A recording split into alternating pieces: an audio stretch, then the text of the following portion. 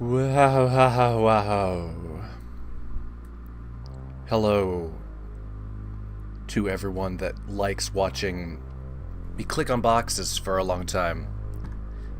I'm echoing, hold on. List making.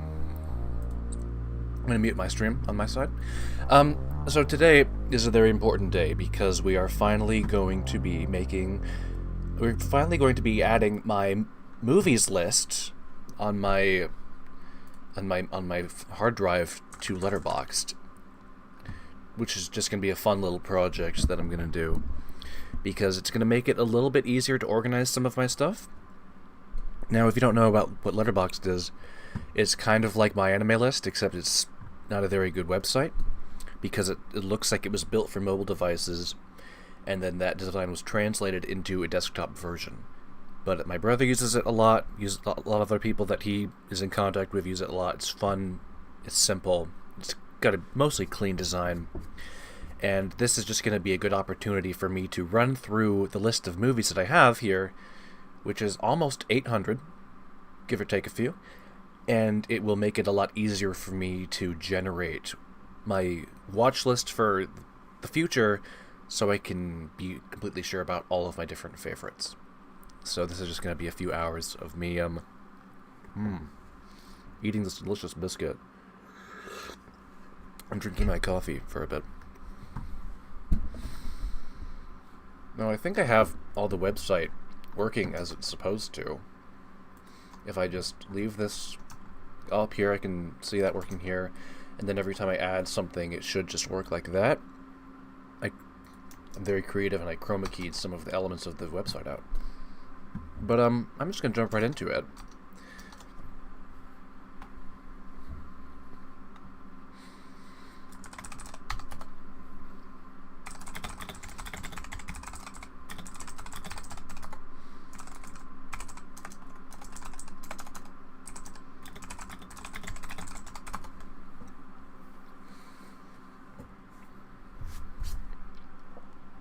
Yeah, I've been really hesitant to use Letterboxd just because I want to be a hipster and use my cool folder like this. I will probably update both, naturally, because my folder is just built off of my downloads from my torrent client. But that will just kind of naturally take care of itself for the most part. And I'll try and keep this updated. Maybe it'll just make it easier for me to recommend things to people or for me to get other recommendations for other things, and hopefully it will just be fun. So I think what I'm going to do here is first we'll just take a look at everything here. Properties. This isn't going to pop up on the screen. But right now we have 3,825 files across 796 folders. And I'm just going to say that there are 800 movies in this because I have a couple things that I haven't added, or things that I saw when I was a kid that I haven't added, or a couple things here and there that I forgot. So the title of the stream, if it had a real title, would be Cataloging All My 800 Movies in One Day, Pog. And that's not going to happen because I wrote a funny title instead. So most of these folders you will see are in fact empty because I use this. I just take them out of it mostly once I'm done with them or once I'm done seeding them for a long time. But yeah, it's just for the records. And I don't know. I don't believe you can see any of these. I don't believe you can actually see any of these in the stream because it's going to be too crunchy. I'm not actually sure what resolution the stream is catching. It looks like it's. Yeah, it looks like it's getting 2K, so that's good.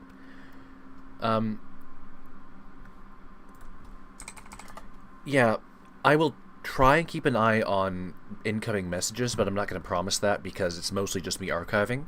So, lol. I will try and keep an eye on things, but I'm not going to promise to be engaging at all. I'm just going to try and talk mostly.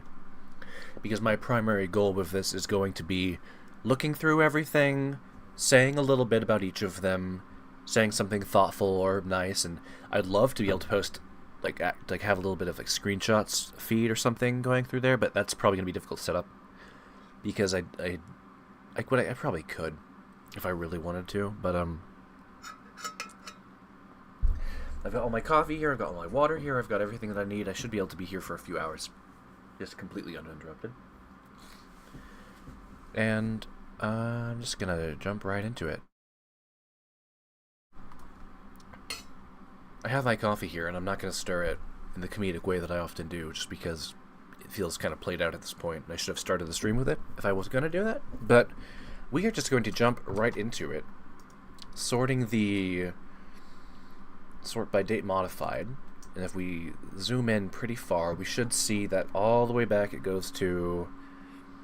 This is definitely not sorted by date modified, so we might just be going through this in a random order. Hypothetically, we could do, like, alphabetically, maybe? It depends. I believe that when I transferred all these files from my old hard drive, I lost some kind of sorting at some point. All of them should still have their date modified in them, but I'm not sure if, like, date created or something is the actual thing that I want here. Like, let's try that and see if I can, because Minari is not one of the first things in here that I'm working with. So sort by date created, we see extraction. Okay, I actually have that doubled in there. Go back to, and it just goes back to whatever. This is strange and it's not going to work out very well, but I'm just going to go by date modified, default, even if it's not perfect, and we're going to work through that. So just kick that into ascending, I suppose. Zoom in a lot so you can see more things. And it's gonna look a little bit gribbly. It's gonna look a little bit goofy because, like, the chroma keying is not perfect. And I just wanted to get, like, the basic idea out of there so that I can do the cool thing where I pop a list up on the screen and there it is. So we're just gonna, for the 10th time, we're just gonna jump right into it. And starting with, trying to put my coffee and my microphone near each other without killing them both. Wrath of Man with Jason Statham by Guy Ritchie. I'm not going to review everything. I'm not going to add reviews to any of these. That's not what this website is for, and I don't want this to take 10,000 years. Proper reviews are in my Discord for almost every film that is on here. So that's something you can look into if you want.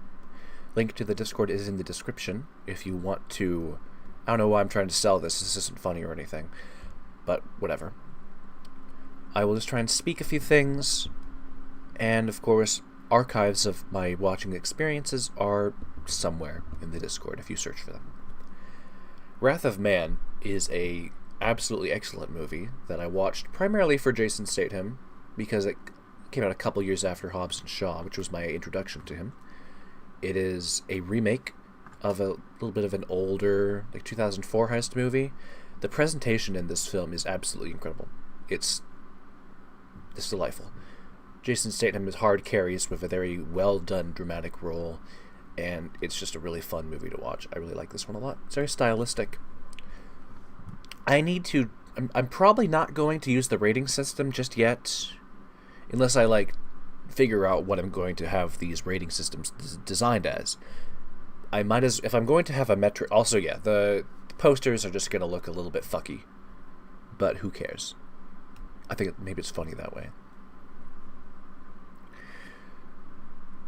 So in the past, when I've used a rating scale for websites like MyAnimeList, I tried to keep an idea of what exactly each star meant instead of just assigning things randomly. I wanted to have a strong metric, like, so I could differentiate between what a 2 out of 10 is and what a 3 out of 10 is. I think that's very useful. So probably what I'm going to do with Letterboxd is just stick to the 5-star scale and not use half stars because I think that's cringe. I think if you're going to use a half scale, you should just use a 10 scale. That's one of the reasons why I do not like Letterboxd, because of the scale and the lack of customization that they have with that. This website is very stripped down compared to MyAnimeList, which makes it easy to use, and the easier something is to use, the more people will use it, hypothetically, so that's fine. it just makes it a bit frustrating for people like me, who are used to things being a certain way and who are used to a certain degree of customization. But it's not really a big deal. So let's see. Let's say that... Let's see. Let's say on a rating of 1 to 5. 5-star film was one of my favorites. 1-star film was a film I despise. 2 was one that... I'm not going to be able to keep up with this because... What star rating do I give to a film that I understand is of high quality, but I disliked? Like the first time that I watched The Godfather. Something that I still need to rewatch. I'm not going to work with a star rating today. I'm just going to use the like or dislike. So this one gets the orange heart.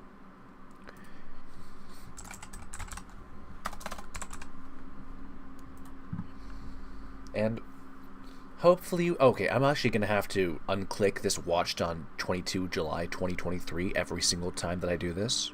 Maybe I won't keep up with that, but another thing wrong with this website is, like, I want to add film to my diary. I've watched this film before, but today was not the first time that I watched it. This website is frustrating for backlogging or transferring backlogs or something like that. Or histories, I suppose. So we're probably just going to be really minimalistic and not use this website the way that it wants to be used, which could be frustrating, but it's not the worst case scenario, I think. So you cannot add tags without a review or watched date. Christ almighty, what is this website? Add film to your diary. So I just have to do all of this every single time. And I have to include... Okay, I don't actually have to include a review.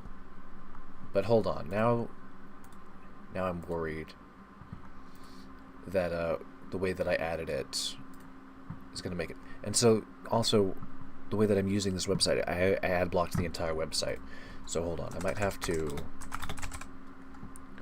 figure this out. What if I just add, like, a small review? Like a single word review to everything. Let's try that. Okay. I'm not... So, because I don't want to use the date. Alright. And we can refer to this at some other point in the future. I'll just try and not make any mistakes as I go through everything. Next up is Minari, an A24 movie with Steven Yeun. This guy right here. Fantastic actor. I really love his work. I say that as if I weren't introduced to him through The Walking Dead, like some kind of super fucking casual. But that's just the grim reality of it. Steven Yeun is a really strong actor. I really like what he does in this film, specifically. And I haven't seen his new one, also from A24. I have not seen Past Lives yet, and I really want to, but I've just been lazy. I haven't gone to a movie theater in a bit, because I've just been lazy. So, this one gets a like. The themes, I'll say it, the themes that this film explores are concise, well done, and it was a very pleasant movie to watch. I would recommend it, I suppose. What button did I just press on my keyboard? Godzilla vs. Kong.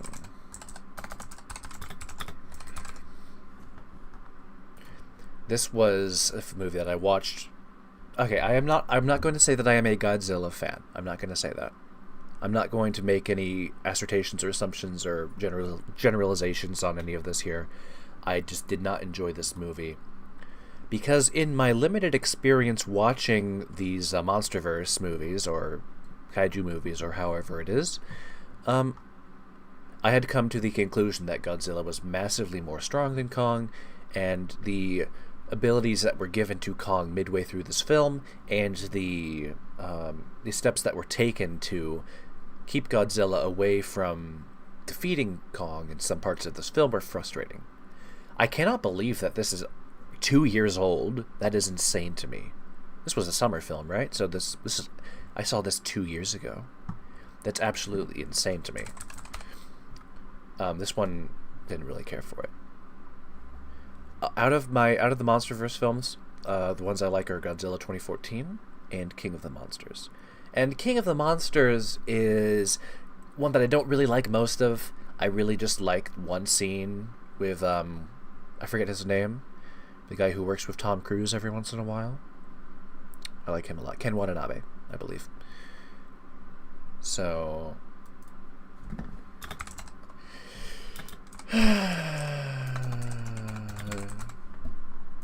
That's this what it's going to be like. Now we have the Mission Impossible films. These are ones that I have actually been watching recently again, trying to get through all of them so that I can see the new one that came out. I haven't finished them all, but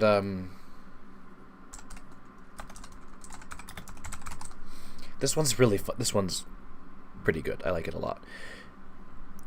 It works with an established universe based on a television show, I believe, and it gets into all of the stuff that's happening in it very concisely without wasting a bunch of your time, and it introduces a bunch of characters that you can care about right away, even if it nukes most of them, and most of them are like funny guys or whatever. But like, I love using Leon the Professional guy and Pulp Fiction guy in this movie. I'm not going to pretend to know both of their names off the top of my head.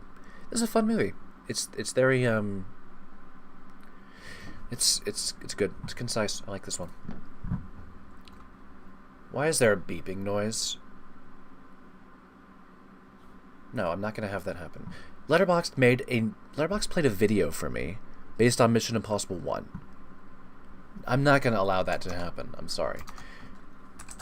Mission Impossible 2. This one is stylistically fantastic, and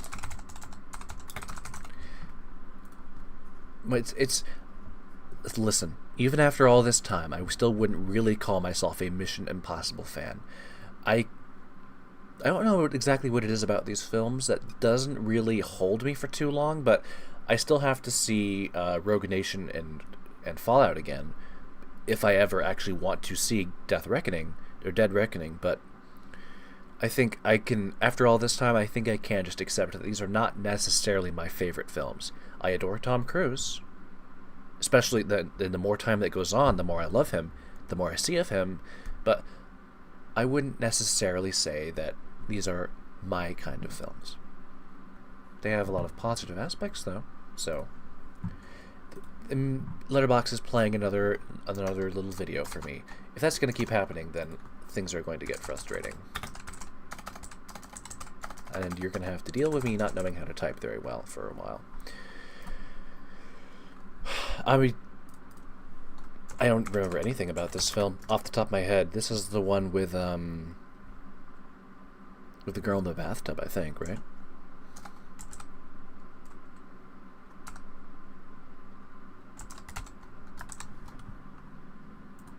It's doing it again. Alright. I guess it's just gonna happen for the Mission Impossible ones because they have like funny things in them. After that one is Mission Impossible 4 and Ghost Protocol. Okay, good. It actually fills in the thing.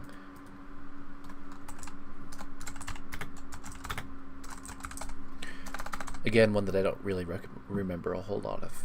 So I'm going to try and run through these.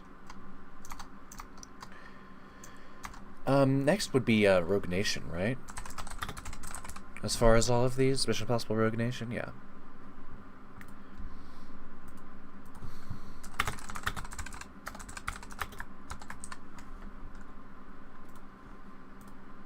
And then after that would be Fallout again.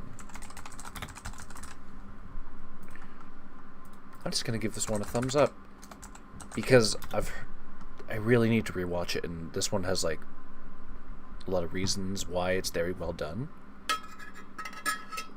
based on the very limited stuff I remember about it.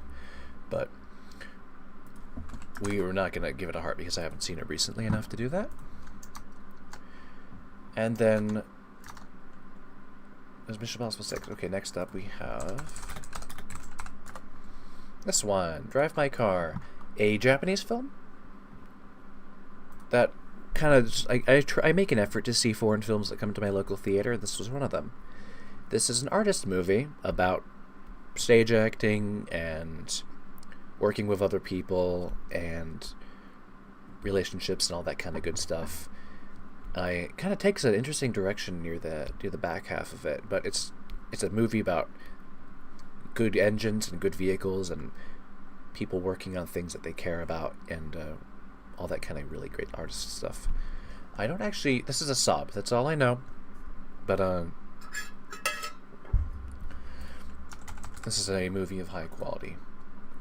I don't believe I ever explored more from this director. I don't actually know them off the top of my head. But this was... No. That is happening on every single film now. I'm going to have to, like, block that page or something if I can. And this is, of course, what...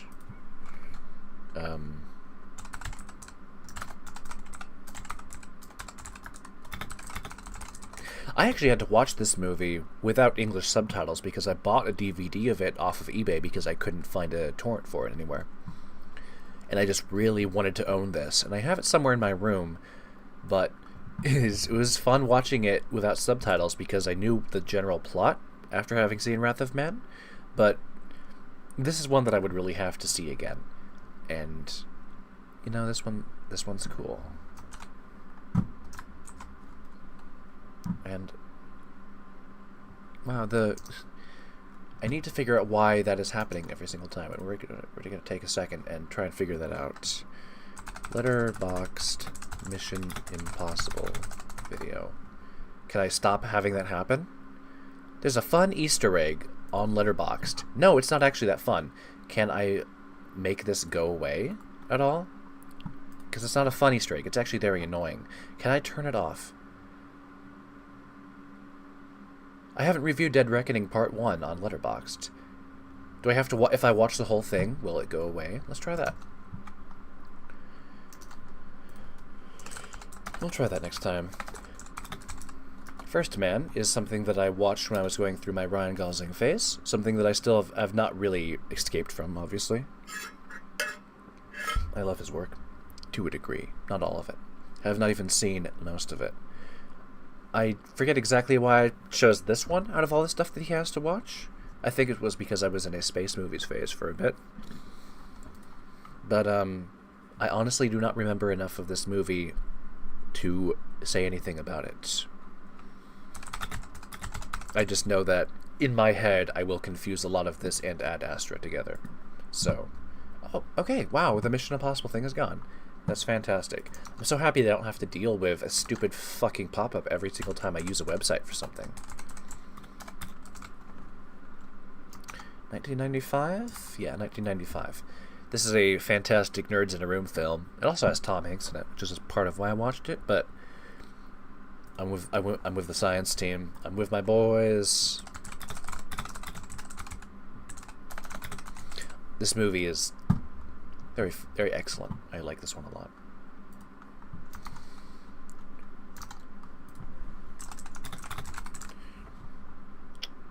Another Ryan Gosling film. This one has Philip Seymour Hoffman in it, doesn't it?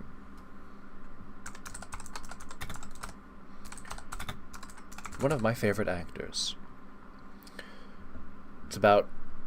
I wonder if there are any schizos out there who compare this to Taxi Driver just because there has election in it and like a cool guy that they like. We'll get there eventually. Sicario 2. This movie gets a lot of shit for some reason, and I'm not exactly sure why because I haven't seen it in a long time, but I absolutely love this film. I was just really happy to see see a continuation of the first one without Emily Blunt, which was very fascinating to watch because Emily Blunt was not part of this film because they believed that in the first one she served as like the moral center for what the movie was, and having her not in it, taking away that person that the audience was able to relate with, helped them accomplish whatever they were going for, I suppose. This is one that I need to rewatch, and yeah,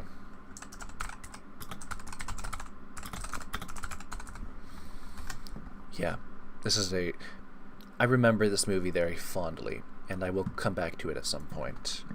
So don't grill me on this one. Leatherface 27, was it really 2017? Yeah. Is this the one where they shoot him in the head or something? Or I forget exactly. I will not say that I am a massive Texas Chainsaw Massacre universe fan. The first one is one of my favorite films. And I forget exactly why I chose this one instead of one of the other ones, but I haven't even seen all of these. This one is of high quality though.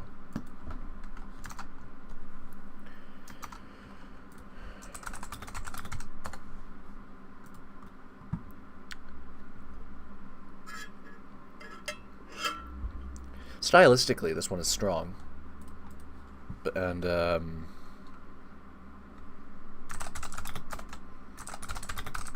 really love the idea that's played with in this film about like the 10th man policy. I'm not sure how reasonable anything like that is, possibly at all, but the way that it works is very humorous to me, based on how it's a little similar to something in Attack on Titan, which was something that I read shortly after watching this, so that's very amusing to me. Overall, I'm not really a huge fan of this movie, though. Brad Pitt being in the movie is not enough for me to like the whole thing, just out of pocket.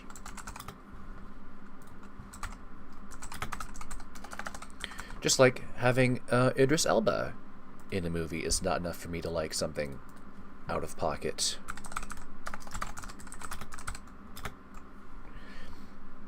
But this one kind of stinks. I like some Stephen King movies, but not most of them. Fun fact about The Equalizer, it is actually receiving a third one in the future, and I'm so excited for this because I love Denzel Washington. I think he's a fantastic guy. And the difference in these movies between like other cool action in the city, running around, a lot of cool stuff and shooting guns, the presentation in these movies is a lot different from a few others. It's a bit more like somber at times, or like melancholy, or like I want to say like maybe depressive. These movies are not about making Denzel Washington the coolest man in the universe as much as other films are with their action heroes, which is a good thing in those, but this movie really is served a lot by having that different kind of presentation with Denzel Washington. And the second one is just, I just love this movie so much. I love the environments, the paintings, this one I just really need to rewatch again, or rewatch. I haven't watched it again already, but this I absolutely adore this film, and I will be happily rewatching them again when the third one comes out in, I want to say, a couple months. I don't actually know, but it's not that far off, so that's something to be excited for.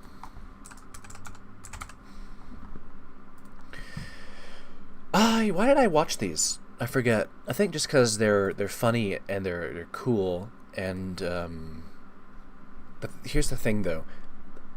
I struggle to watch these sometimes because the way that the action is shot, like the camera behaves very strangely. I'm not sure if it's the special effects that they use or some other thing that they're working with, but like this movie has a very strange visual quality to it that is I don't know, it's kind of frustrating to work with, and I would have to see this again to say more about it. That's not something I'm going to do. I don't really care. But I mean, everyone knows what this movie is good for, and it's great. It's good fun. That's what I'll say.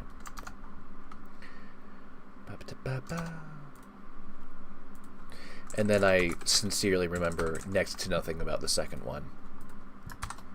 I could not tell you anything about this movie. Besides, I remember that the umbrella is cool. So I think it has a shotgun in it. Very exciting. Upcoming, one of my favorite movies ever. I actually watched this after seeing Rocky, which I suppose most people did, considering it came out like 30 years later. Is this the first one? No. This is not the first one.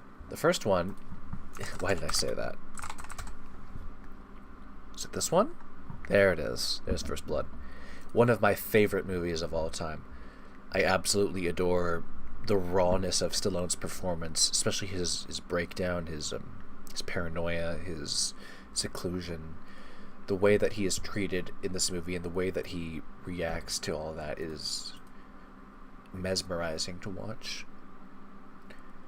And most of the Rambo movies are quite excellent.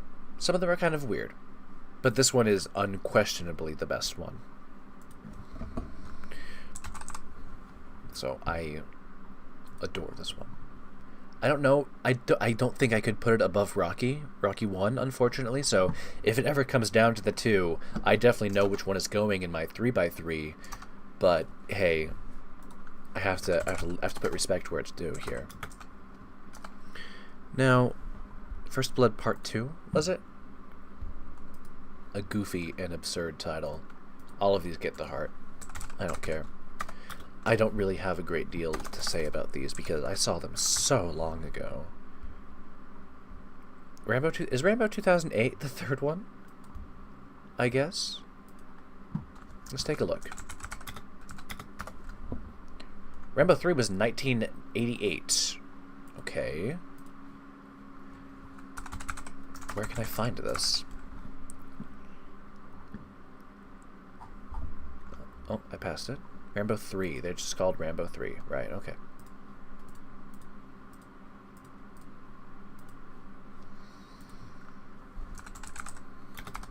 And then Rambo 4 was the one that was massively set in time. This one is, like, unhinged. It's, like, fantastically overly violent, and it is a joy to watch. I believe this is the one with the exploding bow and arrow. But this one's, like, weird. This one's, like, almost uncomfortably, excessively violent. It is surprising to watch this one.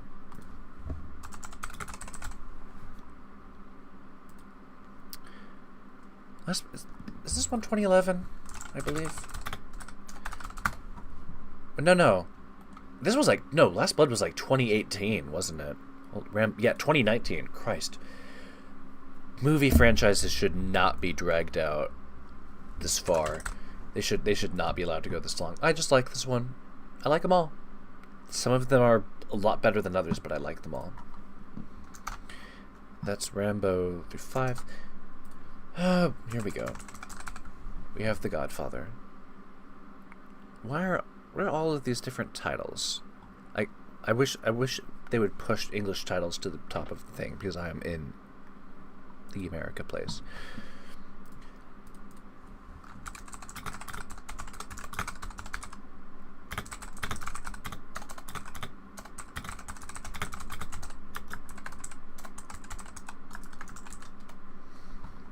All of these will simply get the... These are incredible films. I can understand that. I could understand that when I watched them the first time, and I just bounced off them for like a couple different reasons. I slept through the third one in parts of it, but like, come on, look at the guy. I love the guy. I will be going back through that one day. I own them. I own them on disc. I own them on very good collection. I have the Coppola restoration on my shelf right now, and I promise that I will get to them at some point.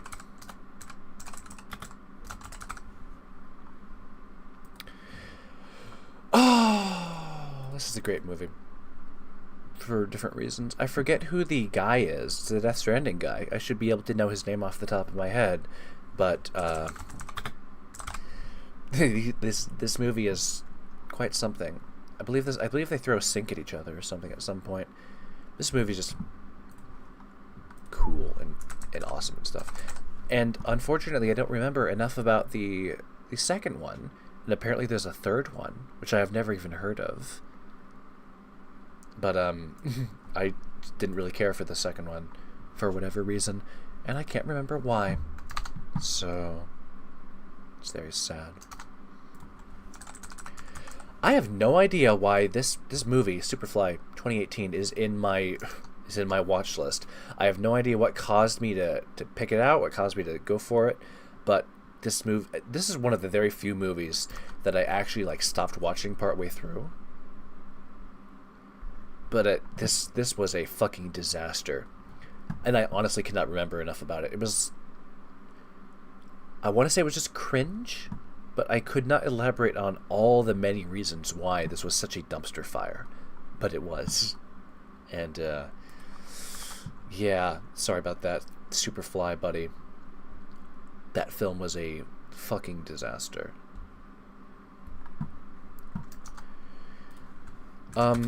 It says here that I have Max Payne 2008, but I don't believe I have actually seen this. We're gonna check IMDb. Because, oh, Mark Wahlberg, fuck. I don't think I actually watched this. I believe I downloaded this, didn't watch it, maybe pretended to watch it. This could be just something that's left over from my torrent client. We are not going to include that in this list because I don't believe that I have actually watched it. Goodbye.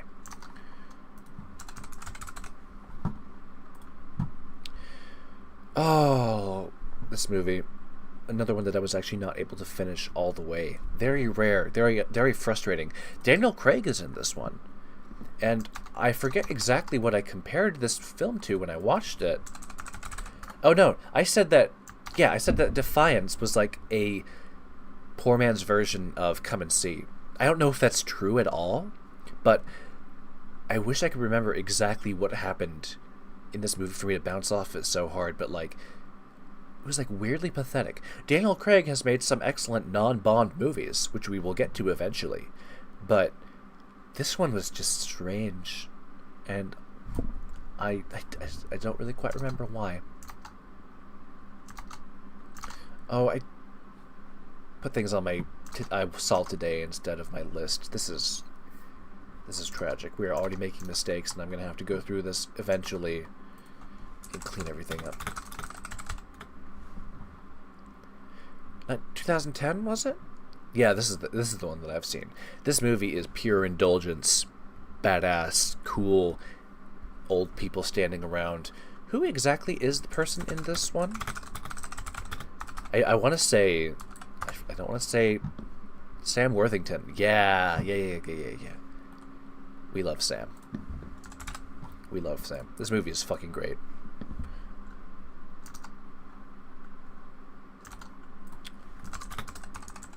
The Hills Have Eyes is a like scary. Oh, this is not the one that I've seen. It was the 2006 one. Let's see. Yeah, The Hills Have Eyes 2006. Maybe I should see the first one. I don't know. This movie is, I guess it's a little bit like Texas Chainsaw Massacre. It's like in some bits of presentation. That's a very stupid thing to say. I know there are like better things that I can say about this movie that I don't have on top of my head, but like this movie is of high quality.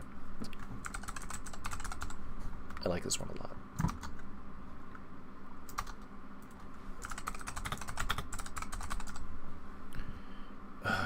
Which one was it?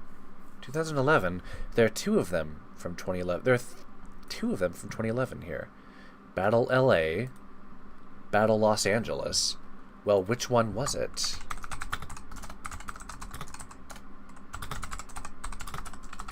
I can find it. Michelle Rodriguez. There are like two entries on here for some reason. I'm 99% certain it was. Yeah, I know it was the one with Michelle Rodriguez in it. I remember that she was there because she's awesome. So, directed by Jonathan Liebsman. We're just gonna go with that one. We're gonna go with this one. Cool movie. Don't really remember enough of it to say more polite and thoughtful things about it, but this is a good movie. Next up, Hamburger Hill. which I believe is a movie I watched because Eminem referenced this in one of his lyrics, I believe.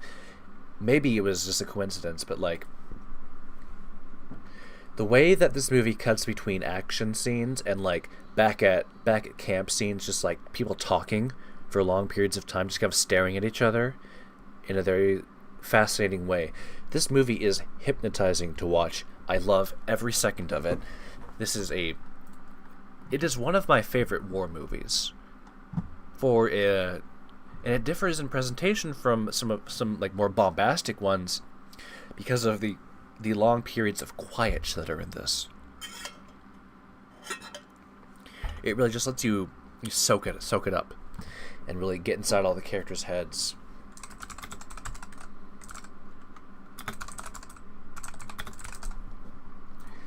I love this one.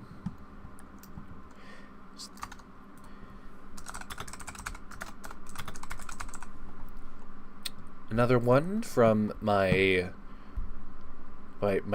phase where I went through lots of war movies. This one has Jeremy Renner, I believe, yeah? As the main guy. And he's just like, I'm the bomb guy. I love the big suit that he wears. There's some really excellent stuff about halfway through this film. Like some really good character moments and stuff. Stylistically, I mean, I kind of have a soft spot for war movies. I think they're fascinating to watch. I'm not like pro-war or anything, or like pro-military. I swear I'm not a bootlicker or something like that. But I really like watching some of these. These are fascinating.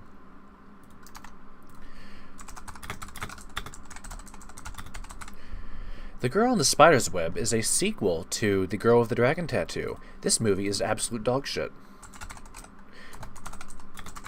I forget why. I would have to pull up my entire Discord server to go through that. But the original one, Girl with the Dragon Tattoo, has Daniel Craig in it, and he does like fantastic work in that. This one is just like, I really wish I could remember more about it, but this one is absolute. I hate it. I despise it. I'm sorry. And by comparison, David Fincher. That's a guy, right? David Fincher. I know that guy. I love this one. Wish I could remember more about it to say more polite things about it, but I don't.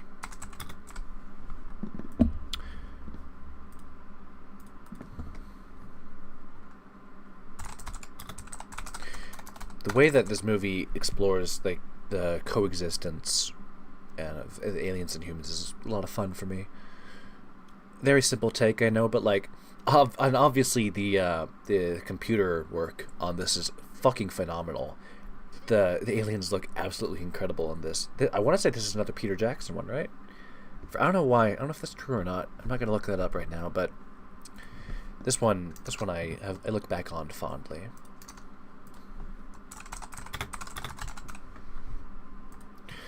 This is a DVD that I bought in Walmart when I was a kid, like almost 10 years ago now. Maybe 8 years ago, I forget.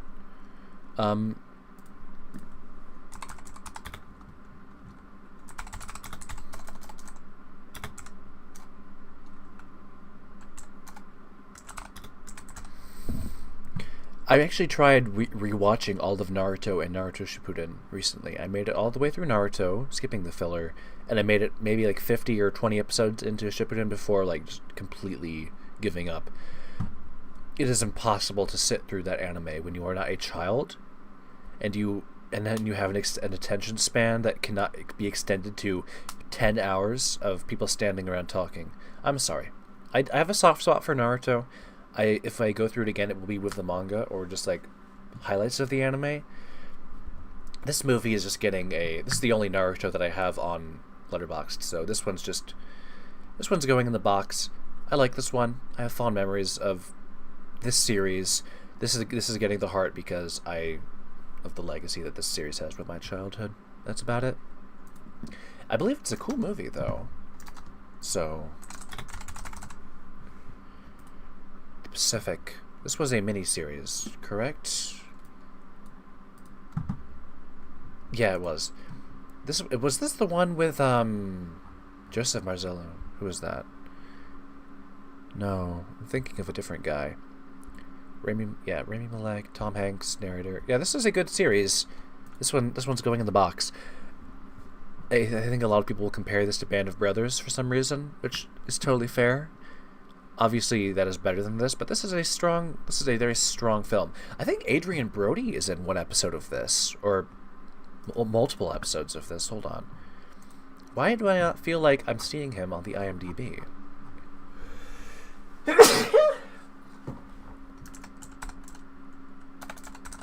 No, it's not Adrian Brody. It's someone that looks kind of similar to some other person who is not like Adrian Brody at all. I'm having a complete, like, idiot brain moment here. So that's humorous.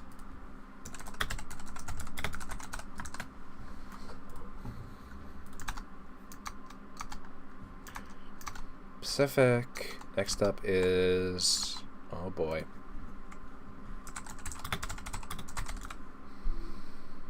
Black Hawk Down by Ridley Scott with Ewan McGregor.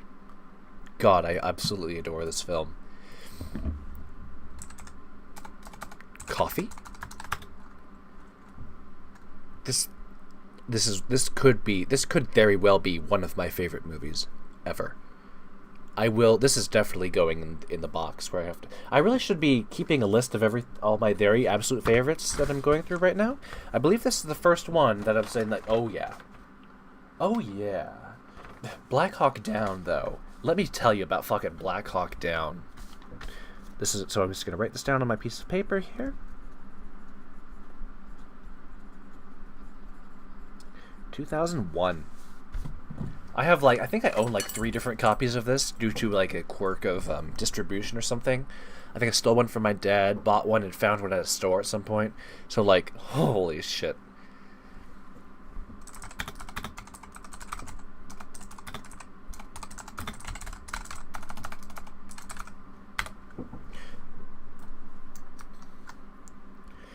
I would love to talk more about Black Hawk Down at this point, but I don't know if I have the time for that.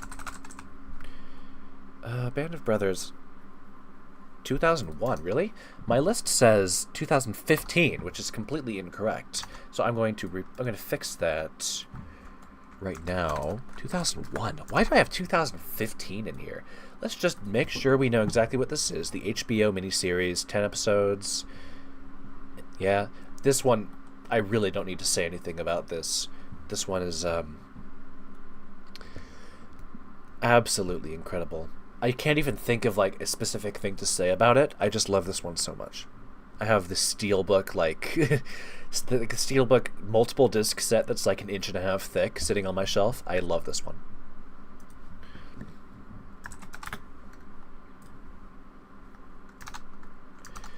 Oh, and then after that we get Fury. Fucking the movie about tanks being scary. I can't even find it on here. Hold on. 2014? 2014, yeah.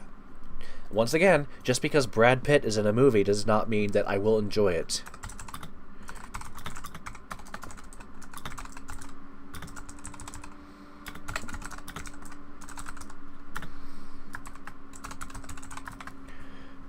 I really didn't care for this one, and I would have to like go through some of it again to really appreciate the parts of it that did not work for me.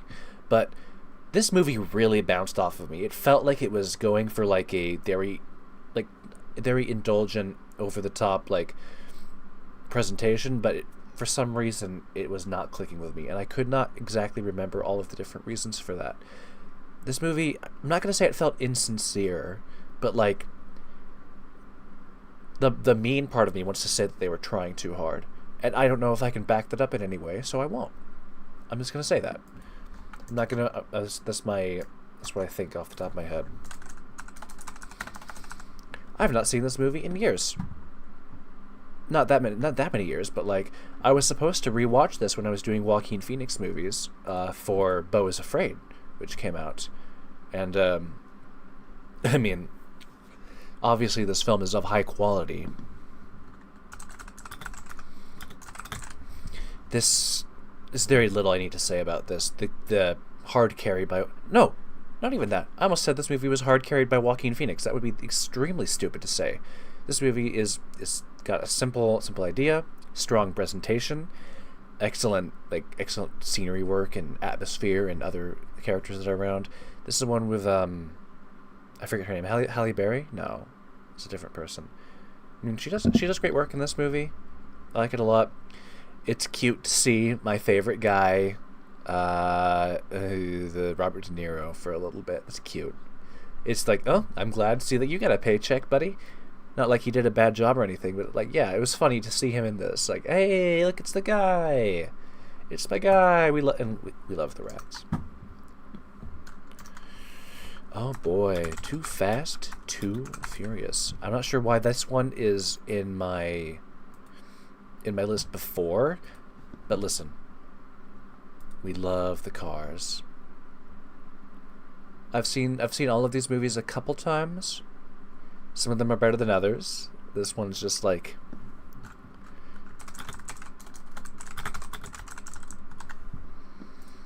it's going in the box. All right, here we go. Now we're getting into the fun stuff. 8 Mile is I can't speak and type at the same time, so I'm not going to try and do that.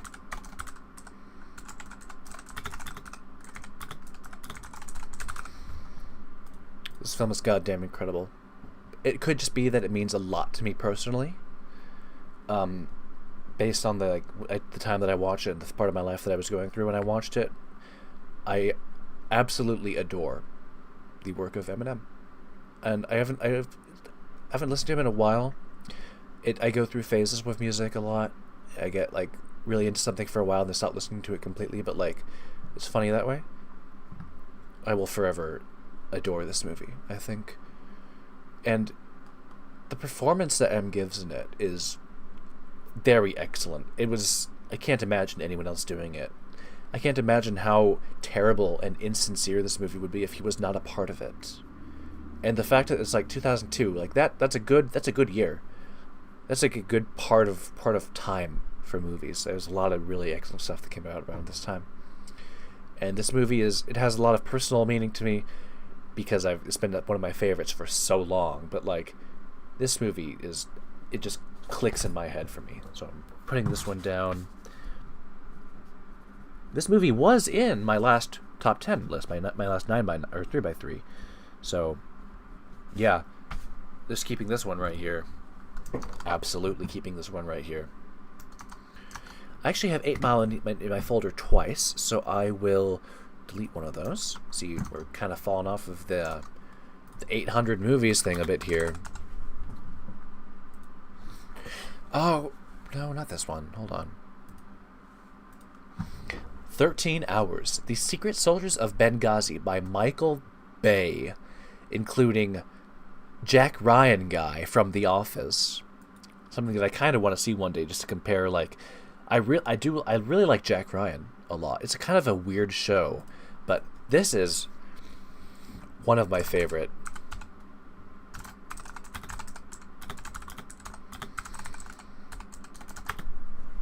This one I definitely owe a rewatch before I can really say how I feel about it overall, but I swear I'm not a bootlicker. This movie is a goddamn masterpiece. I don't think it could go in my top 9 though. But it's great. I really do have a soft spot for like miserable patriotism movies. I think this one falls into this one a bit. I don't remember why I watched this. I think it's because I watched it when it came out. I don't remember enough about it to say if I can put a like on it, honestly. Who was in this, by the way? Chadwick Boseman. Yeah. Rough.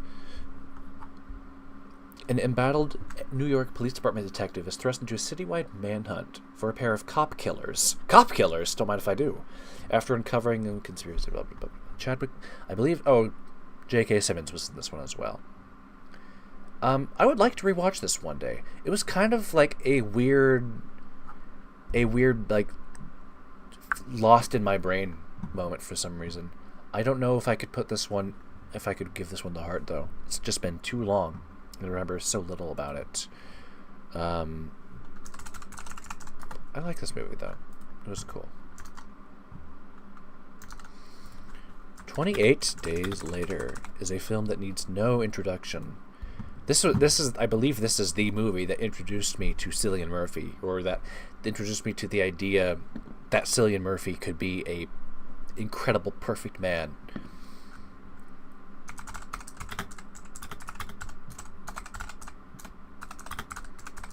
This movie was in my last 3x3.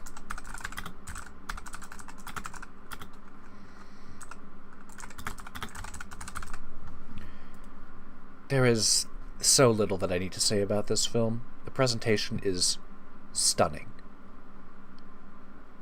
Like, I'm not even going to say anything about it. You know what this movie is. If you know anything about me or what I like, or if you know anything about cool movies, yeah, you fucking know what this one is. I have two folders in here that say 28 Days Later, so we are going to delete one of those. 28 Weeks Later should be in here, but I don't believe it's going to appear because I never actually finished that movie. I watched like 5 minutes of it, and I'm not even going to log it. I really need to see it eventually, but like,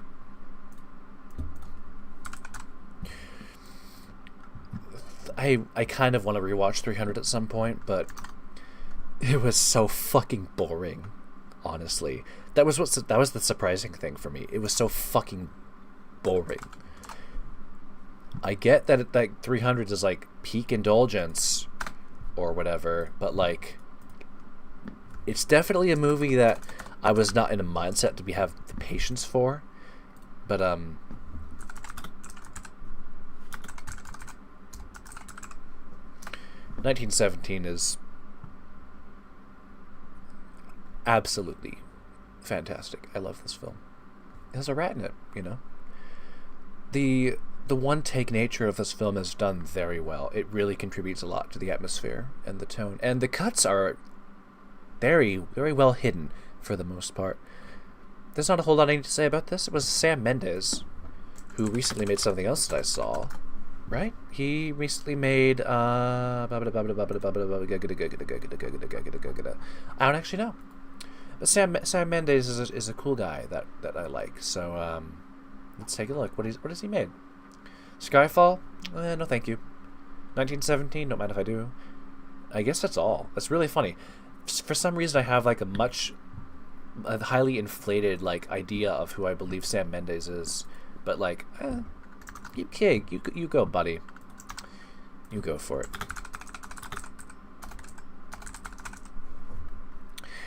A Better Tomorrow.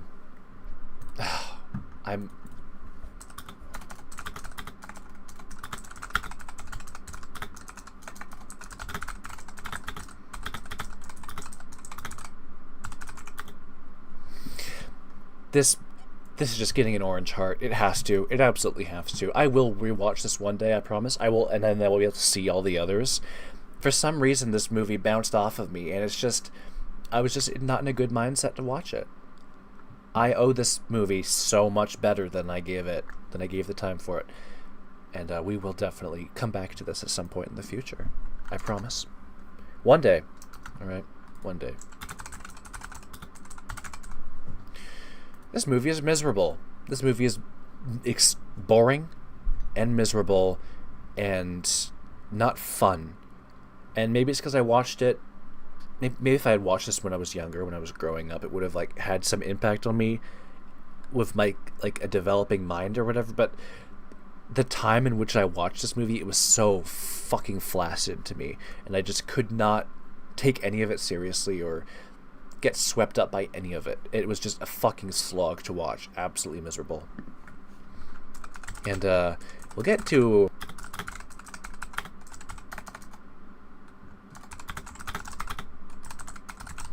we'll get around to this eventually. We'll get to Trainspotting eventually, but no, this is not one that I have a fondness for at all.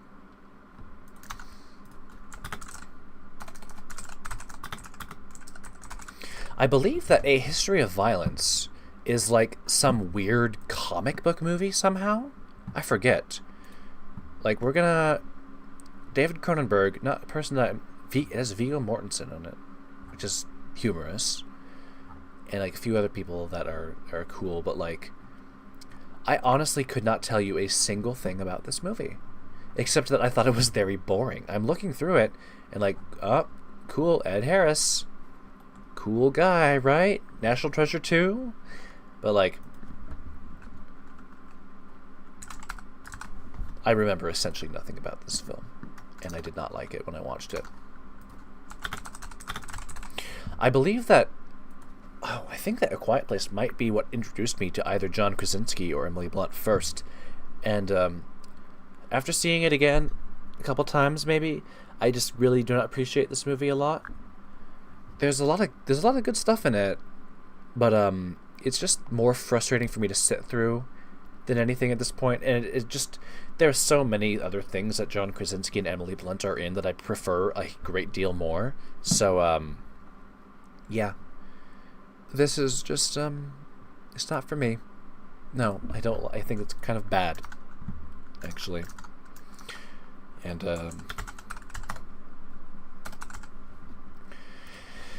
Ad Astra, this is not the correct one, is it? Ad Astra 2018?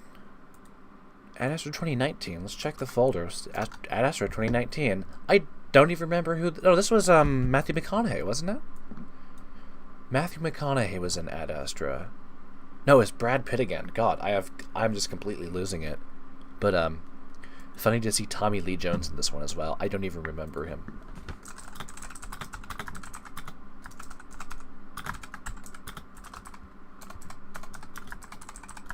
I remember little to nothing about this. There was like a cool car chase on the moon or something. I'm sorry. I wish I had more things to say. Oh my god, here it comes. Air Bud. The original Air Bud. The original dog movie for cool dog people. This movie was kind of a trip to watch. I rewatched this movie not that long ago, actually. And, like, it's kind of potent in some ways. It's, like, very interestingly emotional. This is like one of those old Disney movies, isn't it? Like one of the old like Disney live action movies that they released a billion of. This movie is... It's an interesting one. Maybe one day I'll go through all of the other ones and watch it, but I highly doubt it. 1984 was a very good year for movies. And I believe this is one of the earlier 3-hour movies that I watched, and was like when I was getting into the idea that movies could be awesome like that.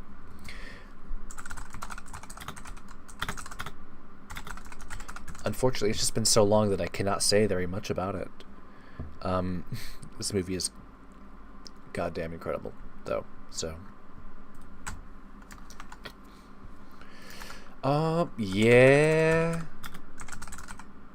Yeah, it's the original American Psycho.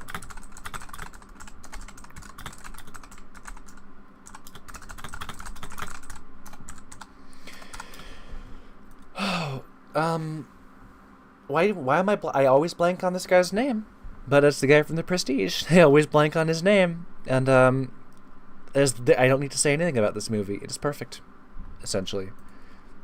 I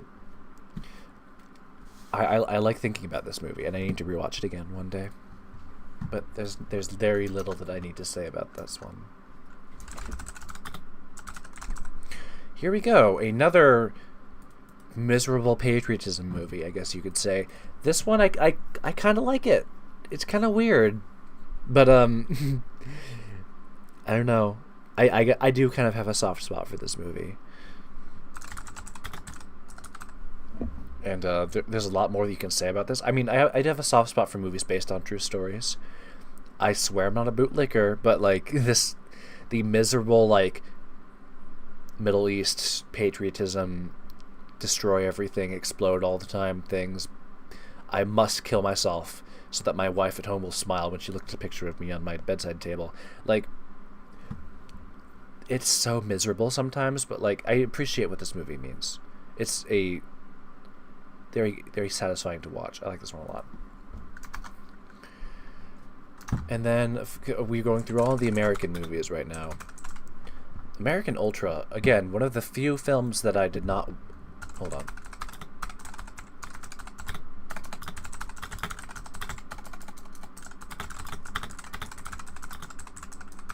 This is a movie with a secret telephone that rings when it's hidden away inside a box. And so it would be very clear that there was a secret telephone hidden somewhere in the room. And that's very humorous to me. And for all I know, it was intentional, but like... fucking... Not a huge fan of this guy, you know? Not a huge fan of Jesse Eisenberg. I like something that he's in. We'll get to that eventually. But I bounced off this movie hardcore. I don't know if my brother like even actually likes it or not at this point in time. I would have to ask him again.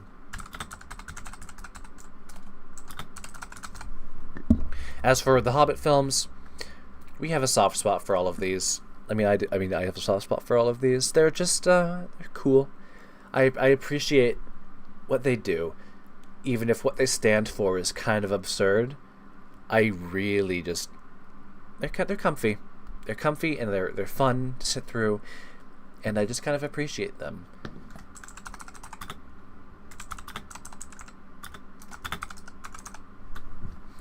These movies they're fun. We'll get to all of the different ones eventually, I promise. Because I think we're in we're kind of like alphabetical order right now, so that's humorous. But this movie is goddamn incredible. This is one of the first movies that I think this was the first movie that I watched that has what is her name? What is her name? I know I can remember it off the top of my head if I think hard enough. But, I can't remember her name. Let's go back to the... Doesn't say. It just says Lars von Trier. I think this was the first Lars von Trier movie that I watched. Or maybe The House That Jack Built was first. But,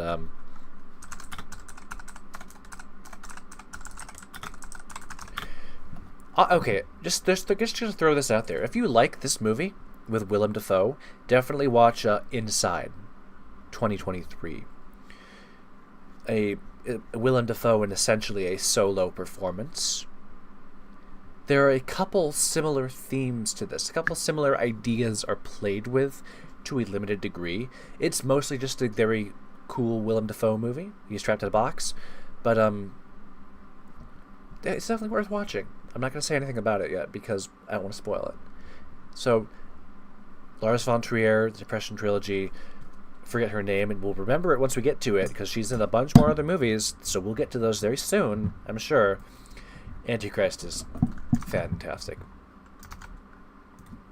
Now, let's see about this. Our TV shows... No, they are not on Letterboxd. Arcane is in my folder, but it's not here on...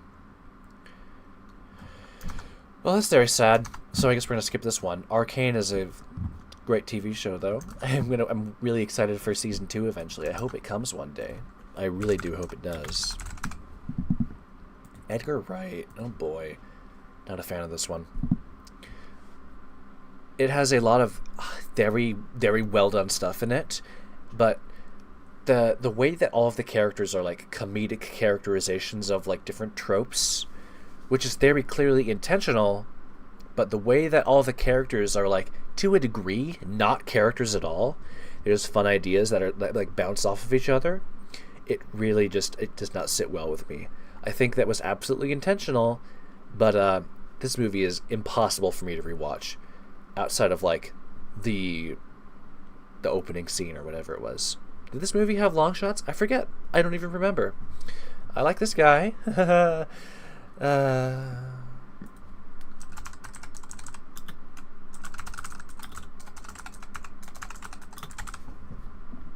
No, it was... No. Ooh, close call there. I really want to see more of his stuff.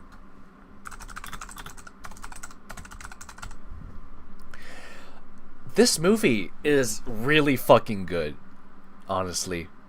If you have not seen this, if you have not seen I Love Lucy growing up as a kid like I have, this may not work as well for you, but the performances in this are fucking fantastic.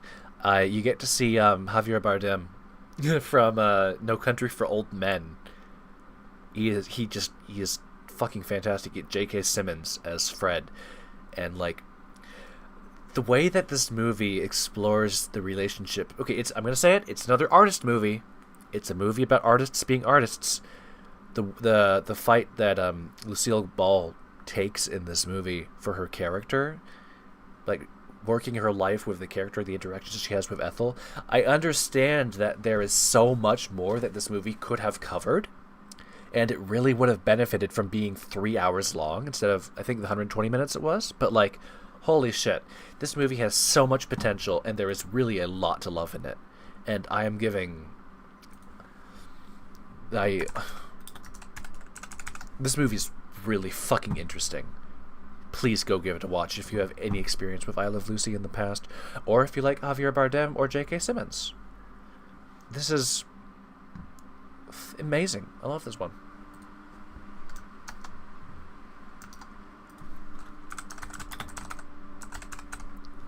So, things are going to get a little weird now. We've got Beyond Outrage, which is the third film in the Outrage trilogy.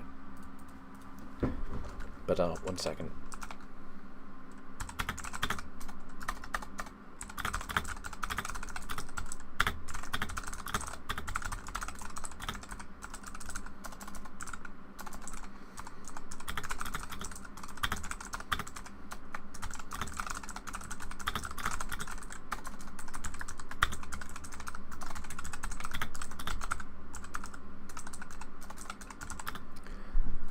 This movie is one of the reasons why I just bought my new car. 2002 S55 M113 AMG. 5.5 liter V8, not supercharged, black. I have an Outrage car now. I have a scary Japanese businessman, scary mob guy driving, scary chauffeur kind of fucking car. This movie is one of the reasons why I have it. The Outrage films. These movies are, I don't want to say masterpieces off the top of my head, but these are just some of my favorite. I love these movies so much. These are so great. I need to rewatch them all before I could say anything about them, any of them being my favorites. But please consider watching Takeshi Kitano movies. Please watch the Outrage movies if you're watching this. Like, I love them so much. They're so excellent.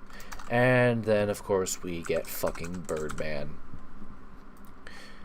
Not this one. A trash baby shitcore Lameo. We love cameras. Look at what we can do with our cameras.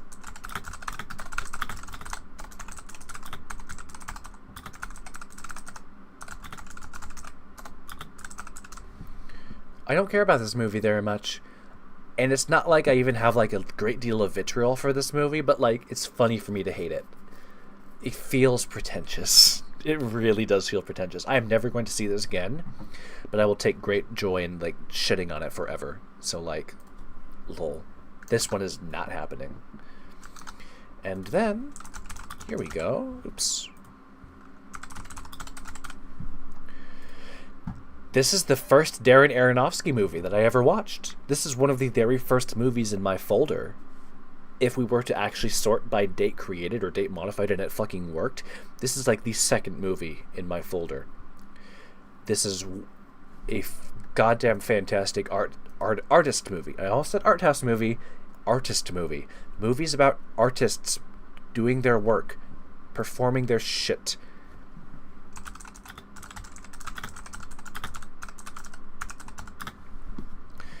I love Natalie Portman, I love Darren Aronofsky, and I love artists. And if you haven't seen this, you absolutely should see it. It is hypnotizing. I think there are other movies that I might have compared this to at some point in the past, but this really stands apart from them. I love this one.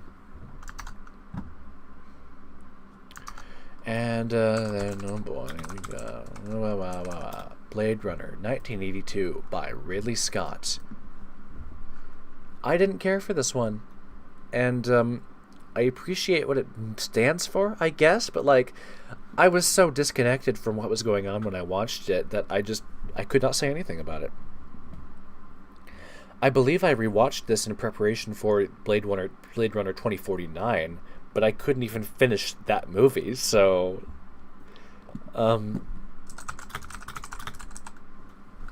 yeah. No, I don't like this one very much. Maybe one day I could owe it a rewatch, but like, man. Oh, Denis Villeneuve, or however you pronounce that.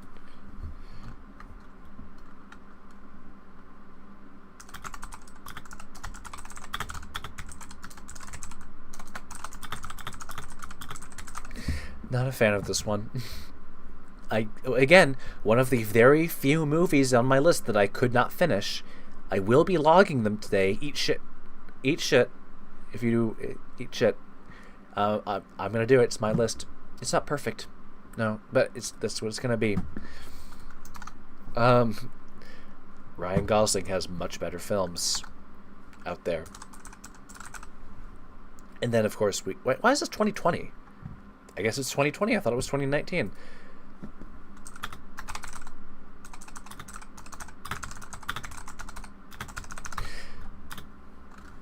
Vin Diesel is a very funny guy. He's a very interesting person. He's a very cool actor to watch work. And this movie is really fucking interesting. It's fantastic to watch. I adore this movie. I will be rewatching it at some point. What I could be doing is I could be posting Discord links to screenshots that I took inside all of my reviews. How trash baby is that? This one goes in the box though. Absolutely. Here we go.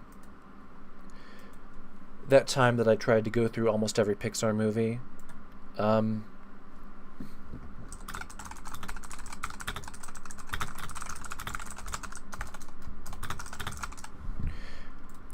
don't like it. I don't like a lot of Pixar movies, really. I have a lot of blind spots with them, and I have not seen most of what they've made, or I have seen most of what they've made, but I've really fallen off like keeping up with them. I am really just, I do not really care about what they do. I believe that I actually stopped watching this movie partway through, unfortunately. Again, I feel like I've been saying it a lot, but one of the very few movies that I could not finish. I guess we're just getting a lot of them right out the gate. Brick is interesting, but it's a Rian Johnson movie. I did watch it after a certain movie that Rian Johnson made was released into the universe sometime after that, a few years maybe. But yeah, I guess I just wasn't in the right mindset to watch this.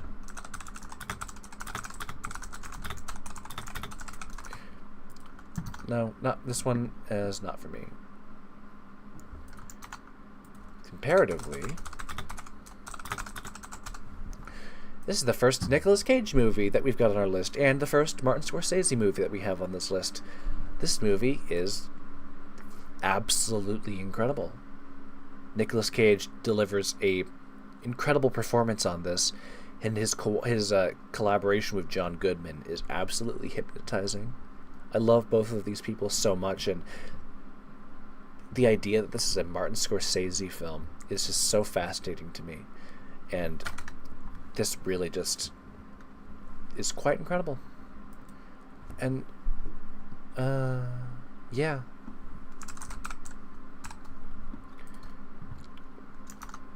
Nicolas Cage is a incredible actor.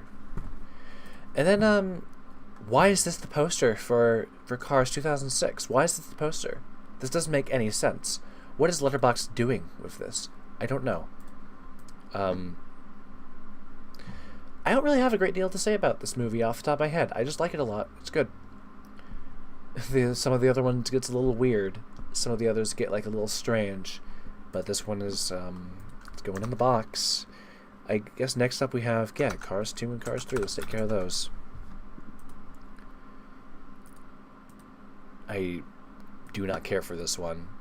And I really do not care for the third one either. The different questions that they bring up about the universe are kind of uncomfortable. The implications that some of them have. If I rewatched them again, I would probably be able to work past that and just enjoy them more sincerely for what they actually are. But like, I really not a huge fan of those. Who the hell is Martin Campbell? I have no idea. This is a cool one. This is Daniel Craig's a pretty cool guy. I think this was like maybe the first one that I watched. I think what I did is I watched all the Daniel Craig films, all the Daniel Craig Bonds, and then went through all of the old Bond films, perhaps? I honestly forget. I wish I could remember. But, this one's cool. Not a huge fan of most of the Daniel Craig Bonds anymore. But, that's just unfortunate.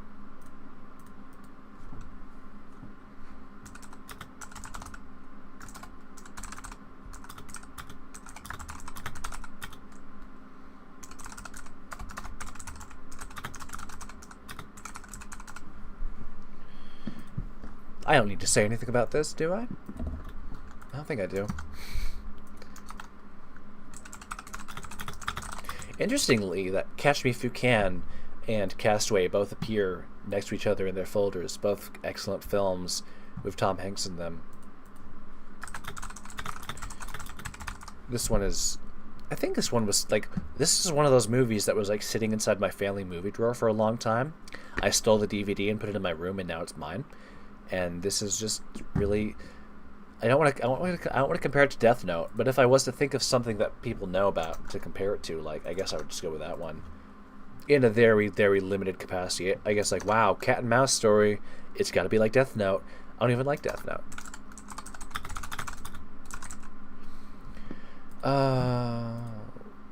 You know, I like this movie, but like not enough to say that I like it. And it's just like, okay.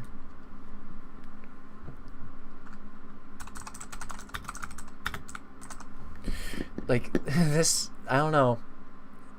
It's interesting. It's not really worth... It's not something that I can really talk about a great deal. Please tell me that Chernobyl is on here. It is! Chernobyl is on Letterboxd, but Arcane is not. What the fuck is wrong with this world?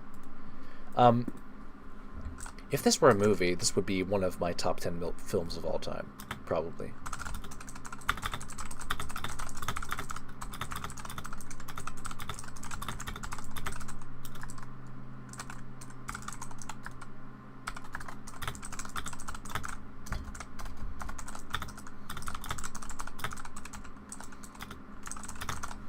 Chernobyl is a landmark. What this series, I just want to call it a long movie. It's just a 5-episode series. It's just like a long movie. This is an incredible fucking accomplishment. What this stands for, and like what this means for like the series and how their movies and like cinema is just. It is jaw-dropping. I rewatched this not that long ago, and it was just as perfect as I remember. And I am honored to live in the same world that was able to create something like Chernobyl. So, this is going my little paper here, and honestly, I might just put this in my top 9 favorites. I might just put this in my 3x3. We'll see, and we'll get there. I might just start doing that once we get to that point.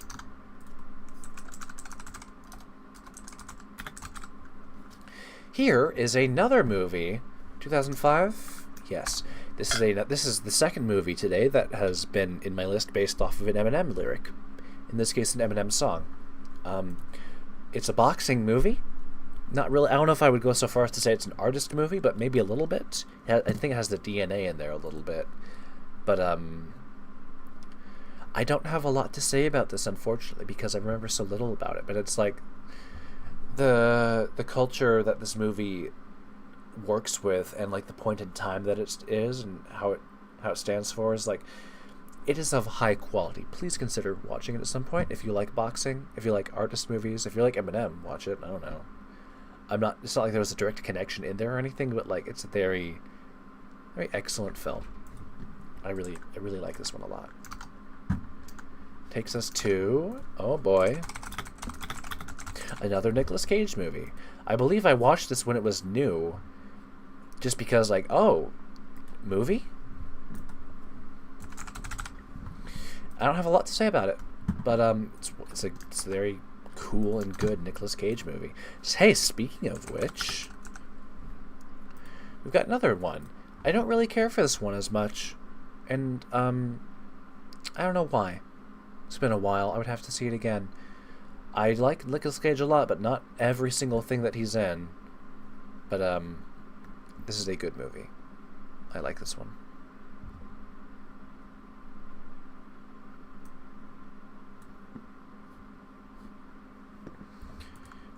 I'm really not sure if all of these movies are going into the same place on Letterboxd right now. I'm actually a little bit scared what's going on. I actually might have to disable my ad block for a second so I can see how things are doing. But like, I assume that my watch of this was recorded. Like, it goes into like my list of films. Sometimes it says like my list of films or like my watch of it, but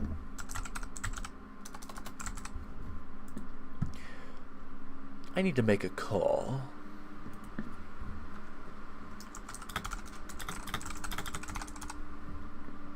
Very little that I need to say about this.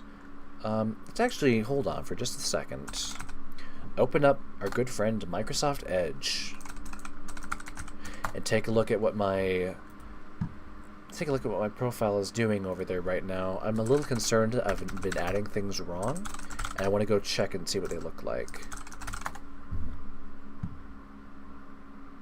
Films? Films. Would it be in there? Okay, we're seeing all of them in here now. They're all working, watched, just by watched list. Okay, that's great. Alright. There's nothing to worry about then. I'm just gonna keep on keeping on. I just added Crank. Next up is this one. Crank High Voltage. I actually need to drink some water. I'm gonna do that now before I start going crazy.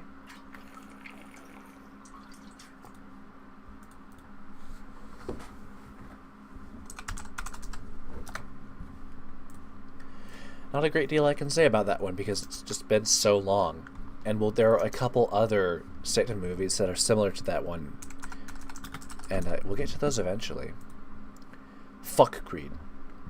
Fuck Creed. Fuck what Creed stands for. Fuck these movies in general. Fuck what they did to Stallone's legacy. And to, of course, Rocky's character. And what these mean for... I will get to this more eventually, but like, these movies are some of the most disrespectful movies that I have had the displeasure of seeing. We'll get there eventually. Yeah, okay. By eventually, I mean right now. God, I can't type, can I? And eat shit and die. Next, where is it? Where's Creed 3? I didn't add Creed 3 to my list, I suppose. Let me just make sure that it's not in here somewhere else. I will find it, just to make sure that I'm not missing it already. Because if it's not in my list, I will add it. Okay, it's in there. We'll find it eventually. Oh yeah, it's somewhere in here. Where is it? I'll find it. We'll get there eventually. Which takes us to Dark City. I believe this was a recommendation from my brother. This is one of those like weird late 90s scary skeleton man movies. It's a joy to watch though. Wish I could say more about it. It's excellent though.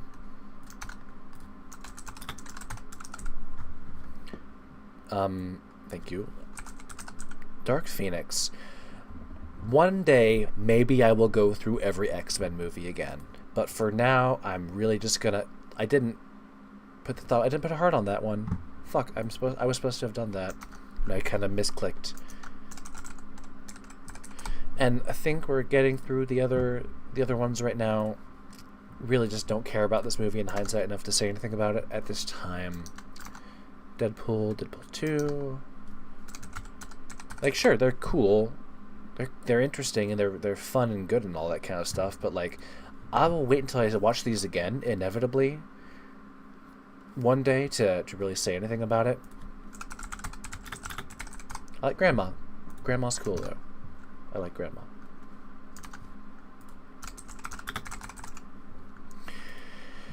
And here's our first Quentin Tarantino movie of the day. Here's the first one that we found. Death Proof is hilarious and incredible, and they smash his face in with a metal pipe, and it's the funniest fucking thing in the movie, because the movie just hard cuts there, and it's the end, and it's.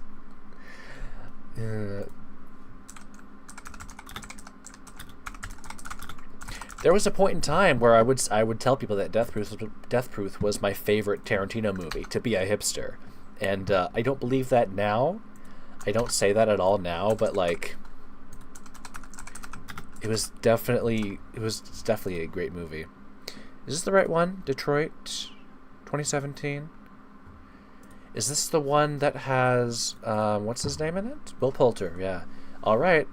I have not seen this. I've not seen this poster before, so it's a bit difficult for me to see what exactly is going on. But this movie is kind of misery porn, and it's kind of weird in that way. It was kind of frustrating to sit through because it was like so bleak, but it's like really fucking interesting to watch this movie play out. Even if I didn't like it very much when I watched it the first time, looking back on this movie, it is fantastic. It is fascinating. I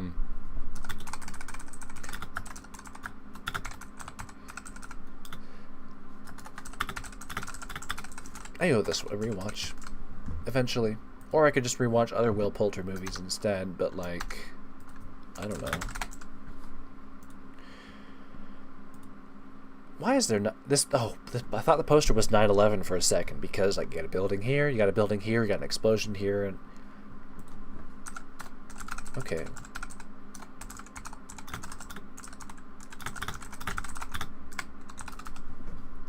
It was good. Fine. It was good. It was a fun movie to watch. I have not actually seen any other Die Hard movie, because when I watched this the first time, I was so like, okay, that I just didn't keep watching. I guess I'm not a huge what's his name guy, so that's unfortunate. He is in Pulp Fiction though, so we'll get to him eventually.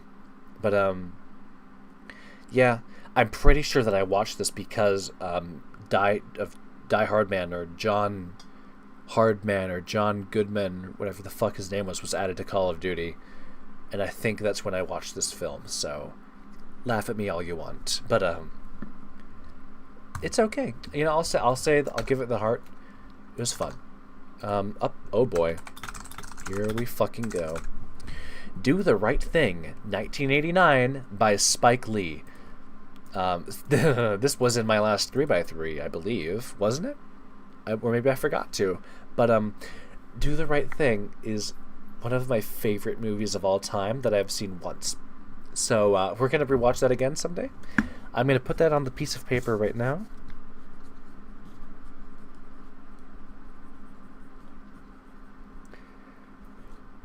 To 1989. This movie has Giancarlo Esposito in it as a very young person.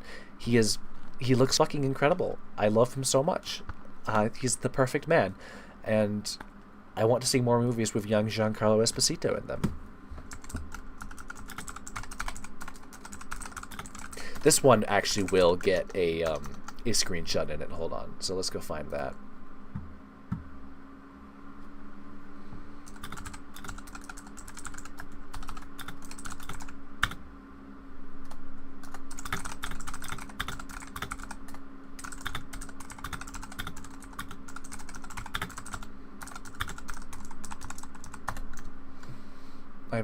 I have to find.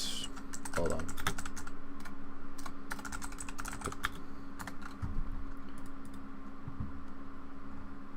Where is it? Where is it? Where is the pizza inspection? I cannot find it. This is so sad. Maybe I put it in my personal Discord.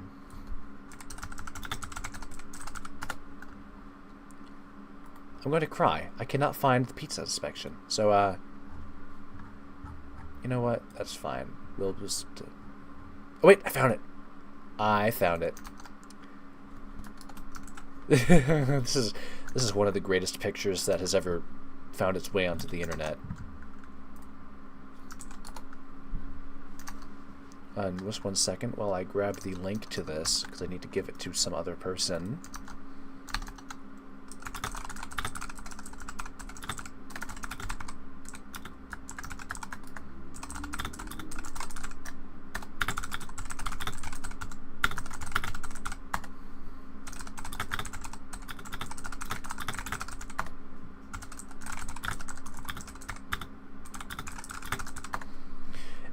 Again, if I've ignored chat at all for this, I'm sorry. Hold on.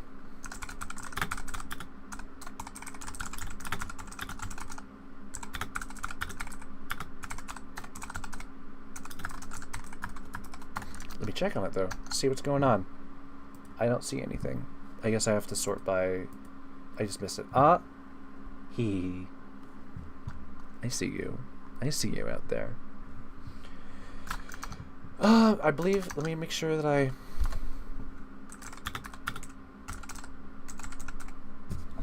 Do the Right Thing is, in fact, one of the greatest movies of all time. If you disagree, I really don't know if we're allowed to be friends.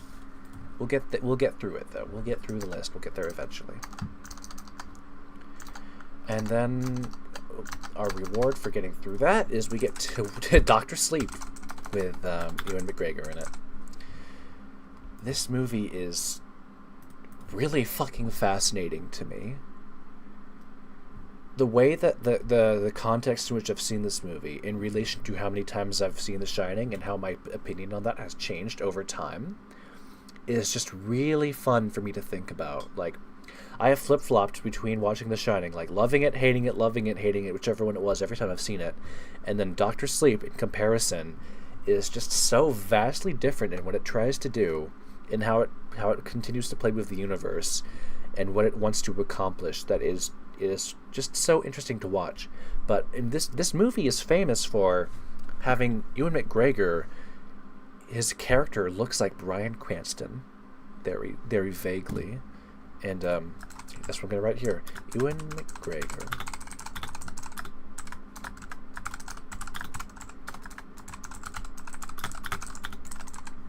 And this one gets a like. I like this one a lot. This is a movie of high quality. I think a lot of people hate it, but it's very fucking interesting to think about. And it looks like we're finally getting through all the Bond films, and we're gonna try and do this as quickly as possible. No? Not yet. Okay. Just the first one. I'll talk more about Bond as we get through more of them. What was this movie? What was the name I gave to this one? Drive 2011 was in my 3x3, my original movie's 3x3. I have a video about this movie, on my YouTube channel somewhere. This was one of the earlier movies that I watched in my adult life, and I have a lot of fondness for it. I really like what's her name? The girl who appears in Great Gatsby, I believe. We'll get to that eventually. This movie is... I want to rewatch this movie one day as I go through some more of my favorite Ryan Gosling films, which we will get to, which you will see more as we go along. But this one's good. I'm not going to say that it's bad, because that would be a lie. Drive... Dune. Fucking Dune. Dune 2021 with Timothée Chalamet. I'm so fucking bored by this movie, and I'm gonna say it. I have absolutely no experience with the books, with any of them. I have not even seen the old movies before. I will admit that I watched this movie because it was an event when it came out, because it was a big movie with big people in it, and I wanted to see it. And I wanted to see Timothée Chalamet because I thought he was hot at the time. I don't know if I necessarily think that now. I think he's kind of a weirdo, but Well, let's see. Timothée Chalamet.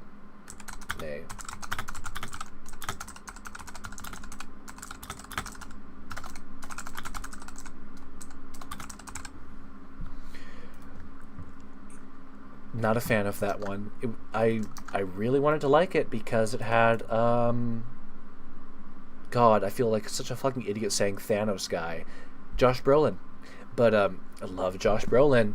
I did not care for his performance in Dune. We'll get to more Josh Brolin films eventually.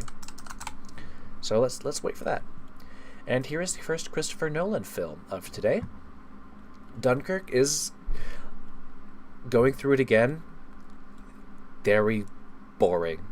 I'm sorry. Compared to the other things that the Nolan films accomplish, this movie is a slog to sit through. It is frustrating, not that fun, not that compelling.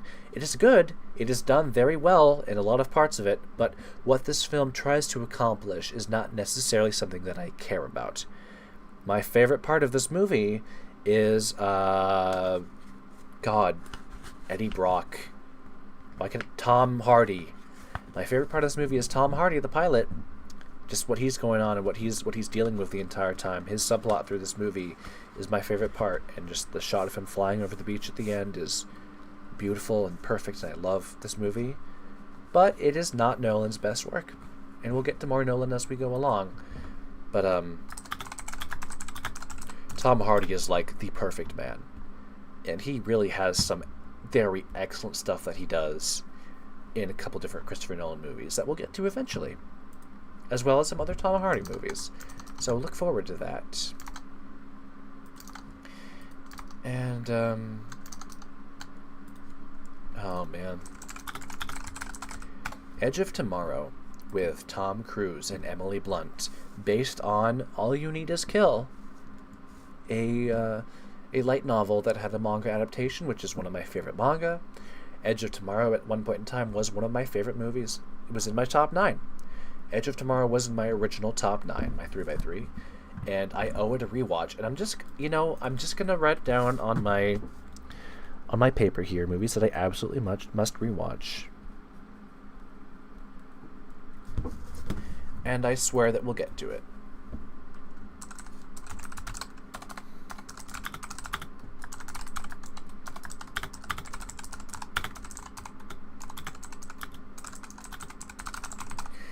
I have a great deal that I can say about this if I had seen this, like, not several years ago, but this movie is an absolute delight. And I believe this was what introduced me to Emily Blunt and Tom Cruise being fucking fantastic actors. So hopefully that comes along sooner rather than later. Escape Plan with Sylvester Stallone. I don't have a great deal to say about these movies. There are 2 of them. We'll get to them eventually.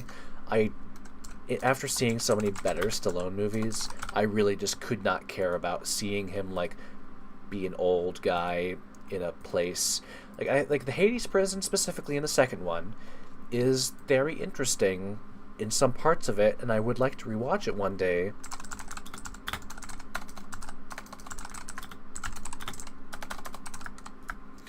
And there's a lot to like about these 2 movies, but I really just cannot give them the time of day right now, just because so much of them has been completely out of my mind. I believe I did try rewatching Escape Plan 1 not that long ago, and I stopped it like halfway through, I think. But nothing's perfect, I guess. I mean, except for movies like Event Horizon 1997, Paul W.S. Anderson, person that I really need to see more of, but, like, holy shit, this movie is beautiful. I would love to rewatch this someday. I believe that actually I remember the reason that I watched this. It was because I watched Cube 1999 or whatever it was. Cube, which was, like, pitched to me as a worse version or a poor man's version of Event Horizon. So I finally went back and watched that, and this movie is... Ooh, I don't think I could ever possibly put it on my favorites list, like my top 9, but this movie is a masterpiece. of like atmosphere and like horror in it is hypnotizing to watch. I forget if Elrond is in this movie. I don't think he is. Hugo Weaving. I will remember their names eventually, but if I can't think of them right away, I'll just spit out the character's name. So I believe that Hugo Weaving is in this movie.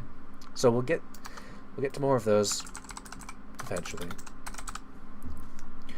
Falling Down by Joel Schumacher, someone that I need to see more of. Falling Down is a movie that I really want to rewatch, and I will admit, I'll say it, make fun of me if you want, but I watched this movie shortly after Joker came out because so many people were comparing Joker to it and saying that it was like a poor ripoff of it, which is baffling and absurd.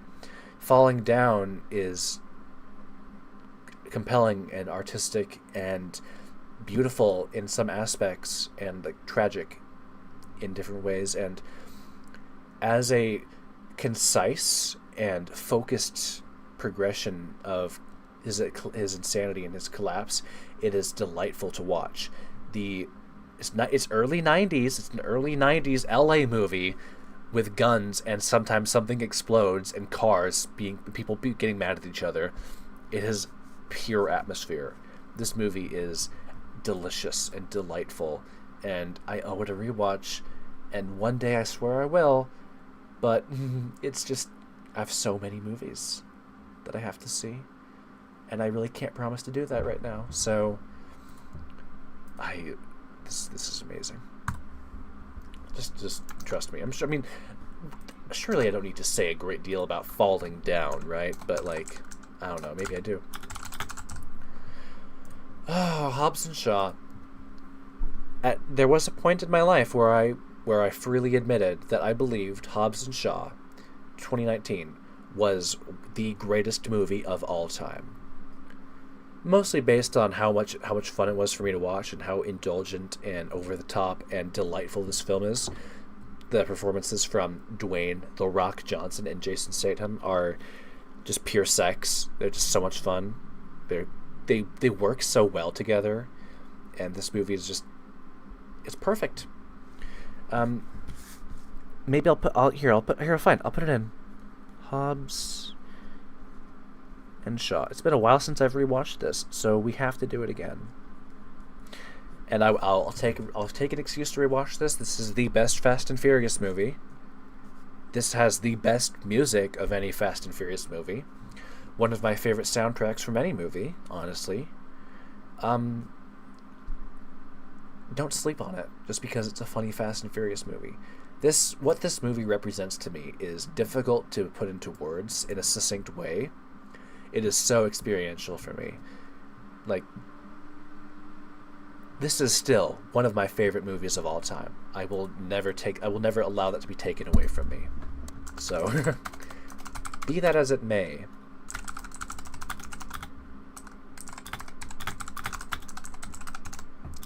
At this point in time, I would say that if this were to be in any 3x3 list, it would be replaced by Tenet.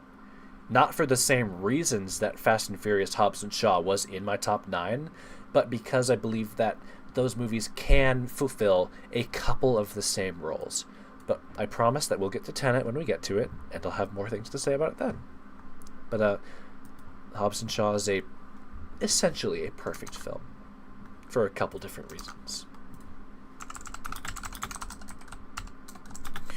Fast and Furious 2009.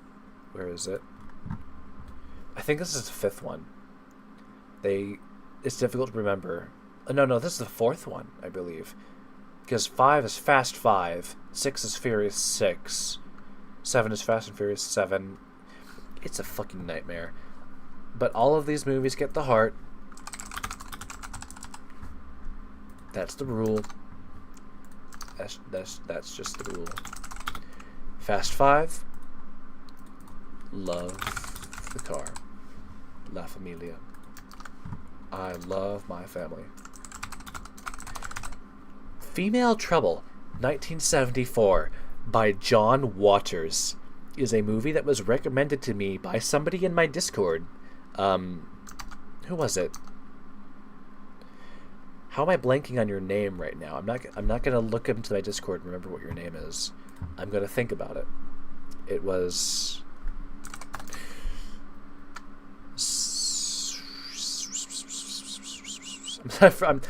I'm so embarrassed. I've never been more embarrassed in my life. I'm forgetting what your name is. Person who recommended me Female Trouble. They're not even in my Discord anymore. I think Tashi.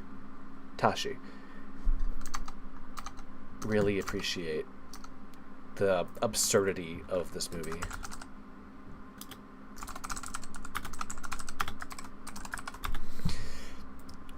It's difficult for me to get into this just off the top of my head, but like, this movie is pure joy to watch. Absurdity, surrealist.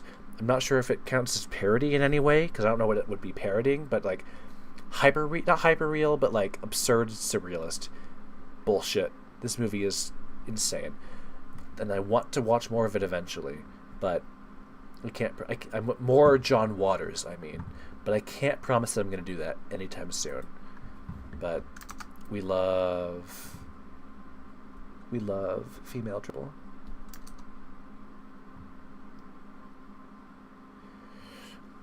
Listen, Levy, if you ever hear this, I'm looking at the chat right now. It's okay. I'm just trying to have something to say about it. And hey, listen, I don't have any contacts on Letterboxd, so it's going to be okay, I think. I'll figure it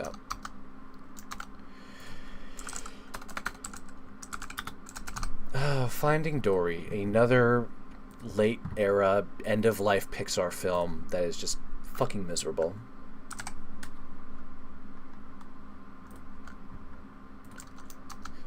Again, I don't know. Pixar has a place in time that they're quite excellent. Finding Nemo is a good film. It's not one of the ones that I quote as much, but it is a film of quality. So we'll get there. Oh god, here comes the Oscar bait. Is it Oscar bait if it won every single Oscar, or is it just like Oscar film now? Ford versus Ferrari, for some reason, was like pushed really hard in a lot of different places, I feel like, and on watching it, this is Matthew McConaughey and Matt Damon, right? Just looking at the poster, like, this movie is strangely miserable in some aspects and like attempting to be artistic in some other ways, and there's a lot to like in this movie, but watching it was extremely difficult for me, and I found it fully intolerable. So I don't have a great deal to say about this one, unfortunately. But here comes another Bond film. From Russia with Love. I'm not okay. Maybe I should stop writing like single word reviews, I guess, because I'm not using the rating system. I'm not liking things enough. Whatever. We'll try and keep things a little bit more concise, is the feedback that I'm picking up.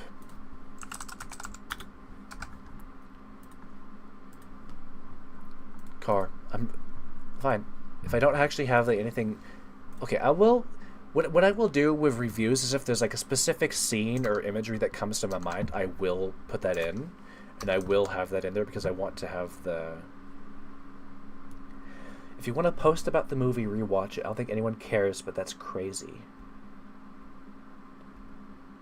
Hey, listen, I'll go through IMDb and I'll go through Letterboxd and clean it up later if I believe that my page could benefit from that.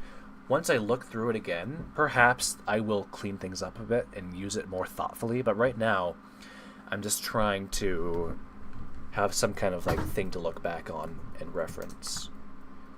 Something beyond my Discord, I think. So, how exactly this is going to play out, I don't really know. Fine. Furious 7. Blah. This movie has a special place in my heart. Jordan Peele. You've made weird movies before.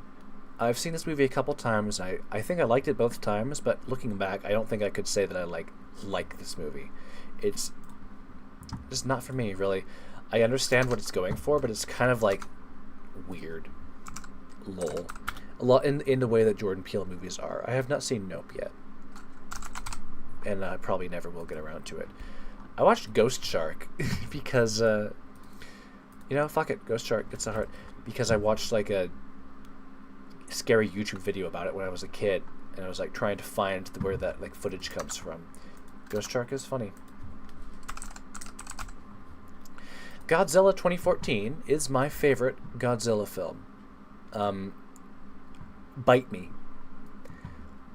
Watching the trailer for this movie when I was a kid, I think I did that at least, was like one of my favorite things to do every once in a while. And having seen this movie as an adult, I can say that this really does like represent a lot of my favorite things in movies to a degree. This is of high quality.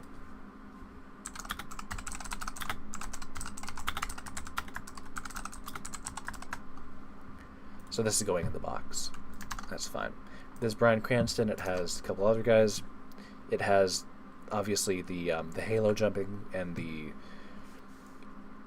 There's more to this that I would have to get into if I want to spend more time with it, and unfortunately I can't remember enough of it to really say a lot about it, but it is my favorite Godzilla film. I will stand by that, no matter what. Here we have Godzilla Anime Trilogy, 2017 to 2018. Part 1, Planet of the Monsters. Part 2, City on the Edge of Battle. Part 3, The Planet Eater. Oh, is this going to be in here? Planet of the Monsters? Hold on. There it is. I only watched the first one out of these three because in this movie, spoiler alert, like the entire time they spend fighting Godzilla, all at the very end, it's just revealed that all they killed was a baby Godzilla and the big one's out there somewhere. And that was really frustrating. I wanted to like this movie and there's a lot of positive stuff to it, but it's just, I would never return to this, unfortunately. I know it's sad that this is one of the very few anime movies that I've seen when I should see so many more excellent anime films, but one day. Watching more anime films is just so low on my priority list compared to other films, it's not because I disrespect anime or anything. One of my favorite movies is an anime film, and we'll get to it eventually, but like, I don't know. I guess it's just low on my priorities list for whatever reason, which is frustrating. I wish it was higher. Godzilla, King of the Monsters, has Ken Watanabe personally delivering a nuke to Godzilla, and he fucking explodes, and it is perfect. The rest of this movie is kind of dog shit, though, unfortunately. Goldfinger, another Bond film. I will literally just go through all of these and say, lol, I don't care, until I think of something that I remember. So, yeah. No, this is, I don't remember almost anything of old Bonds. I don't really like most of them. It's just the way it is. Grand Piano with, I want to say, I forget who. Hold on. I want to say Spider-Man guy. Elijah Wood. I'm an idiot.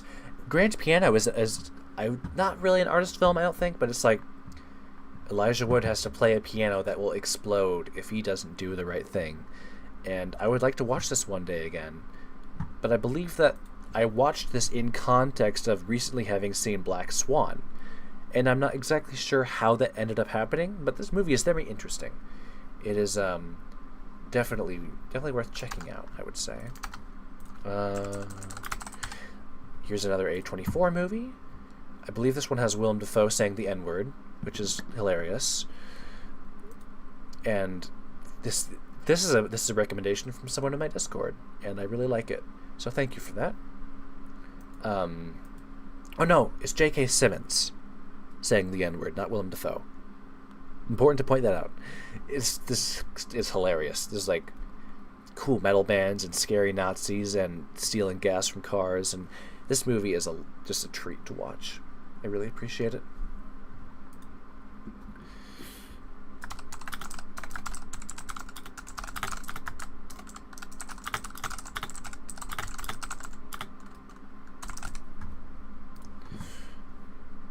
I really hope I'm not misremembering, but I'm not going to go look things up right now. Hacksaw Ridge is oh god, this is a Mel Gibson movie, Hacksaw Ridge. Oh, this movie is strange and not in weird. It has Andrew Garfield. Oh, that's cool. It also has Sam Worthington for some reason and Hugo Weaving. But like, I don't remember either of those people being in here, but like, after seeing what Mel Gibson is capable of, this movie is just so baffling to me. And I don't know. Based on a true story, sure, it's very interesting. There's Hugo Weaving being a cool guy, but like, okay, this movie is not very fun to watch for me. I don't know. Not a lot. It's not Mel Gibson's best work, I'll say. And Hardcore Henry is a movie that I've watched once years and years after it came out, and I really just do not have anything that I can say about it.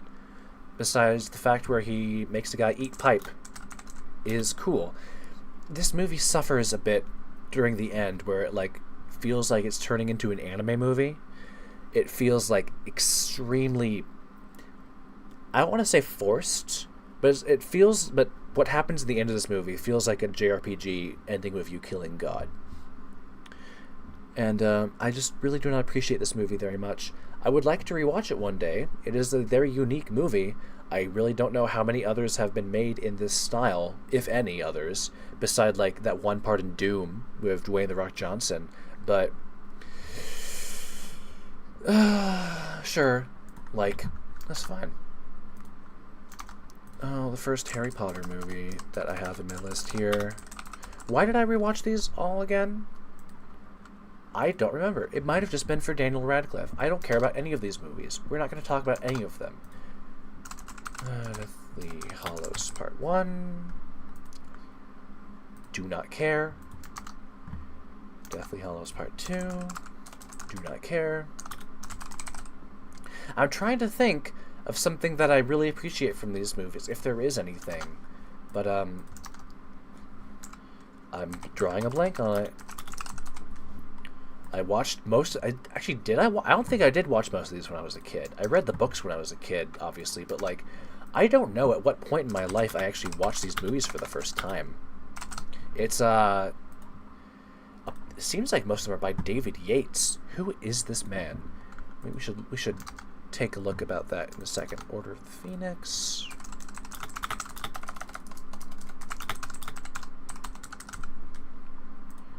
David Yates, great job, buddy. Congratulations. Okay, this one is not by David Yates. Good for you, buddy.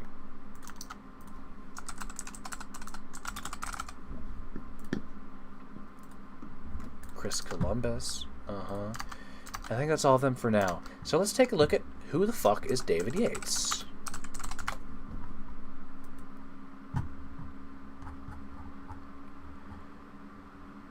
Director. Harry Potter, Harry Potter, Harry Potter, more Potter. I feel like I should know David Yates' names from something, but I don't recognize anything that he has made. So that's cool. Lol. LeMayo. The whiplash that we get going from Harry Potter to Hereditary in my list, just because it's both sort of H, is fucking fantastic. Hereditary is the first Ari Aster movie that I watched, which is probably the true for a lot of people because it was Ari Aster, the first full-length movie that he made. Hereditary, I watched it pretty recently. It is one of the best horror films that I have seen. And one of the best parts about this movie is the way that the house is a character.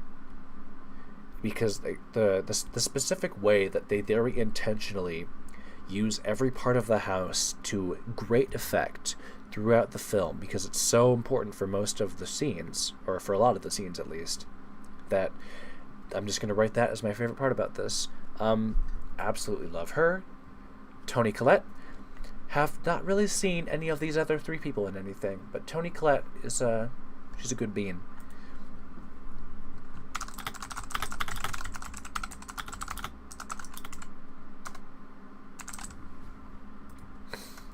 We'll get to more Ari Aster later, but we'll get there soon. High Rise 2015. Not that one. 2009. Hold on, where is it? High Rise 2015. I don't know why this car. Oh yeah, there's the building. I can see the building in the car. Oh, let's see what I can say about High Rise. I really want to know. I have some really funny, interesting things to say about this, I think.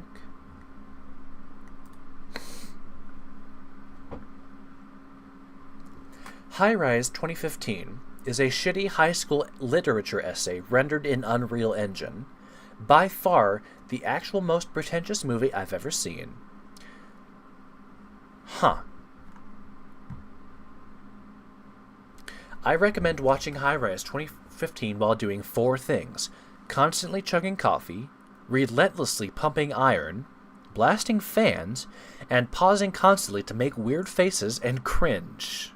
That's what I wrote in my Discord. So we're gonna, you know, I really should be putting more of these in my Letterboxd, but this one specifically is funny. But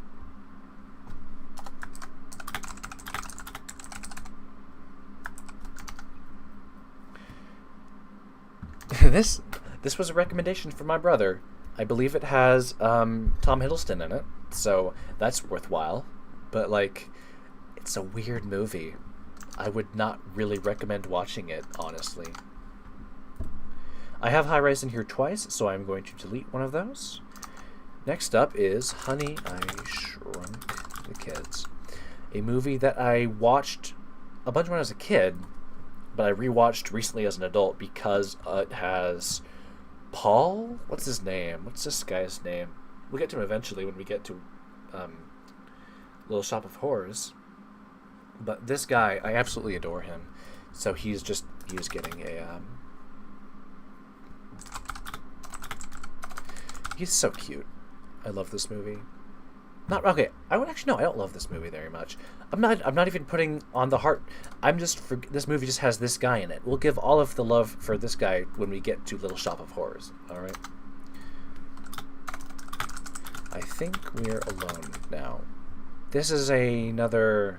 No! Oh my god, I remember this movie.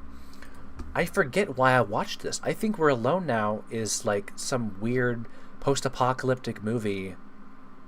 But like, it's okay, no, that's right.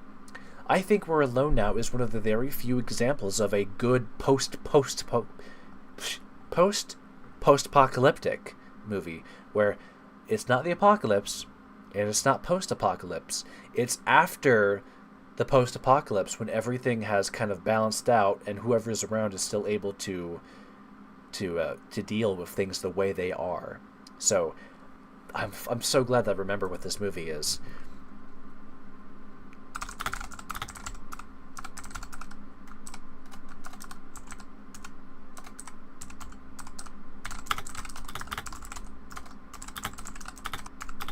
You know what? Sure. Let's get to the heart. If you like this movie, go read Girls Last Tour, the manga. Used to be one of my favorite manga, still might be, just because I've read so little manga in the past few years. But like, yeah. I'm just going to say that I like this one a lot because I coined the idea of post-apocalypse. Maybe I didn't coin it, I'm just misremembering, but like, dude, I'll take any option I can to throw that one out there. Inception by Christopher Nolan is okay. It has Tom Hardy in it. He's cool.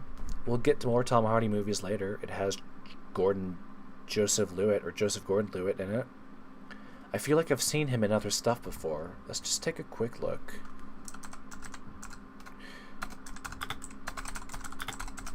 Like, okay, let's see. Angels in the Outfield, something that my brother definitely told me to watch at some point. He was in Looper. Oh yeah, we'll get to there eventually then. I have seen that. Yeah, Joseph Gordon-Levitt has other movies that I've seen with him in it. Leonardo DiCaprio has much better movies that I've seen him in. Ken Watanabe, much better movies that I've seen him in. Tom Hardy, a lot better stuff that I've seen him in. This movie represents very little to me because if I want any excellent performances from all of these people, I can go find that. Inception does not necessarily have great performances. That is not what I would say is the primary goal of this movie. This movie is all about presentation for the broad majority of it. And I just do not care about it very much, especially as it compares to other Christopher Nolan movies. Inception is more boring than anything to me, unfortunately. I hate to say it. I love the idea. I just wish that it were played within a more compelling movie. It hurts me to say this a little bit, because I want to like this movie. But, I'm sorry, Christopher Nolan. It's not your best work. Incredibles 2, another late-era Pixar film. The worst part about this movie, here I'll just say it as I type up my review, the worst part about this movie is that it takes place just a few seconds after the end of the first one, but which makes it impossible to process the different ways that the characters interact with each other and are dealt with by the writers. It is entirely intolerable, and nobody should ever watch this. We'll cover this more later, maybe, but Incredibles 1 is one of my favorite movies of all time. So, eat shit, Incredibles 2. I really wish that this had not been made. And it's very sad because I think that a lot of people really wanted this for a long time. 13 years too late. God, what a fucking tragedy this is. Indiana Jones, The Kingdom of the Crystal Skull. I don't need to say anything about this because nobody fucking cares. I don't like Indiana Jones movies, I never really have. We'll get to those more eventually as we go through them all. I don't care, though. Last Crusade. Another Indiana Jones movie that I can just... boop! Don't care. Raiders of the Lost Ark. I will carry, for the rest of my life, a very vivid memory of the Nazis being melted by Jesus in the end of the movie that I watched as a very young child, and it traumatized me a small degree. And I will never be able to forget what that looked like, especially as a young child. It was fascinating and incredible in that moment, and like, holy shit, dude, movies are fucking awesome, but like, I don't care about Indiana Jones. I'm sorry. I just don't. Raiders of the Lost Ark. Wahaha. Temple of Doom. Once again, don't care. I watched these. I never grew up with these movies. I think that could have helped me a lot, maybe. But like, whatever. It is what it is. I have other movies that I love.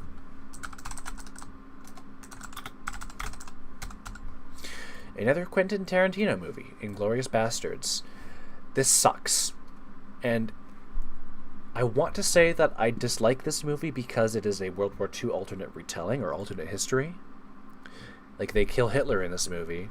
That most World War II movies do not do that because there are very few situations in which Hitler can die in a movie because there was like one way that... What am I saying? This is weird. I don't know why I'm saying this. This movie is very good. It's kind of frustrating to sit through. I don't really like it very much. It is not Quentin Tarantino's best work, but I really like a lot of the people in it. Like, this has Léa Seydoux in it. This has Christopher Walken. No, not Christopher Walken. The other guy, like the funny guy with the milk, and like, it's a very good movie in some ways, but I just don't really care about it very much. It is not one of my favorites. I'm sorry, Quentin Tarantino. Inherent Vice by Paul Thomas Anderson. Have I seen this before? I don't think I've seen this before. Oh no, God, fucking damn it. This is, yeah.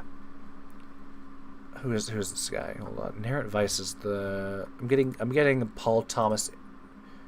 Where is it? Who is it by? Paul Thomas Anderson. Is this really the same Paul Thomas Anderson that... Holy shit. This was written by Paul Thomas Anderson. The guy who made fucking Magnolia. Right? I'm not crazy? Holy shit. I will rewatch this movie eventually when I watch more Paul Thomas Anderson movies, but Christ almighty. I really hated this movie. I watched it because it had Joaquin Phoenix in it, and because it had Josh Brolin in it. And I do not remember enough about this movie to say anything about it, so I will remain silent.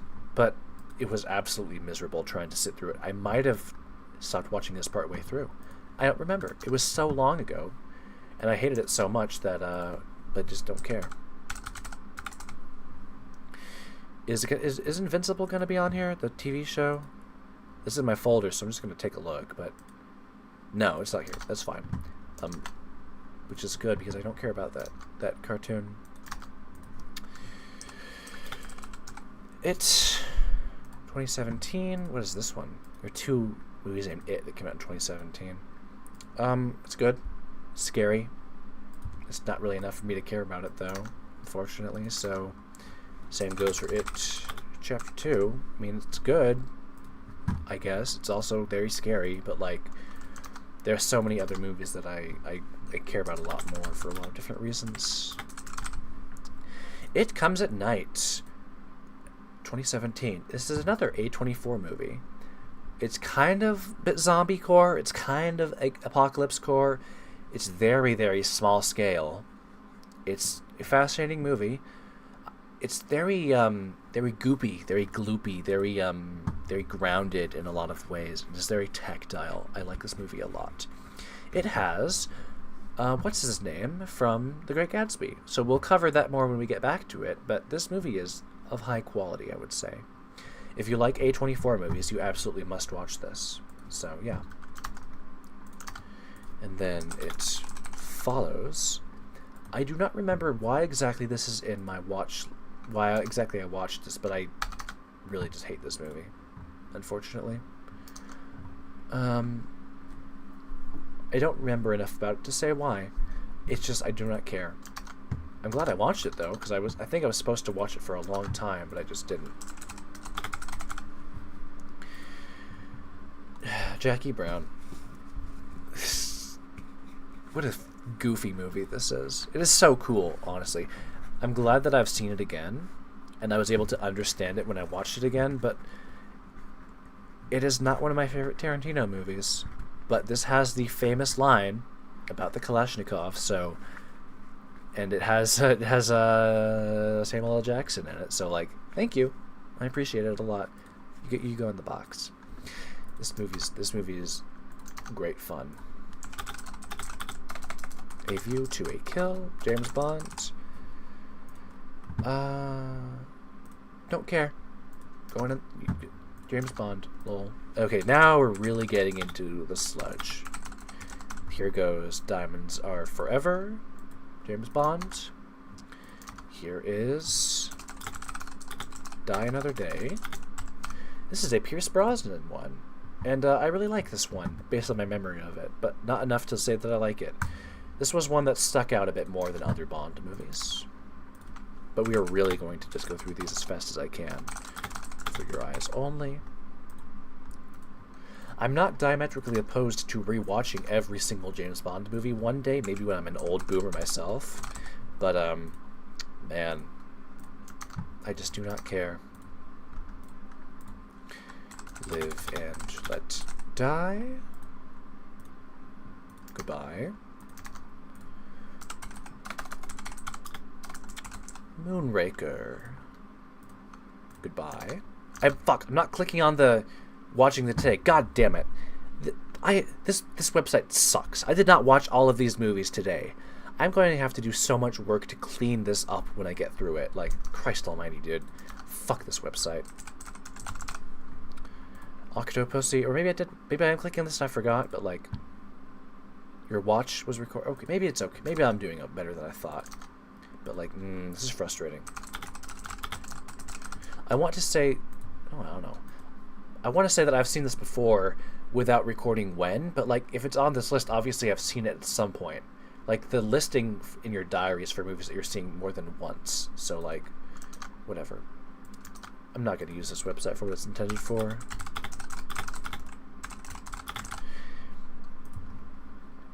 The Man with the Golden Gun. The Spy Who Loved Me.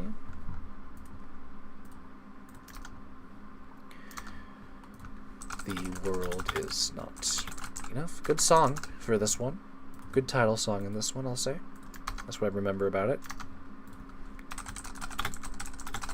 Tomorrow Never Dies. Oh boy. Kill Bill. Volume 1. You know what? You're going in the box. I love this movie. I'll just, Kill Bill. It's not one of my favorites. It is. I wouldn't say that it's Quentin Tarantino's best work or anything, but I mean, it's so well done through the whole thing, and it accomplishes what it's trying to do so effectively that there's no way that I could possibly hate this movie, I guess. So yeah, sure. Kill Bill. And obviously, where is it? Obviously, I consider these movies as one movie, but like, I'm not allowed to do that because they were released in 2 different parts. But like, no, these are not 2 movies. This is one long movie. Kill Your Darlings is really excellent. It is like I need to look up this guy. I forget his name. But it has Daniel Radcliffe is a gay lover with Dan DeHaan. Oh, I love Dan DeHaan. He has been in a couple other things that I know. Place Beyond the Pines. We'll get to that eventually, but I really love this movie. It's like a really good portrayal of a very toxic gay relationship, which is not something that I have been able to see very many of in movies. And I really appreciate Daniel Radcliffe taking this weird role that he does in this movie and the weird stuff that goes on in this film. It really stands out based on what I've seen. I like this movie a lot. Fucking Knives Out. Here's another Rian Johnson movie. Do not care. It has a lot of big name actors in it. It's a lot of fun to watch sometimes, but like, it's been long enough since I've seen it that I could not care any less about it, really. Like, you get to see Chris Evans in a really sexy hoodie, or a really sexy, like, wool sweater or whatever it is. He looks great. Because he's a perfect man, but like, okay, sure. Anything else? Kong Skull Island. Blah. Sleeping. I'm asleep. Don't care. Kung Fu Panda. All 3 of these are excellent films. Like, really, I don't know. I don't have a great deal to say about these, and I wish I did, but like other people, I've already been able to say so much good stuff about these that like I really don't need to say anything about them at all. Which is fine, because that's not something that I'm very good at. Like, they're good martial arts movies, they're good like character movies, like Poe is a fantastic character and all that kind of stuff. Oh, Photo is in here. I have not... I'm going to delete that because I only saw like 1 episode of it. But we'll get to what that... Well, that was the Israeli TV show that was remade into Your Honor 2020. We will cover that eventually. And I'm going to take a short break to drink some more water and not explode. So I will be right back.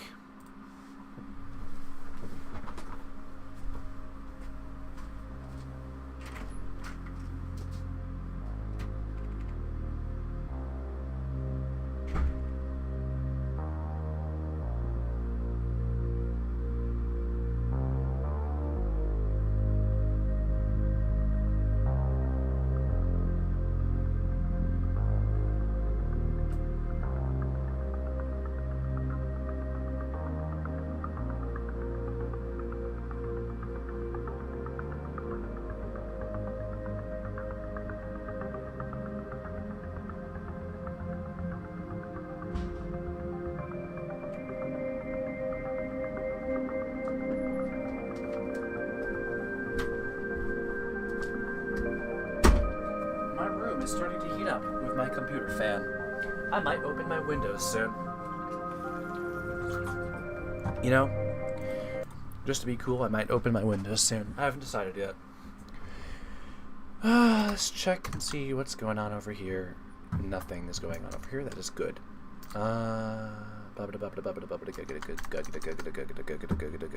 Layer cake, right. Layer Cake is a fantastic and surreal Daniel Craig movie. It is absolutely lovely. It is a delight to watch. I wish I remembered more about it. I hate to say it, but I've seen a lot of movies before. Leave No Trace, 2018, is a kind of miserable film about, I don't remember exactly what. I think this is another A24 movie. Let's take a look. It's like a this guy wants to live off grid with his daughter, but like it's difficult because people are mean, and they don't want to be homeless, and he doesn't want her to get adopted or something like that. It's a weird movie. I don't remember exactly why I watched it. Ben Foster, cool. I mean, it's a cool guy, I guess, but let's see.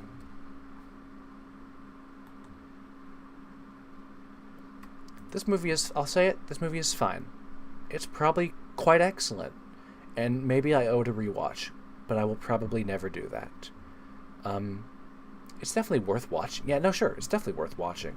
I just do not really think very highly of this movie, so definitely check it out, though, if you're interested in those kind of like, I don't know. Leon the Professional is a movie that I need to rewatch one day because I really like this guy. I adore Natalie Portman. And of course, Gary Oldman is in this movie. And he does that thing that Gary Oldman does in some movies where he explodes. And it's fucking awesome. And this movie I definitely need to rewatch this at some point. And I don't know when I'll ever have time to get around to that. But yeah. Good movie. I believe we've got another James Bond movie coming up. Here we go. License to Kill. Another Bond. Here we go. Little Shop of Horrors by 1986. The best musical that I have ever seen.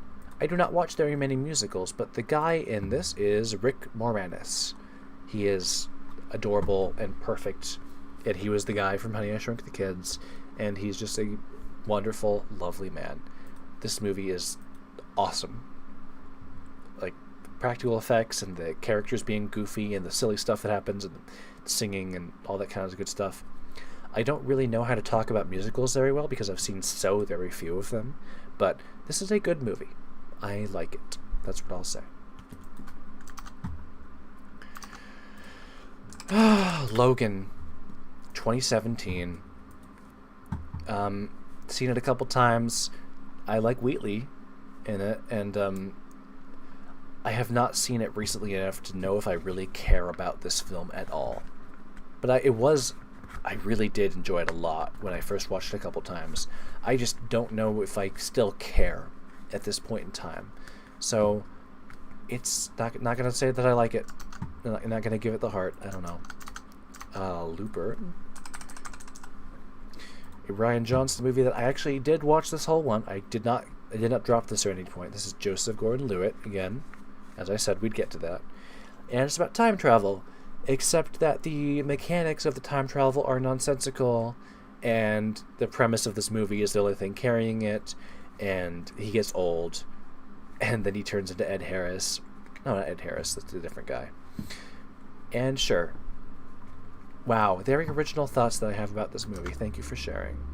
Don't care. Just want to get on to Mandy, 2018, a goddamn incredible Nicolas Cage movie.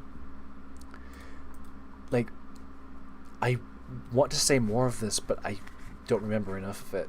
But right.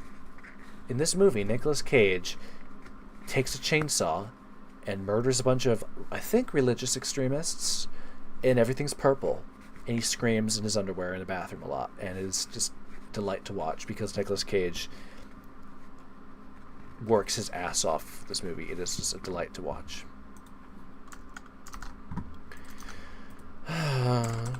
Marriage Story,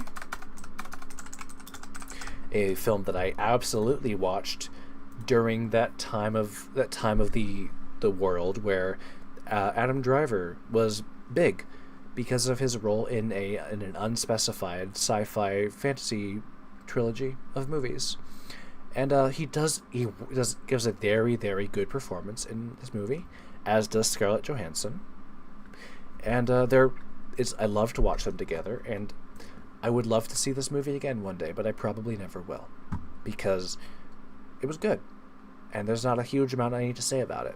This was a movie of high quality. Now we're getting into the Maze Runner movies. The Scorched Trials is the first one on my list, even though it's the second movie. I'm just gonna go through these and give them all the heart because they're interesting. Like, sure, they're goofy young adult fiction novels, but like the construction of them and the portrayal of some of the things that goes on in them is definitely compelling. I definitely appreciate what these movies are. And sure, they've got Giancarlo Esposito being kind of a miserable, scary, generic scary man, but like he does a good job. The kids do a good job in this film. I don't know, every part of it is done pretty well, I would say. To be more specific, I want to rewatch these already, so maybe I'll do that one day. But like, yeah, I like them. That's what I have to say. I like them. I'm not sure where the third one is, Maze Runner. I think it would be in The Maze Runner, somewhere further down. Let's just check my other folder and make sure that I'm not missing that anywhere. Just making sure that we will eventually get to that. Yes, we will. It's in The Maze Runner. So, awesome. I have so many tabs open right now. Megamind. I cannot imagine ever saying that I dislike this movie. It is just... it is what it is. It's just, there's not a lot that I need to say about this. This movie is just great. This just, basically does whatever it's trying to do perfectly. And now, Midsommar by Ari Aster. I said it correctly the first time. Hooray. As I recently rewatched Hereditary, I recently rewatched Midsommar a few months ago for Beau is Afraid. And the difference in quality from Hereditary to Midsommar is so fucking extreme that I nearly broke my neck. Like, it is impossible to imagine that both of these movies were made by the same person. And after seeing Beau is Afraid, I really do have to say that Midsommar is just a weird flop from Ari Aster. I have no idea what caused this movie to exist in the way that it did, but so many of the ideas were just so poorly explored or so shallow or just so uninspired that what this movie tries to accomplish is just so worthless, and so many of the performances are just so lifeless. And I wish that this movie had never been made, because some people probably did not go to see Beau is Afraid because they watched this film, and that is unfortunate. And this movie is so worthless that I wish it had never been made. So, LaMayo. Ari Aster, you are a weird man. Monsters, Inc. is a good film that I watched. I did not watch this very much when I was a kid. It was not one of like my big movies as a child. I like it. It's good. But I don't have the history that I have with other Pixar movies, so I don't know. I'm happy that John Goodman is in it, but I can go watch other John Goodman movies and see him be a more fun person to be around. I could go watch Raising Arizona if I wanted, and go see him with that. Monster Hunter 2020 by Paul W.S. Anderson. It's okay. It's weird. It's okay, I guess, but like, sure, I'll say that I like it. It's kind of goofy and gloopy, and there are monsters and there are guts, and it's fine. For the record, I have never played a single Monster Hunter game beyond like maybe half an hour, and I never will. So, yeah, that if that says anything about why I like that movie, maybe that's something. I don't know. Mortal Engines 2018, produced by Peter Jackson, or directed maybe? From the creator of Lord of the Rings comes Mortal Engines. This is fucking who cares? Hugo Weaving is in that movie. I'm glad that he got a paycheck.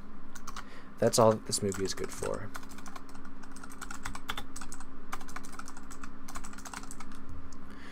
The original National Treasure, but with Nicolas Cage and what's his name? Jon Voight. Jon Voight? I'll say it. It's a good movie. It's everything in it does exactly what it's trying to do very effectively. There's nothing wrong with National Treasure 2004. I enjoy the movie. The sequel, as for the sequel, Book of Secrets, sure. Also give that a heart. They're fun. They're cool, and this one, the second one, has the Grandpa character. So hey, that's also nice to have.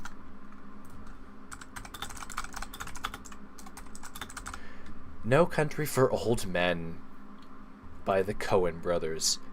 Fun fact, in this movie, a character is being fired upon with a gun, and he sees the muzzle flash and reacts to that fast enough to dodge the bullet. And I watch that and I say, I'm not too sure about that. Granted, they're a whole different. Now that I know a bit more about guns, just a tiny little bit more that I know, there are a lot of different circumstances that could go into that scene and ways that it could subtly change, and maybe that's possible. I don't know. I don't really care. I don't enjoy this movie very much. Like, Clint Eastwood is a funny guy. Javier Bardem is a funny guy. It's a cool movie. Josh Brolin does a very good job in this movie, but too many parts of this are just things that do not agree with me in enough ways, or the right ways. It's just like, I really just do not feel very strongly about this. It's unfortunate, but hey. No Good Deed with Idris Elba.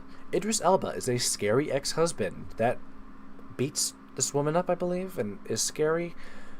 I watched this because it has Idris Elba in it, and because I saw a preview for it on a DVD that I own, and I wanted to have the experience of watching a movie based on a DVD trailer that I own. This movie was okay. I don't really care, though. Nobody, 2021. Trying to watch this movie again was utterly miserable. I just could not do it at all. I really think that a lot of this movie succeeded on like the uniqueness of the premise, like the meta premise. Like, Bob Odenkirk is doing his take on John Wick. Everyone let's go crazy. But I don't know.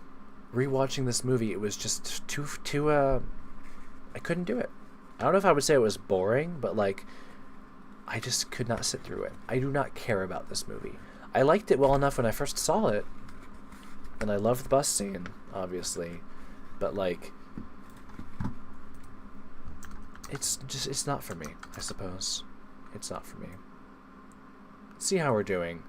We have a lot to go. I'm really going to try and not think about how much we have to go. Office Space 1999. Oops, I did not mean to do that. I was supposed to put a heart on that. Can I go to that right now and say that I loved that? No, I'll have to fix that eventually. Fuck Letterboxd. If I hadn't ad blocked the entire website, maybe I would be able to go fix that right now. But hey, that's life.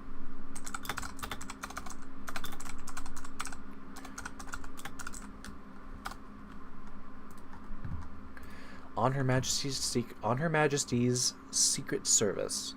Bond again. Lol. Wait. Am I delusional? Is Clint Eastwood not the guy in No Country for Old Men? Is he not the old guy? Did I just spread misinformation? Oh, it's Tommy Lee Jones, right. I am stupid. I apologize. It was Tommy Lee Jones. Okay. I don't know why I said Clint Eastwood, but yeah, that was wrong. And I apologize, Clint Eastwood. Okay. Once Upon a Deadpool is in here. I'm going to delete it because Once Upon a Deadpool is just, I believe it's a PG cut of Deadpool 2. Who the fuck cares? Not me. Autorigi, 2010 by Takeshi Kitano. We have already covered Beyond Outrage so far in this stream. Please go watch these. I am begging you. Please watch the Outrage trilogies. They are perfect in every way. That is why I have the car that I have. I will say it every time I see one of these. The 2002 S55 M113 AMG. Black. I am outraged.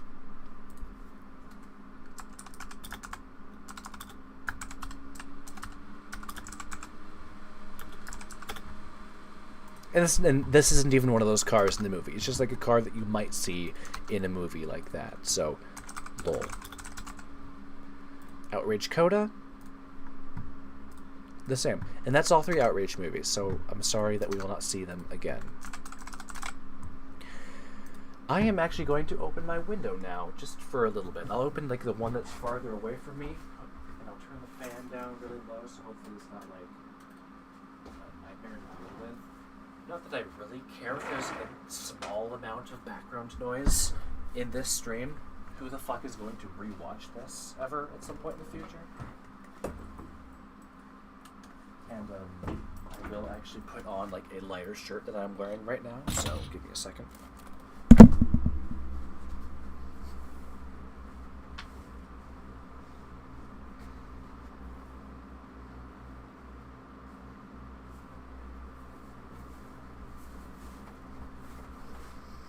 And plugging in my headphones before they die on me, which will be very embarrassing.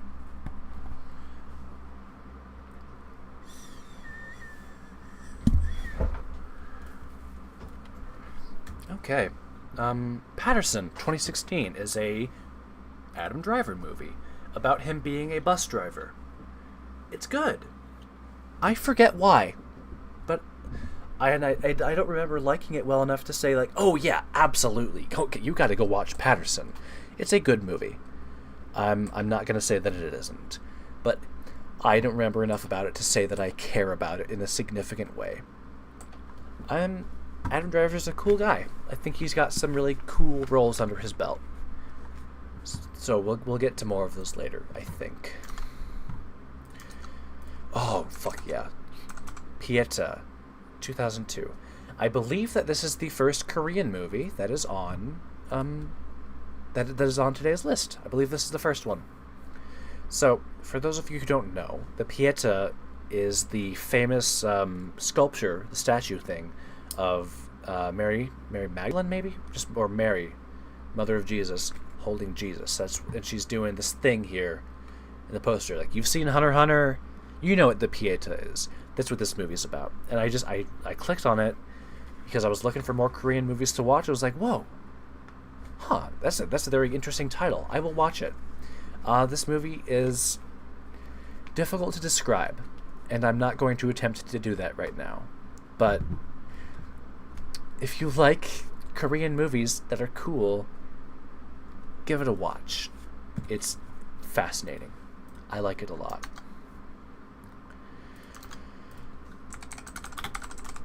Point Break, 1991. Tom Cruise. Not Tom Cruise. Why did I say that? Cool guy.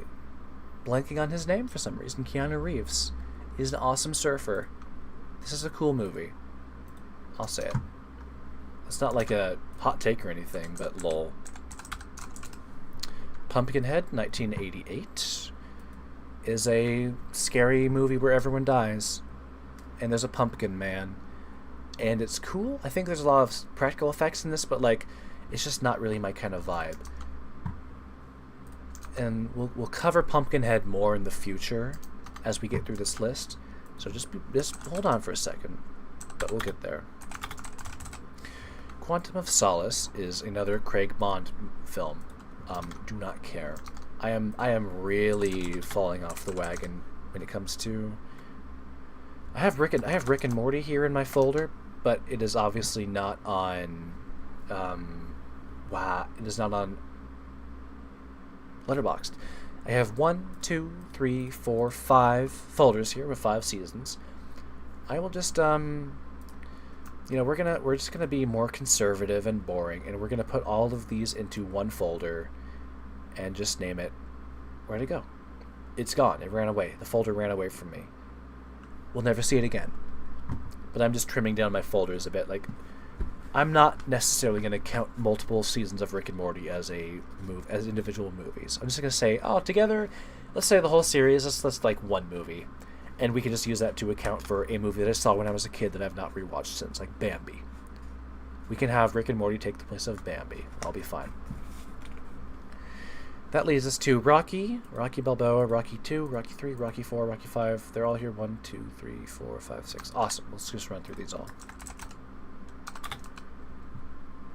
Rocky, 1976, was it? Yeah. Contender for top 9 placement. As I've said before in the stream, Rocky 1976 is one of my favorite movies of all time. I don't need to explain this anymore than I already have in the past many, many times. It is a goddamn beautiful film. Rocky 2, love, that goes in the box as well. Rocky 3, love, goes in the box as well. I actually did watch these all fairly recently, by the way, so I am cool, just so you know.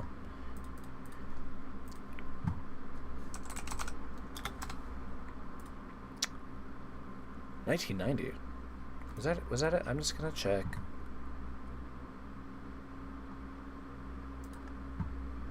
Yeah, okay, that's good. You know, they're all. Oh, I forgot to click love. It's over for me.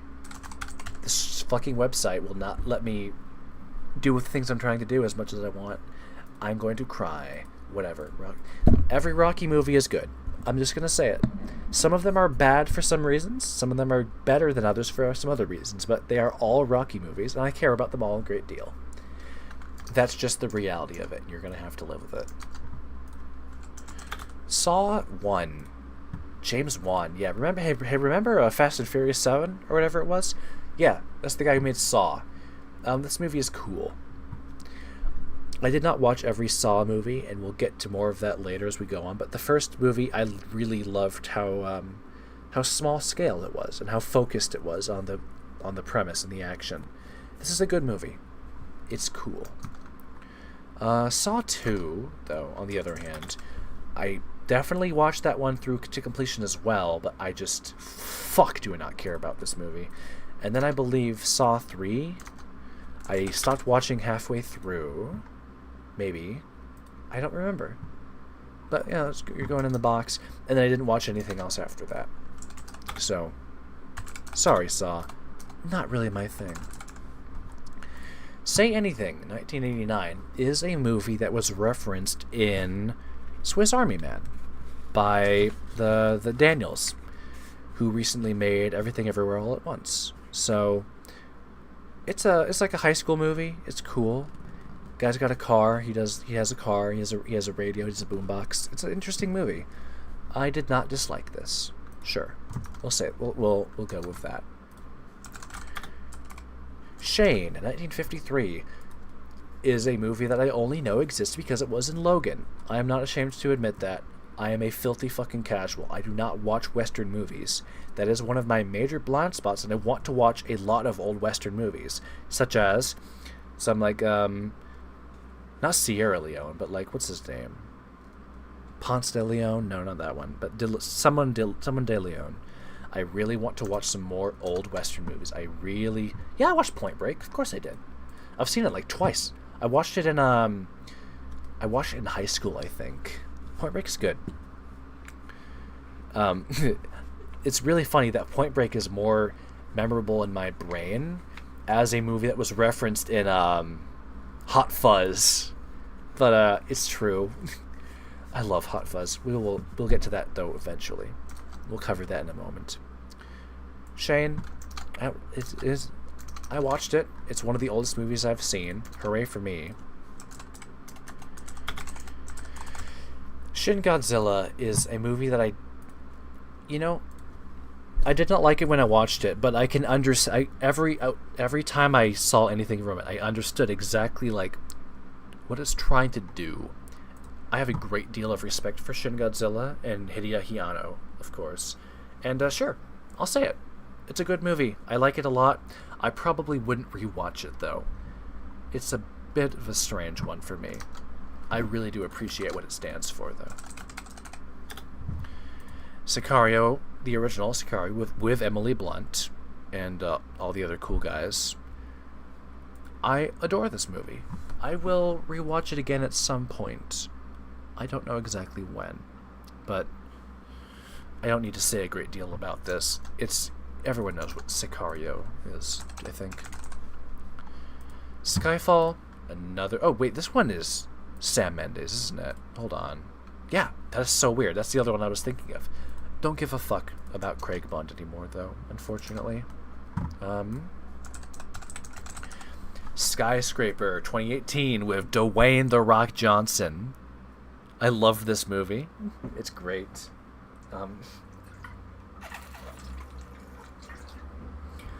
He climbs a building to save his family, and he's a cool guy because he's Dwayne "The Rock" Johnson. And that's enough. That's enough for me. I like this movie a lot. It's cool. Snowpiercer by Bong Joon-ho is... Oh, it's such a delight. This movie is. Like, getting to see Chris Evans in this kind of different role than what I'm normally used to seeing him in is just so delightful. This movie is amazing. I will not... I don't... Oh, I want to put it on my piece of paper right here that says I need to rewatch it, but there's no way that this could ever make it into my top 9. I'm sorry, it's just not happening. I just have too many other things in there. But I love this movie. I really do. I wish I could put like 2 hearts on something instead of 1 heart. Oh, wait, what if I use the star system instead? Uh-oh. Son of the South, who... This is the funny man. I believe that this is another... Who's the guy? I don't actually know who this guy is. I think I just watched it because I watched, like, Black Klansman, I believe.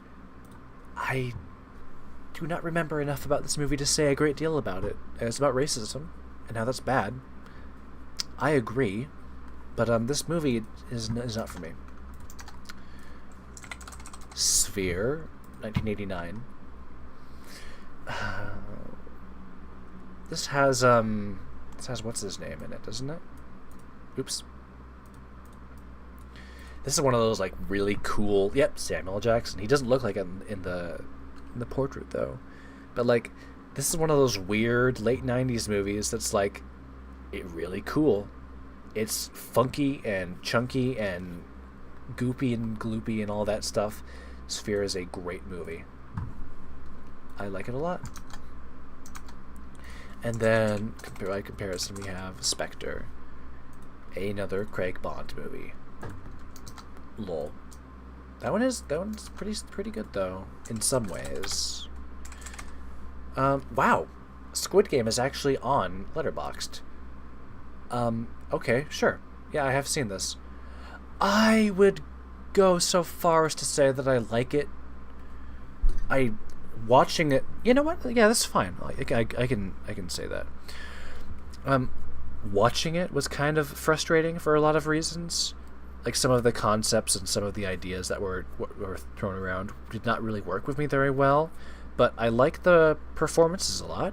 I think they're good. A lot of the... Everyone knows what fucking Squid Game is. I want to rewatch it at some point, and I will, eventually. I don't know exactly when, though. But this one it's good. That's fine. Yeah, it's yeah. They have Squid Game, but not The Last of Us. Congratulations, Letterboxd, on having very simple to understand standards. Suicide Squad. Where is it? I cannot type. Okay. This is the 2016 one, I believe, right? Yes. It's okay. It's kind of goofy. It like if you go into it knowing exactly what it is, it's a little bit more bearable. It's kind of like who's in this one again? Like yeah, Margaret Robbie, Jared Leto, Will Smith, Jay Courtney, some of the cool guys that are funny. Like this movie is like strange and fine and not that bad. But it's like, no, I'm not gonna say that I like it on Letterboxd because ultimately I don't really care. And like, yeah, sure, it's an interesting movie. Everyone knows about it at this point though, so just go watch it. Superfly 2018 is in here again, so we're gonna delete that. Taken with Liam Neeson. Do not like these movies. I love Liam Neeson. I think that he is a fantastic guy who has made a lot of really excellent stuff. But these movies are very frustrating to sit through at some point, and it's hard to see. I don't know. Liam Neeson has more interesting movies where he does basically the same thing that I've seen before, and I would rather watch some more of those again. Taxi Driver is a movie that took me a long time to appreciate properly, or like maybe a couple watchings, but like this is.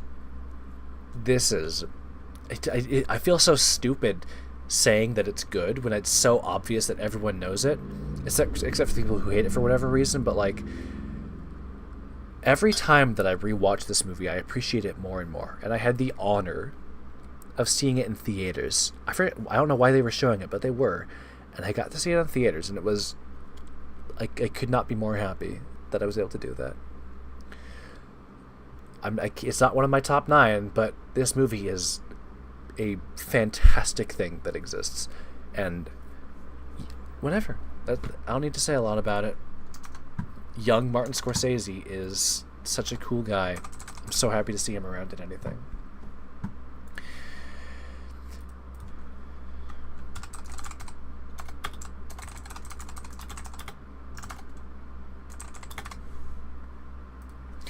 Tenet.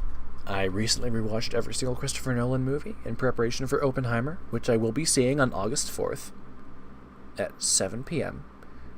somewhere. I'm not going to tell you where. But, yeah. Yeah, come on down. I'll be, yeah. Oh, no, yeah, guys, come see me. I'm going to be at, I forget which one, actually, so I can't even make a joke about doxing myself. But, yeah, see you at the Oppenheimer showing, guys. Listen, I tried really fucking hard to get a showing for the 70mm theaters, and I could have. There are still seats open in 70mm, and some of the seats are not even that terrible, and the theater is only 2 hours and 45 minutes away.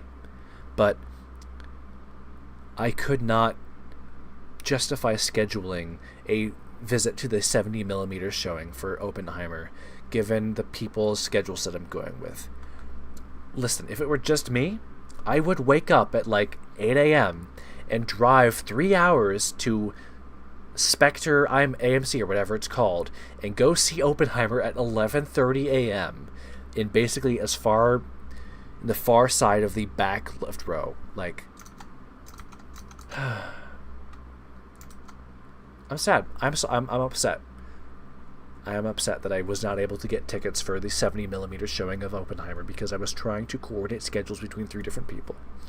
But that's a different story, and it's irrelevant. And it has nothing to do with Tenet, which is one of my favorite movies of all time. Quite possibly the best soundtrack in any movie that I have ever seen. Off the top of my head, soundtrack is not something I necessarily think about very much. It's hard for me to remember music a lot of the time, but like this movie is the music. This movie is John David Washington's explosive performance. The work that he puts into this movie is such a joy to watch with him working the way he works together with Robert Pattinson and Elizabeth Debicki and the guy that I really should know his name, and we're gonna look it up right now because I said I would later. Tenet. Let's find out who he is. He's not. Where is he? Why is he not showing up? What's like the guy from Tenet called? Like the scary guy. I'm not seeing him on the. This is so weird. But like the scary Russian guy, not Dimitri. Do I really have to go to all cast and crew to find out who he is? This is so weird. But Sator, I guess. I guess his name would be Sator. I'm not seeing him in the all cast and crew for whatever reason. I am going to lose my mind, but I love him.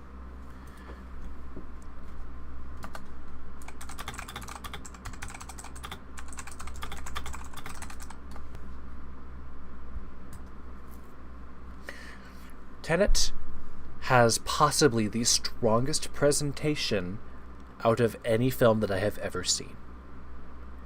It accomplishes what it is trying to do with so much power. It is so effective in communicating everything that it cares the most about and presenting the things that it needs you to see in the most bombastic way possible. Tenet is a joy to watch, and if I could, I wish I could see it again in theaters, but that will never happen. And yeah, it is perfect, and that's all I have to say about it. It's Tenet. Everyone knows what fucking Tenet is. Letterboxd chose an order of billing. Kenneth Branagh. Kenneth Branagh. Let's see. Yep, that's him. Kenneth Branagh. Fantastic man. Let's put this over. Yeah. I love him so much. So, yeah, we'll get to him more eventually in just a little bit. We'll see another movie with him in it, and we'll talk about him a little more in that one. But we'll get there. Oh boy, The Ant Bully, 2006. This has Nicolas Cage in it. He's an ant.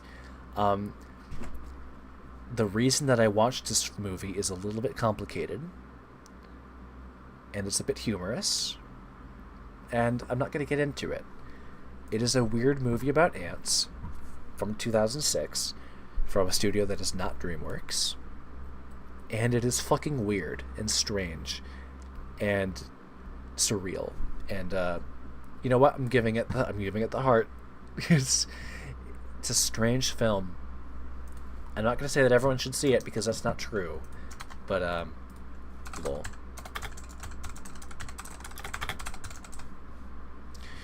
The Assassination of Jesse James by the Coward Robert Ford. It's another Coen Brothers movie. I remember so little about this that I could not possibly care less. We'll get more about the Coen Brothers later as we go on, but like I have mixed feelings about them. I want to watch more of their stuff at some point in the future, but like, holy shit, did I not care about this movie. The Hobbit, Battle of the Five Armies, excuse me. As I said before, I have a soft spot for all the Hobbit films. I love Martin Freeman so much. I think he is such a fantastic man, and I'm just so happy to see him work. So that's going in the box. The Boys is in here. It is not in here. Nope, it's not in here. What TV shows are in here? Okay, maybe miniseries go in here, but like serialized shows do not? I don't know. I don't care. I don't give a fuck about The Boys, though, so it's okay.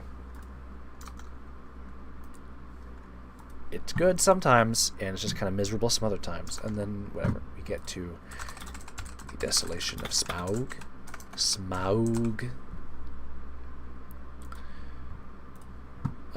Yeah, The Hobbit. I like it. The Devil All the Time. is a recommendation from my brother, I believe. It has Tom Holland in it. And it's good? Weird? I don't remember enough about this movie to say a great deal about it. It's interesting. If you like Tom Holland, watch it, I guess.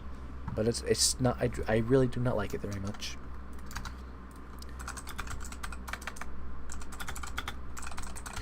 And finally, we're getting to the original The Fast and Furious 2001 car. Love the car. Also, Fast and Furious 1 is just sincerely a fantastic fucking movie. It is fucking great. Like, it's just so much fun. I love it. It's got Vin Diesel and Paul Walker and the funny people in it. It's like the big cars are scary and all that kind of stuff. I don't need to talk about Fast and Furious, but like, it's great. I have a soft spot for this, specifically the first one. The Expendables 2010. There are a few of these, and I've only seen one of them. But I understand what it's going for. It's like, I think like literally the premise of the movie is like, the meta premise is like, all these old action heroes could use some more paychecks, right? And so here they are. And it's funny. It's interesting. I don't really like it very much. So, whatever. Fast and Furious, Tokyo Drift. This is one I have never liked this one out of all of them, which is unfortunate. But I don't know. I don't like having kids be the protagonists. Fast and Furious 8. This is where things really started losing me. I'm still gonna say I like it though. I don't care. Now we're into the real shit. So here's a question. How come The Lord of the Rings, The Fellowship of the Ring is on here once, but The Hobbit, The Battle of Five Armies is there, plus the extended edition? What the fuck is going on with Letterboxd? Whatever. I consider The Lord of the Rings as one 12-hour movie. I will accept no substitutes. If I put and I'm probably going to put it in my top 9. Just saying. I think I might have to do that. I've rewatched it recently enough that I can really, after all the movies that I've seen, the more movies that I see, the more I appreciate The Lord of the Rings. It is difficult to explain how watching that makes me feel, and it is impossible to imagine how something like this can exist. But like, it's The Lord of the Rings. I don't need to say a single thing about it.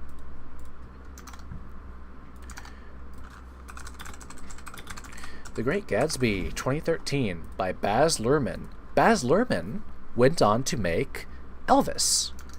And I'm just going to make sure that that's in my folder here because I don't want to lose it. I forget if I added it after watching it in theaters. It is not in there. Let's just double check on what that film was called.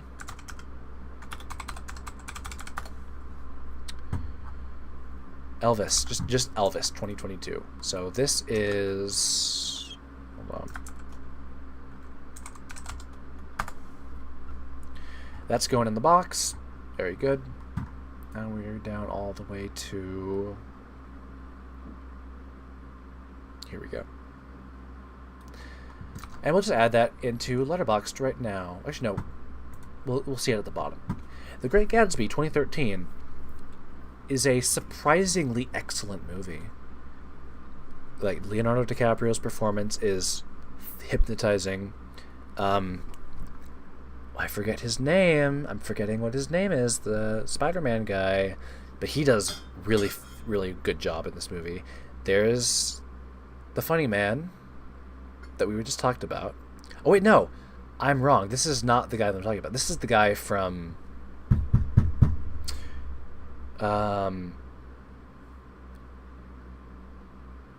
It Comes at Night, the A24 movie. I don't know why I was going to say that the guy from Tenet was in this movie. I was getting him confused with someone else. This guy gives a really excellent performance. Overall, this movie is just absolutely fantastic. It is a joy to watch. If you like this movie, go watch Elvis.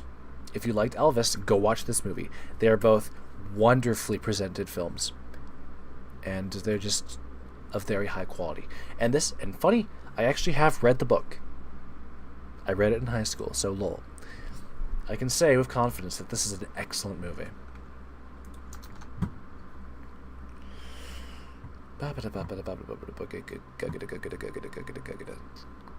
Where are we? Where am I in the list of things?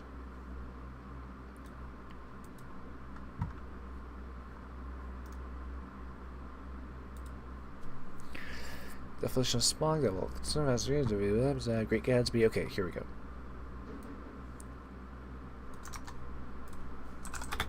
The Hitcher, 1986, by Robert Hammond, is a really, really compelling movie about scary hitchhikers and scary people, and how the world is very scary and you should not go outside if you're scared of people. And I love this movie. I believe it was recommended to me by my brother, but I forget exactly, so I don't know. But this is a really excellent movie that really does a very good job of playing with the "actually you were the real monster the whole time" idea. And I said we talk about Pumpkinhead.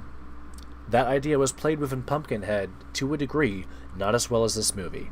And the only reason I bring it up is because I watched both of those movies fairly close to each other back in time. So, hey, The Hitcher, it is a film of high quality. Check it out. The Hunger Games, 2012, the first part. Once again, these are movies that I have a soft spot for. I really do appreciate what these movies do, and I love watching them, even to this day. And Mockingjay Part 2 was in my previous top 9, or maybe the one before that, but yeah, that's just what these movies are to me. I really do find the love triangle, the central love triangle, very compelling, and I think that all the performances from everyone involved are very good. I do really like Jennifer Lawrence a lot, even if she's in some weird movies sometimes. I really love watching her work, so that's part of it for sure, but I really do sincerely enjoy these films, so they're getting the heart. And then, of course, leads us to Catching Fire, getting the heart, and Mockingjay Part 1 and Part 2. Films of high quality, I will say. And hey, Mockingjay has Philip Seymour Hoffman in it, along with the other woman I forget the name of that we will talk about later. I promise. So it's okay that I've forgotten her name, because I will remember it later. So you just sit tight. We'll get there. We will get there in due time. The Incredibles 2004. You're very late. I can't believe I'm reviewing it after the second one, but hey, at least I'm not 13 years too late. This is one of the movies that I quote, just in my normal life, possibly more than any other film. Tied with Toy Story, probably. It is so difficult for me to choose whether or not The Incredibles is better than Toy Story or not. It's really like a day-to-day thing for me. But this movie is just so fucking perfect. And I love every part of it so much. It is just such a joy to watch. If you held a gun close enough to my head that you could hear my heartbeat, I would say that Toy Story is better. But it would be very difficult for me to say that, because I love both of these movies so much together. We'll get to Toy Story eventually. It's down in the list somewhere. We'll get there in due time.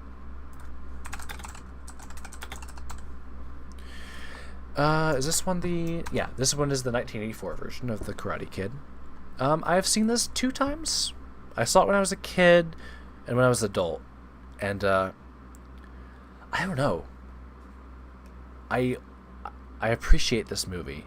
I appreciate the legacy that this film has. But, I do not really like it very much. And in just a moment, we will get to... Yeah, there it is. The Karate Kid 2010 with Jaden Smith. I really like this movie a lot. Um, yeah, I really like this movie. I like it better than the original one, and it's a funny thing to think about, but it's true. I really like Jaden Smith's performance in this film. I like the setting that it takes place in. It's interesting that Will Smith is absent in this film. It's kind of interesting to just watch his son work on his own and be a pretty good guy, be a pretty cool dude. Um, yeah, I really like the what's his name. You know, I'm actually gonna look it up. I'm gonna find out what this guy's name is. I like the way that they worked with his car, his subplot in the world. Jackie Chan. Okay, it was just Jackie Chan. All right. Also, Kit Harington is in this movie. I did not know that. Off the top of my head, at least, I did not know that. But yeah, I have funny opinions about Karate Kid, I guess.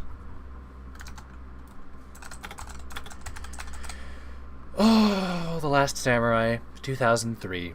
We have Tom Cruise and Ken Watanabe. Right? I always forget. I am so paranoid about forgetting Asian actors' names because I really don't want to mess it up. But Ken Watanabe is a fucking fantastic person, and I believe I might have put this one in my top 9 at some point. No, I didn't. I never did.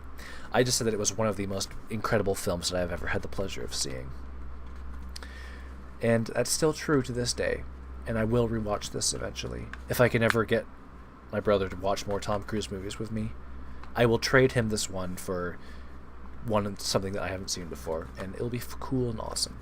So yeah, this is a beautiful film that I have a great deal of respect for.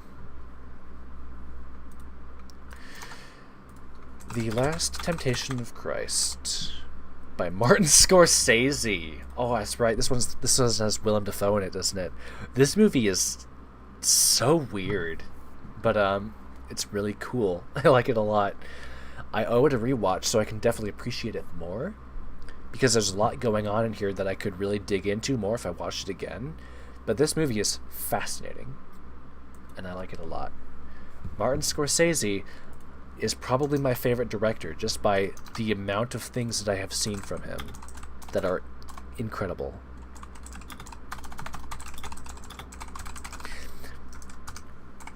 The Long Kiss Goodnight is a Samuel L. Jackson movie that I watched because it was in an Eminem song, I think.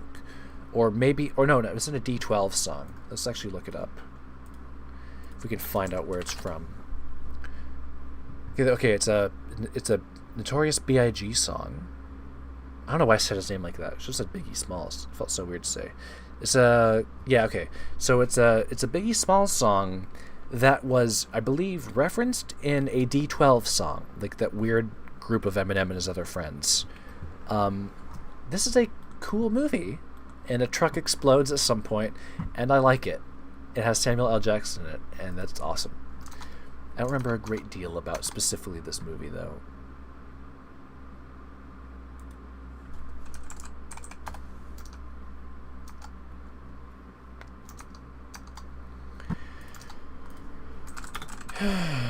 The Matrix, 1999. I have nothing that I need to say about this. I adore these films. I believe that they get better with every. I believe that the second one is better than the first one, and that the third one is better than the second one. I think that they just get better as they go on. I love them both so much. And yeah, it's just the way it is. Like, whatever. I love these movies. I love Keanu Reeves. I love Space Hunk. That's what these are.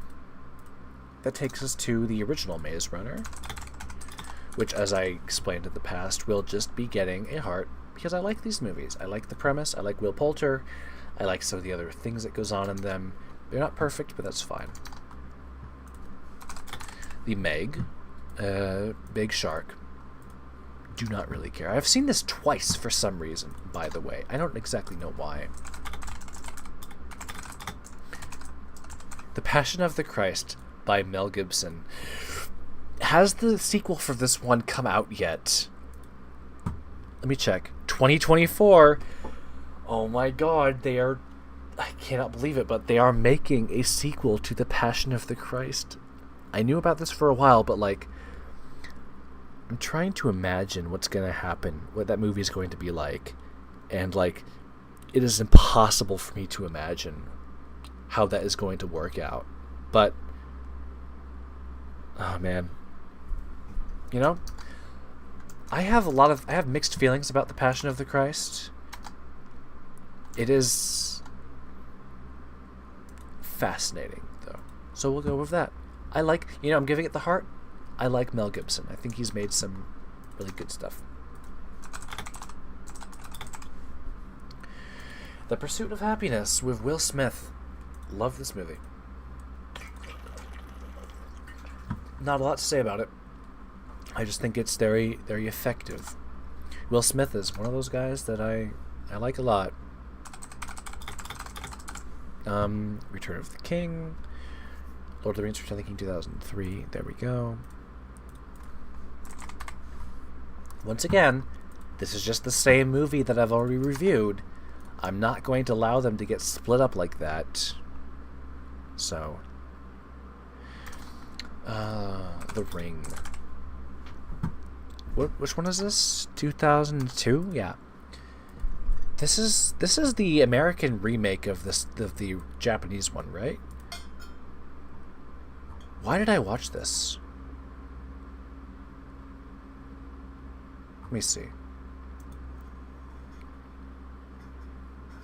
Remake of Hideo Nakata's 1998 film Ring. I have not actually seen that for some reason. I have not seen the original movie to this.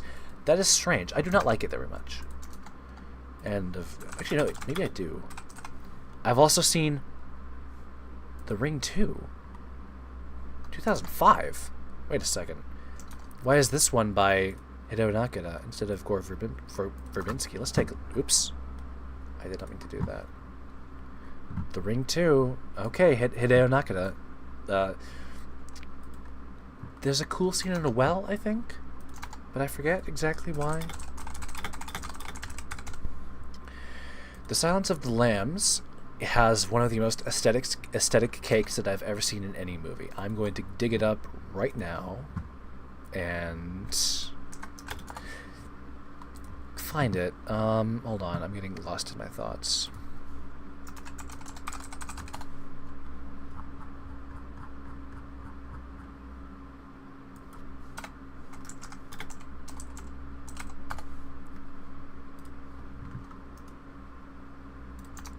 Here we go. If I can find it.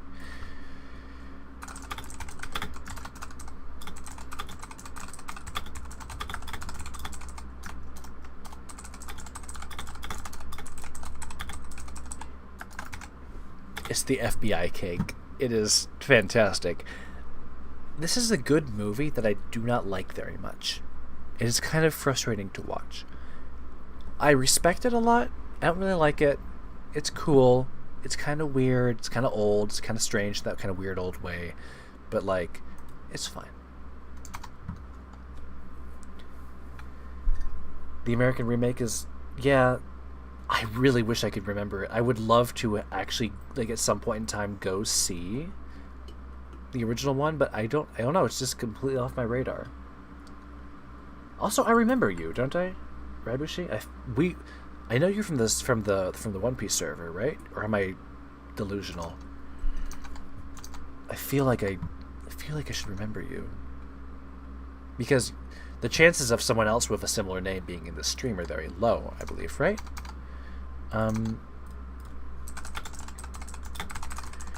The Sisters Brothers. Was it really 2018? Wow. That was another Coen Brothers movie that I've seen. It has Joaquin Phoenix, I believe, but it's kind of a weird one. I don't really like the Coen Brothers very much, unfortunately. The chances are very low. But you're not saying yes or no there.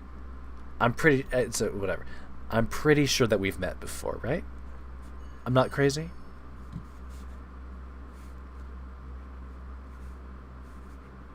Whatever, it doesn't matter. Well, welcome to the stream. Good job. Okay. The Social Network, 2010. Another David Fincher movie. David Fincher's a pretty cool guy. This is the Scary Facebook movie. This movie is a joy to watch. You have never met me. Huh. Interesting.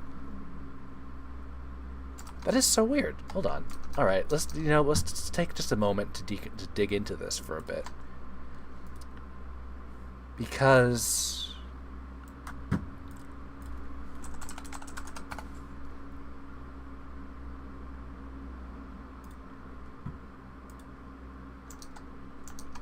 you were in my server in the past, were you not? You were in my Discord server?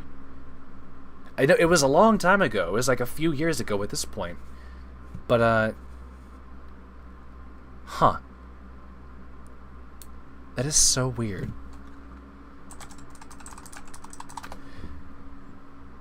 That's, alright then. We've ever talked about, like, Dark Souls 3 before or anything? Funny.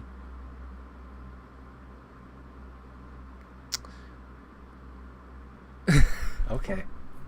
Okay, though. This takes us to the original Texas Chainsaw Massacre. 1974. The best horror film that I have ever seen.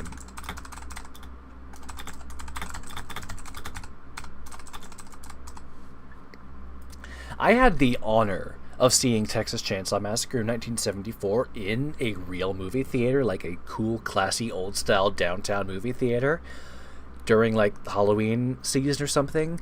And what they did with the sound in that showing, they cranked, like, some of the screams and, like, the loud noises in that movie so fucking high. And it was the most scary thing that I've ever sat through. Watching Texas Chainsaw Massacre in a big theater with, like, real sound work going on is an otherworldly experience. I will treasure that memory for my whole life, I think.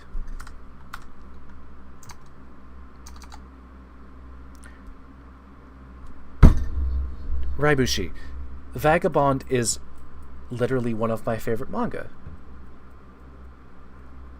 The fact that you would throw that out there apropos of nothing really just makes you think that we have met before. I own Vagabond on my... Look right over there behind me. On my shelf. It's right there on the shelf. All 12 big volumes of it and volume 37. I have videos of Vagabond on my YouTube channel. Like, I think 2 of them. And it is, like, possibly the most beautiful manga that has ever been created. The art's, like, in terms of, like, the art style and how it's presented. I have a deep passion for Vagabond, so don't worry. I got you covered there.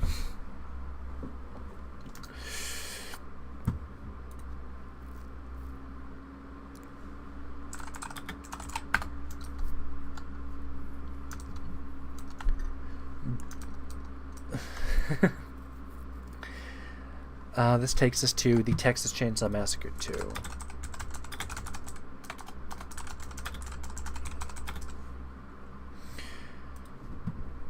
I'm just gonna give it the heart. I don't like this movie as much as I love the first one, obviously, but it is of high quality, and I'm not going to deny that at any point.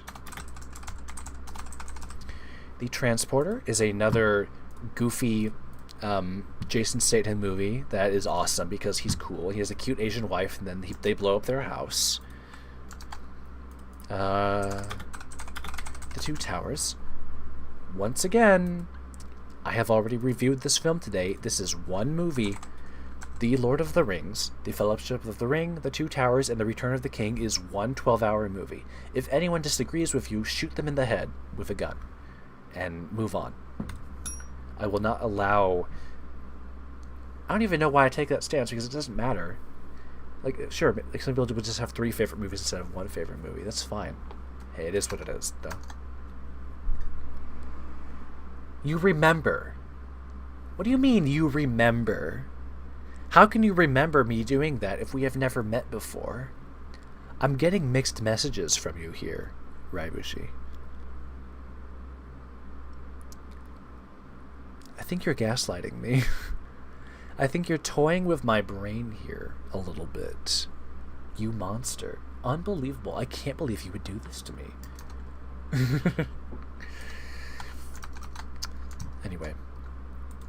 Oh god, now I have to dig through all the different seasons of The Walking Dead are in here. I'm going to delete all of them except one. So not putting that in my... That's not going to be on Letterboxd. Next up is the Wolverine. 2013. A good movie. I like that one. It's kind of old and crunchy and good. Then, The Big Lebowski, another Coen Brothers movie. This should be... When I watched this, I remember distinctly the only parts of this movie that I liked were every time John Goodman was on the screen. And this was before I really knew how powerful of an actor John Goodman was. So it was just like, every once in a while, this magical person would appear on the screen, and I would just fall in love with him instantly. But, I really do not like this movie very much, unfortunately. Define meeting. We've definitely chatted. Chatting with people on the internet is that means that you have met them. We have talked before. You used to be in my Discord server. I guess you just have a different definition of meeting, but we definitely know each other, at least. You are such a weirdo for that. Why would you say that? We've definitely chatted, but we've never met. Okay, buddy. Sure. That's fine. Speak your truth, buddy. The Martian. Oh god, fucking this is a Ridley Scott movie. I always forget that, but that is so weird to me. I have this. The Martian is kind of frustrating for me to watch for a couple different reasons. I just do not like it.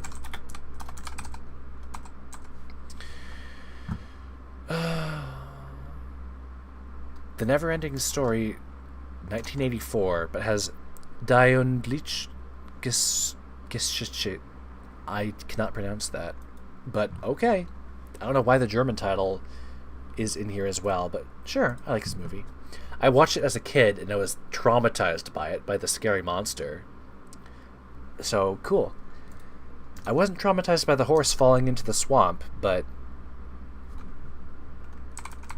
I was traumatized by the scary monster, definitely.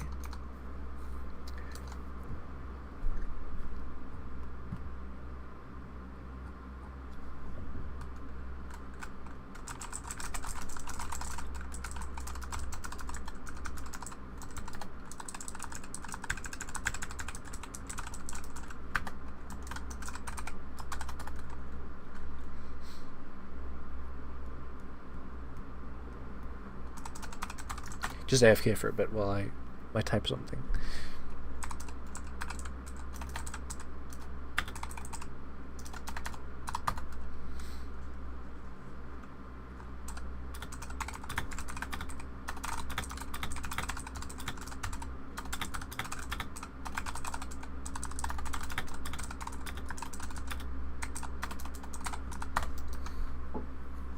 Okay.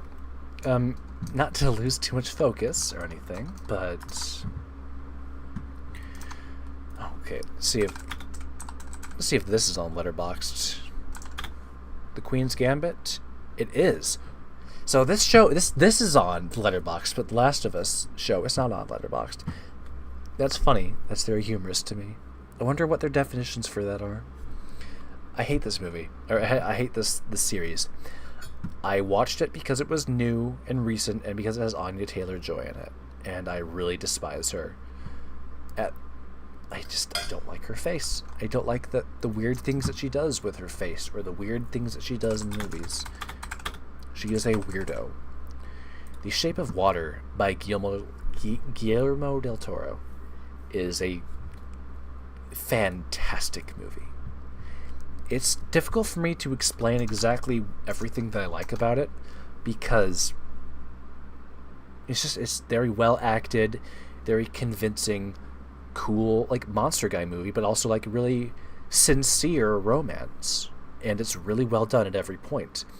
and I really appreciate what this movie is. So, yeah.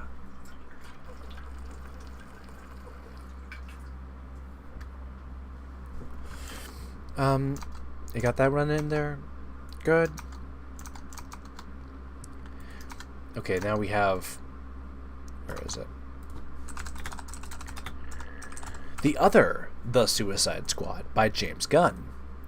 Again, it's kind of a funny movie. It has John Cena in it, which is humorous, but like, alright, I guess. It's a kind of a funny, strange movie.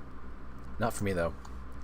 Now I will delete The Walking Dead Season 2, 3, 4, 5, 6, 7, 8, 9, 10 from my downloads folder, because I only want Walking Dead to be in here once. Then, The Wrestler, 2008. Another Darren Aronofsky movie. Another, like, artist movie. It's like, old guy can't fucking work anymore, can't wrestle anymore. He's, like, trying to mend his relationship with his daughter. He just wants to wrestle. He really cares about the art of it, and it's like, I really do like this movie a lot. It's very cool. Definitely check it out. Darren Aronofsky has never made a movie that I do not like, as far as I can remember. So yeah, that's something to think about.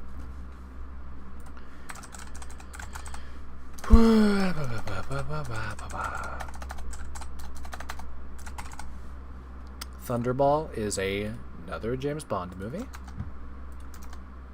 Let's see. Is Jack Ryan on Letterboxd? Let's take a look. There's a Jack Ryan movie, but it's a different Jack Ryan than I know. So we're not going to add Jack Ryan today, but it's an interesting series. I definitely like it. It's interesting. Now, here we're getting to the real shit. Toy Story 1995, the original.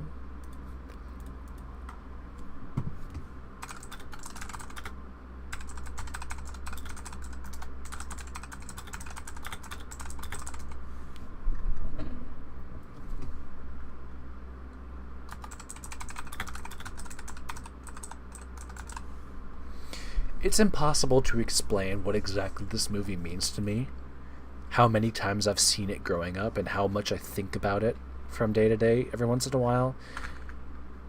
It is so deeply ingrained in my brain that I cannot imagine life without it, to a degree. It's just one of those untouchable experiences for me. I would never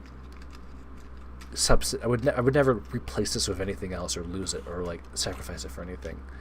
It's just what this movie represents to me is like that pure crystallization of old movies you saw as a kid, cool movies you grew up with, stuff like that. This is the peak. This is that is what it is for me. And then of course, Toy Story 2, also incredible. I forgot to click the heart button on it. I'm going to go kill myself now. Toy Story 3, also incredible. Undeniable. Not going to say that it isn't. And then, of course, Toy Story 4 was, unfortunately, a massive dumpster fire. It was very sad. Obviously. Troy, 2004. With Brad Pitt. This movie, I want to say this movie is like 3 hours long as well, but let's see. 3 hours and 16 minutes with Brad Pitt and Orlando Bloom and Sean Bean. This movie is stunning. It is incredible to look at and to watch. And I love it so much. I really do love Brad Pitt. I think he is just an incredible man. Then we got Uncut Gems, the most fascinating Adam Sandler movie I have ever seen. I believe this is like one of the first Adam Sandler movies I have ever really seen in my adult life. Being able to consider him as a real actor who can do, like, I say that in open quotes, obviously, but like a real actor who can do like very compelling dramatic roles. Uncut Gems is a hypnotizing film to watch. It is incredible at every turn. I love every part of this. And one day I really want to see it again. But like, holy shit, dude. If you've not seen Uncut Gems, because like Adam Sandler's just like a goofy weirdo guy to you, you have got to do something about that.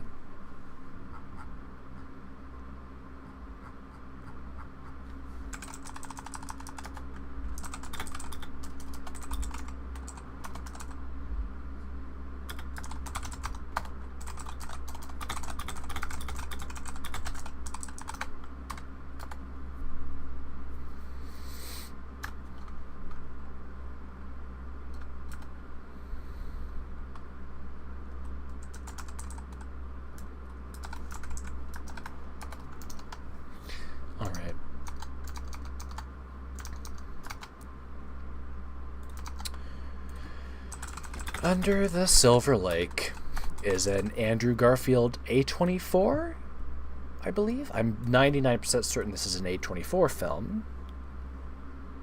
Yes, it is. With Andrew Garfield. And it's like just a really very boring interpretation for me of like the question, bro, society is actually kind of scary sometimes, you know? Lol. We've got Up. Bit of it's a good movie. It's still kind of one of my blind spots for Pixar films. I do not really care about them too much. It's a good though. Us 2019, another Jordan Peele movie. This one I do not like really at all compared to Get Out, which I liked when I first watched it, but I would probably never see either of those again at this point in time. V for Vendetta.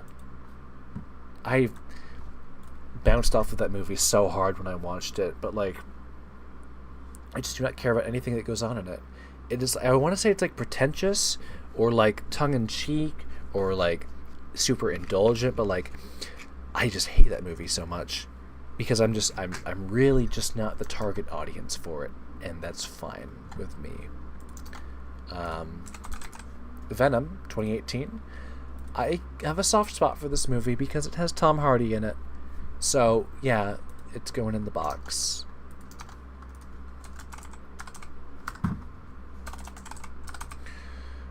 WALL-E. Fantastic fucking movie.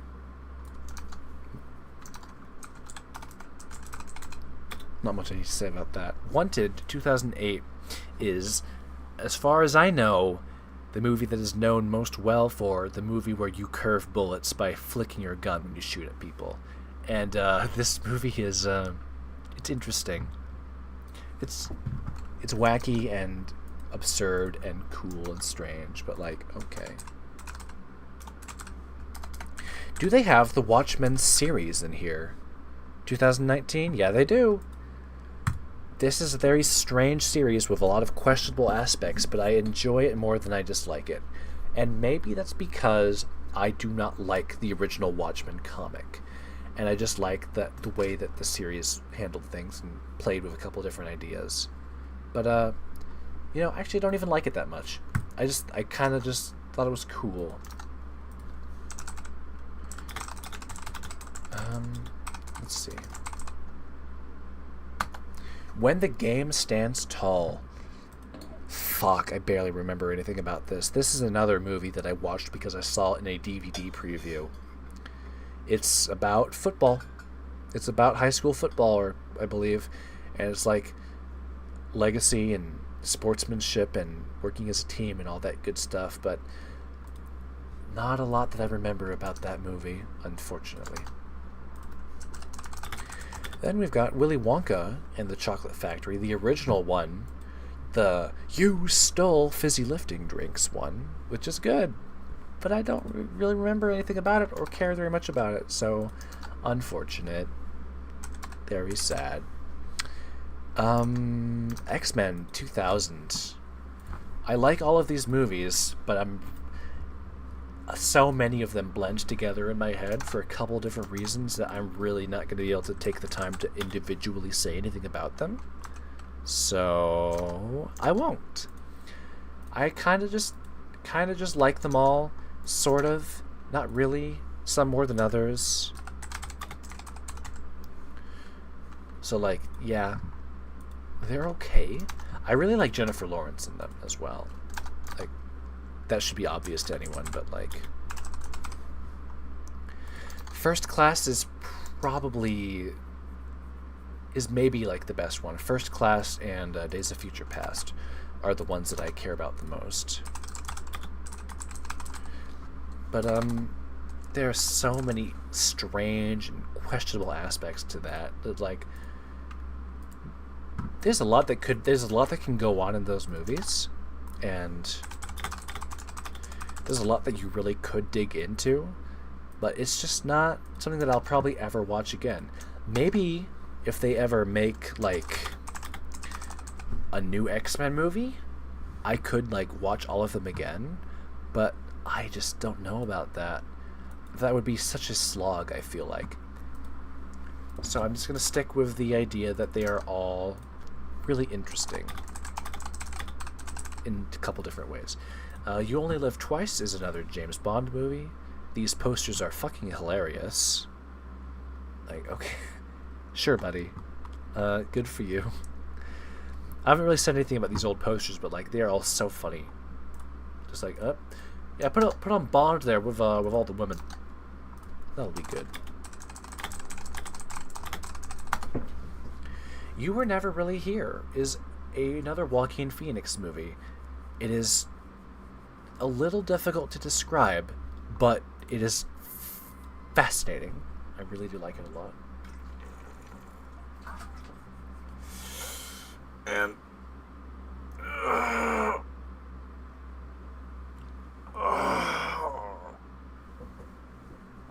it's like there's some really weird surreal shit going on in this one at some parts, and it's very fascinating. I like it a lot. And let's see where we are. Just curious. We've got a lot more. We've been kind of getting into the, like, we're over halfway done. So yeah, we're over halfway done. It's gonna take a while. We're getting into, like, a different segment of the file, which is organized differently from all the others. I have no idea how this is happening, but it is. Bullet Train. It's David Leitch film, the guy who made Hobbs and Shaw, I believe. Brad Pitt. It's cool. I don't really like it very much. The Whale. Another Darren Aronofsky movie. This is, I believe, the first, what's his name? I should know this guy's name, but I don't know his name for some reason.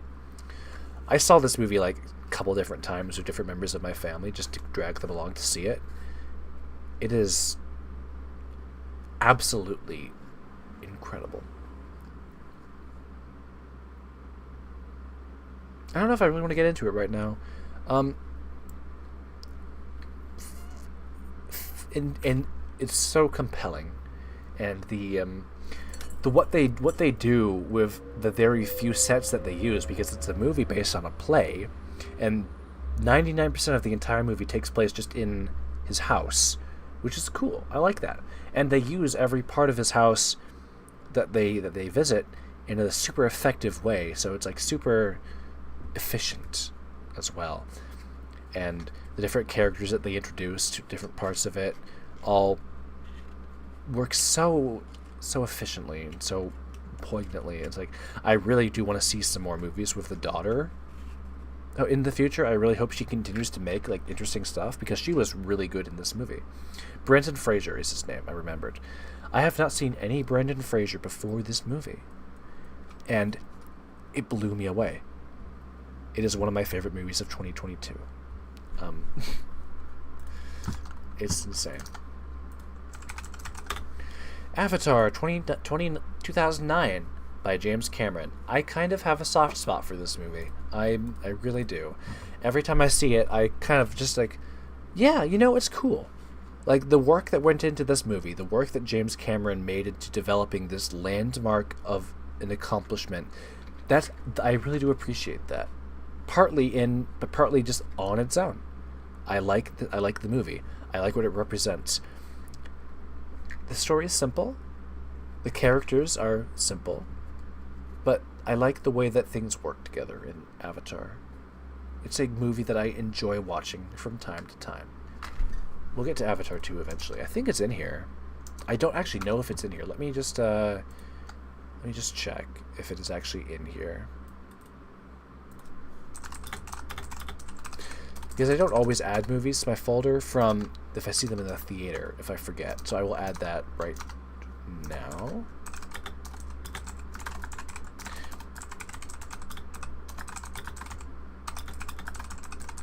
That was a 2022 movie, right? I don't really care either way.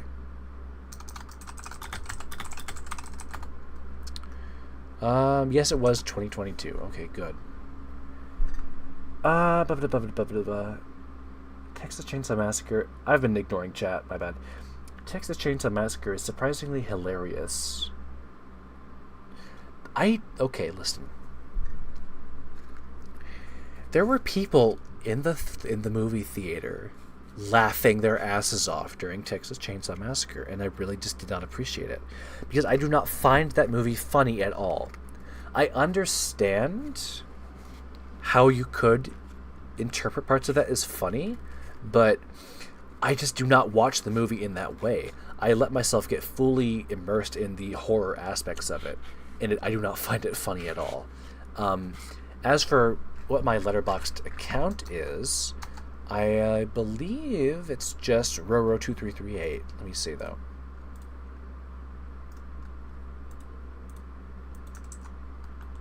Yeah, here it is.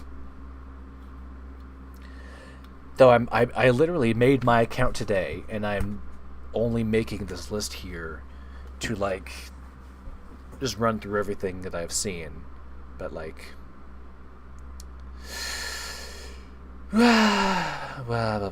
whatever. And again, sorry if I'm completely ignoring chat the entire time. I don't even have it open at the moment.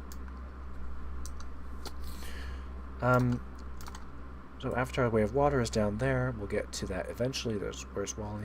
Avatar. Okay.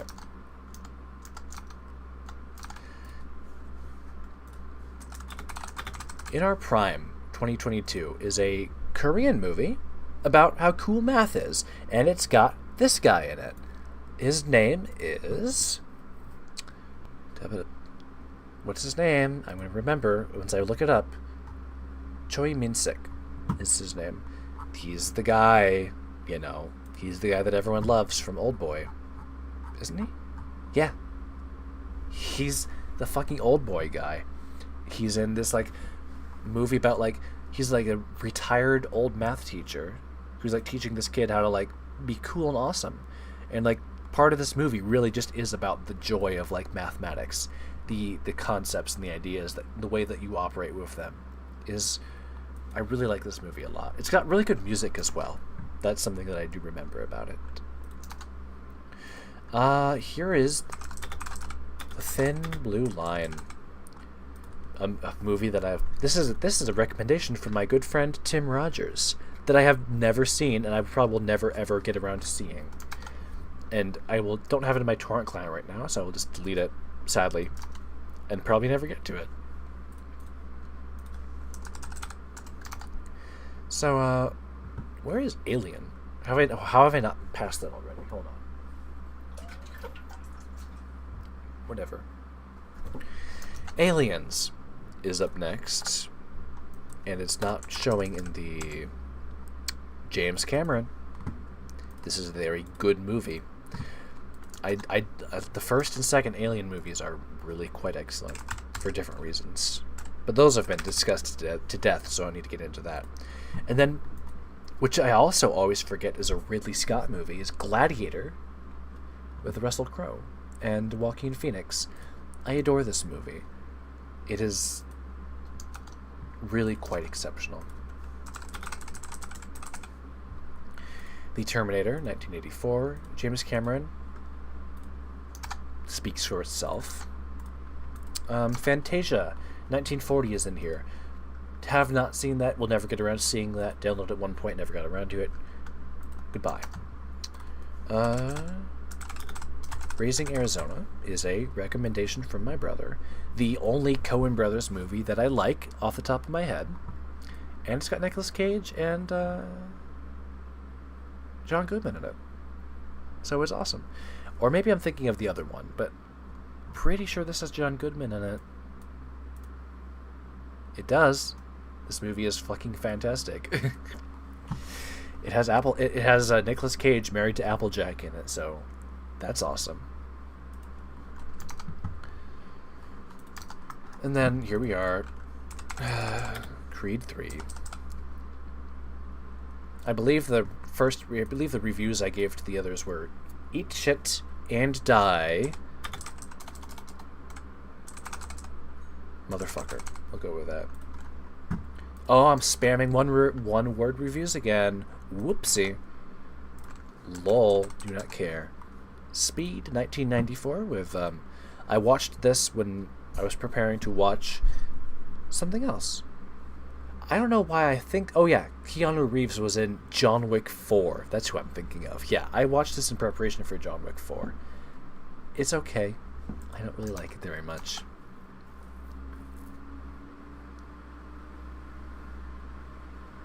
I really would prefer if people just did not laugh in movie theaters, but the dinner table scene is fucking legendary. Apparently what I hear is that they were shooting that scene, or those scenes, for like 20 hours, and all the food they had on the table actually like rotted in front of all the actors. They were all miserable. It was disgusting and horrific, and they suffered so that we could have a goddamn incredible movie. And I forgot to write Texas Chainsaw Massacre on my little piece of paper here. I have to do that. I doubt it's going to make it into my top 9, but it might, so I have to have it. Texas Chainsaw Massacre is a life-changing experience in a big theater.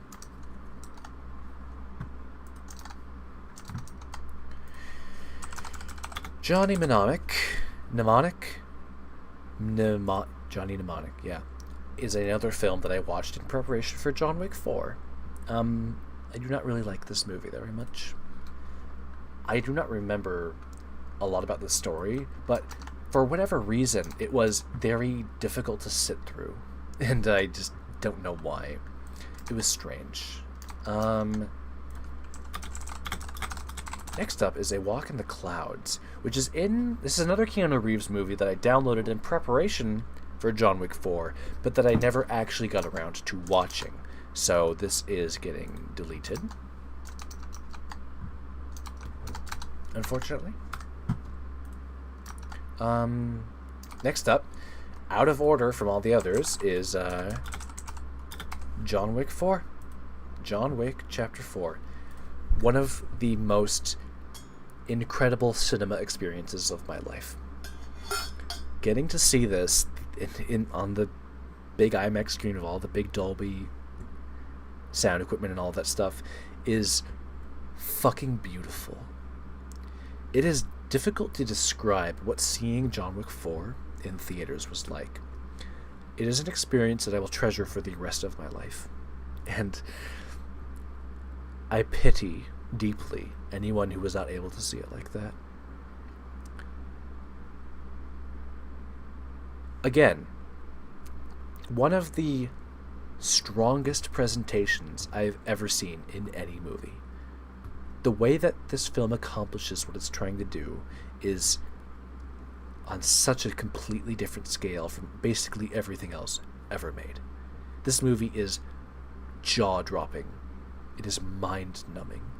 The fact that this exists is a blessing. This movie is goddamn incredible. I will accept no substitutes for it.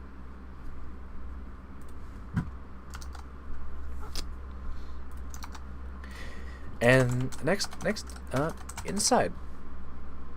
A essentially solo movie from Willem Dafoe. I like it a lot. It just lets him do his own weird shit that he does all the time, and it's fun. It's not like incredible or anything like that, but I like it. Collateral. Fuck. This is a movie that I have not seen yet that I've been meaning to watch for a long time. It is a Tom Cruise movie, right? Have not seen it. Unfortunately. Been meaning to. Never will, probably. Oh, Casino. 1995 by Martin Scorsese is... I love this movie so much. I watched this with my brother for the first time. Like, a few months ago, maybe? Watching how Martin Scorsese and Joe Pesci just bounce off of each other so effortlessly, so continuously, with such fluidity, the way that they are so comfortable around each other is mesmerizing to watch. Learning that a lot of their scenes were improv just made it even better. Like, Martin Scorsese described this movie as 3 hours of story with no plot. Or maybe it was the other way around, but you get what he means. It's like, this movie is just things happening fucking constantly for 3 hours. It is perfectly paced. Every part of it matters. It is hypnotizing to watch the performances in this film. And I really, really wish I could put this in my top 9, but I think that I like The Irishman more. But we will be watching that again soon. I'm sure. So I'll say top 9 contender. I'm not sure if I like this or The Irishman more.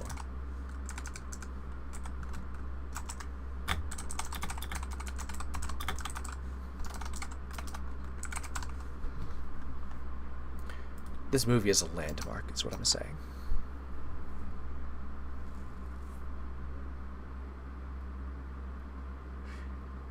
And again, once again, I do understand how Texas Chainsaw Massacre could be seen as funny in some ways, but I really just do let myself get completely taken into it, so it works for me that way.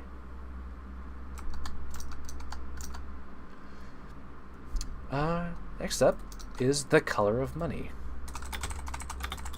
which is a movie about 8-ball pool with Tom Cruise in it. And also this guy, who I forget the name of. We're going to find out what his name is right now. Paul Newman. What a fabulous guy. This is an interesting movie. Like, Tom Cruise just learns about how to become like the best, the coolest guy, except he doesn't, but he also really wants to. It's about like gambling and hustling and psychology and pool. It's like anime, but if it was real and all that good stuff. And it's Tom Cruise. It's an old movie with Tom Cruise in it. He's great. It's a fantastic film. I love it. Free. Iwatobi Swim is in here. I don't think that's going to be on here. It's not. Okay, just check it. It was in my folder.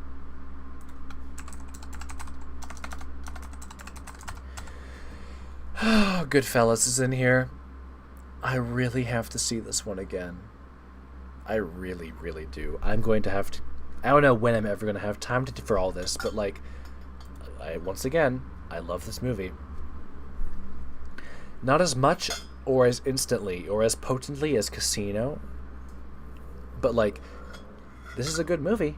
I'm not going to say, I'm never going to deny that. So one day I will get through this one again, I promise, but not today. I'm sorry. Goodfellas. 47. Ronin is in here, but I never got around to watching that. A Better Tomorrow is here. Let's put that in there. A Better Tomorrow, 1986. Didn't we do this one already? We did. We went through this one already, and I did not get to it. So we are going to delete these from my... No, we're actually deleting them from my folder, because I still have to see them. I'll get to it eventually, but whatever. Blah. I already added this, and I said that I would get to it later. I have a second copy of it in here, so I'll have to go clean that up eventually. A Few Good Men is a war, military adjacent, legal kind of movie with Tom Cruise, and it's awesome. I'm okay. Listen, it has been 4 hours. I am starting to get a little bit tired of talking, so I'm gonna try and move things along a little bit more quickly. But we'll see. We'll see how that all works out. Yes, I did watch A Few Good Men because it has the line, "You can't handle the truth." A line that I loved quoting without knowing what it was from. Alien, 1979, the original, very good. Good atmosphere, good characters, all that good stuff. Alien 3 is a strange and weird movie. It's good. It's okay. I like it. Alien Covenant is a fucking disaster. It is baffling that movie was ever created in the way that it was. It's so difficult to even begin talking about all the different ways that movie is so fucked up. Alien Resurrection is that's the one in the prison, I believe, right? It's weird.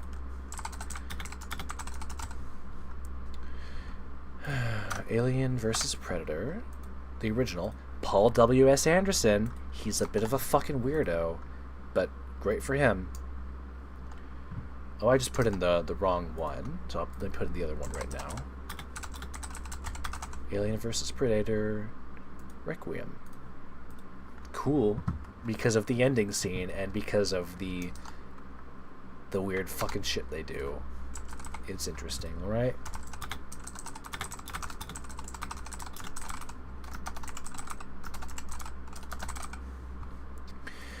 All Quiet on the Western Front, 2022, the most recent one. I believe it was a Netflix original, cool film in German. I was glad I could watch that. I have not seen other versions of this film, other older ones of it. I really like this one a lot, though. It's very effective. Here we have An Elephant Sitting Still. I have never gotten around to seeing that. I probably never will get around to seeing that. It's very unfortunate. It is by the director of The Wandering Earth, a Chinese film that we will get to soon. Anna Karenina is a recommendation from my other brother, who loves this movie. It is good. It's not one of my favorites. I don't really understand everything that's going on in it, but the presentation is fascinating. So this one goes in the box for sure.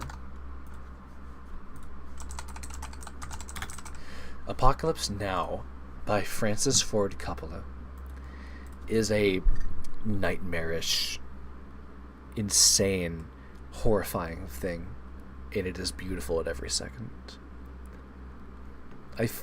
It's one of those movies where all I feel like I can say is that I feel honored to be alive in the world that was able to create something like this. This movie is mind-melting. I am shocked that it is possible for something this good to exist. I love every part of it so much.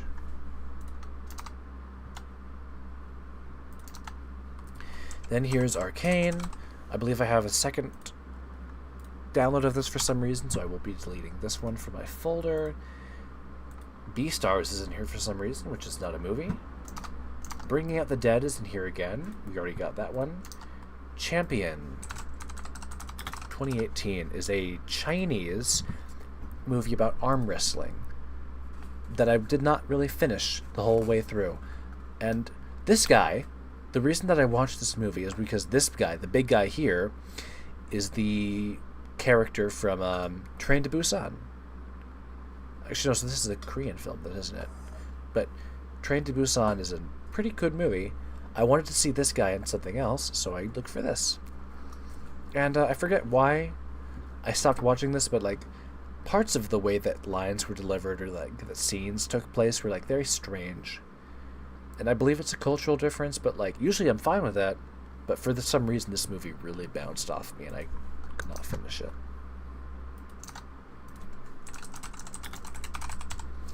Chinese Doctors 2021. This movie is explicit propaganda. This movie, on Wikipedia, it says it is funded by the propaganda department of China.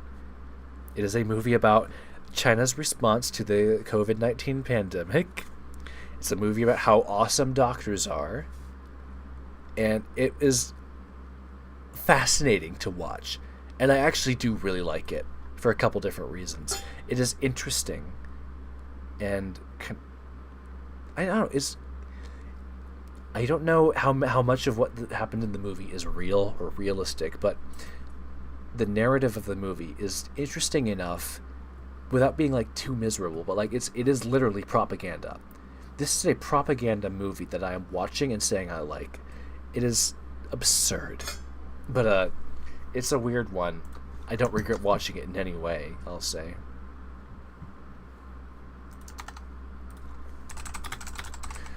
Command C, 1985, is a movie that was previously on my 3x3. So I'm putting that down on the paper right now.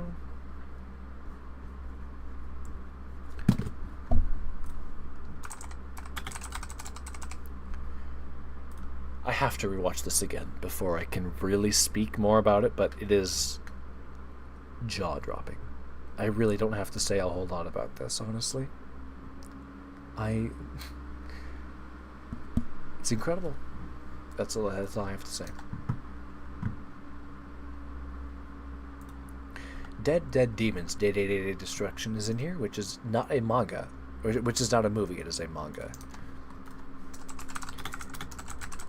Death by Hanging is a old Japanese movie about, it's like a black comedy about a guy who gets hung and he dies.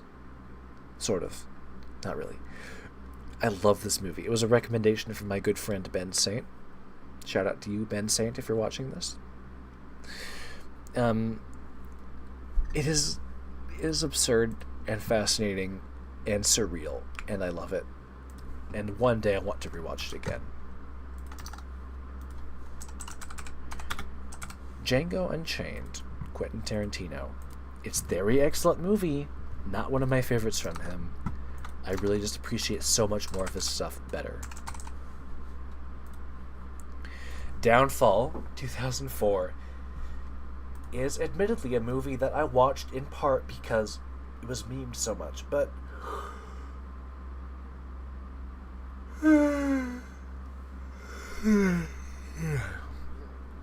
excuse me. This movie is incredible. It is fully sincere and so thoughtful and potent. It is incredible to watch. Was William Bruno? I forget the name of the guy. I'm sorry if I'm not looking that up right now, but his performance of Hitler was hypnotizing. This movie is fascinating to watch. I love every second of it. I wish it were like 4 hours long. I would watch it all. And I would love it all. This movie is fascinating.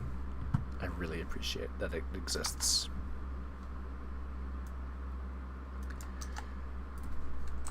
El Camino, a Breaking Bad movie.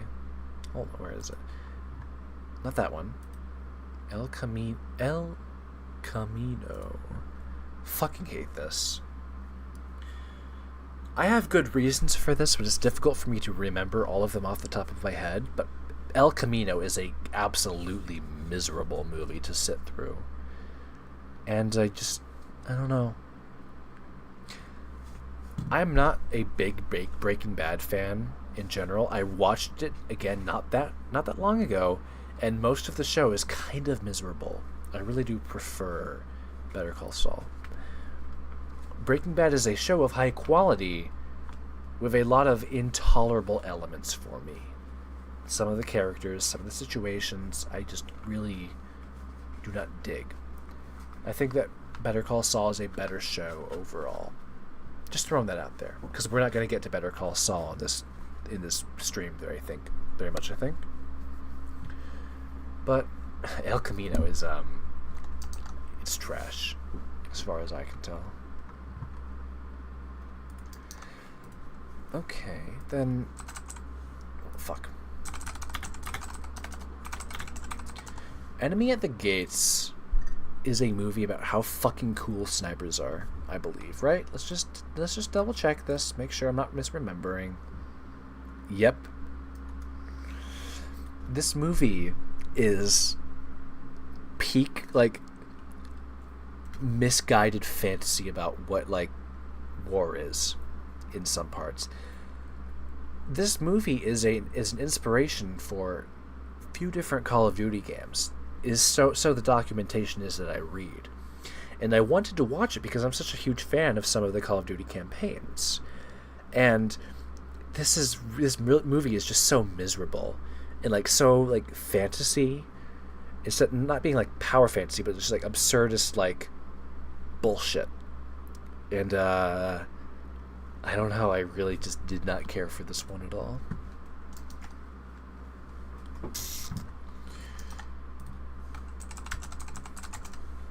Eraserhead by David Lynch. Fuck, I'm getting tired. I'm starting to get tired. I want to talk about this movie, but I want to see what's left. Let's see what's left.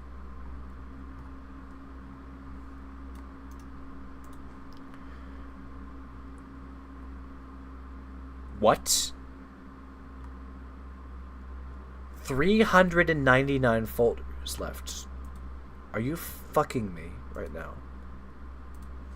Do I have 399 movies left to go?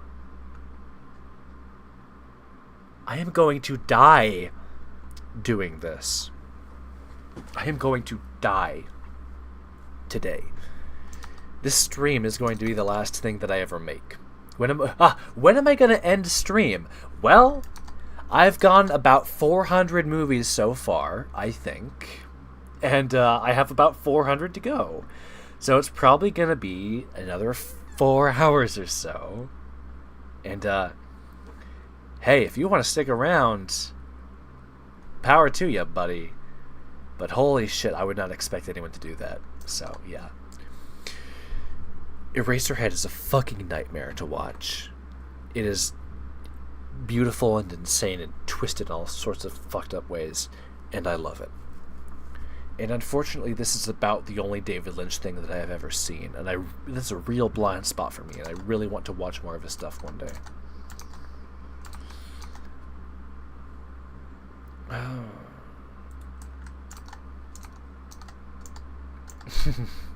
Well, I'm doing my best here.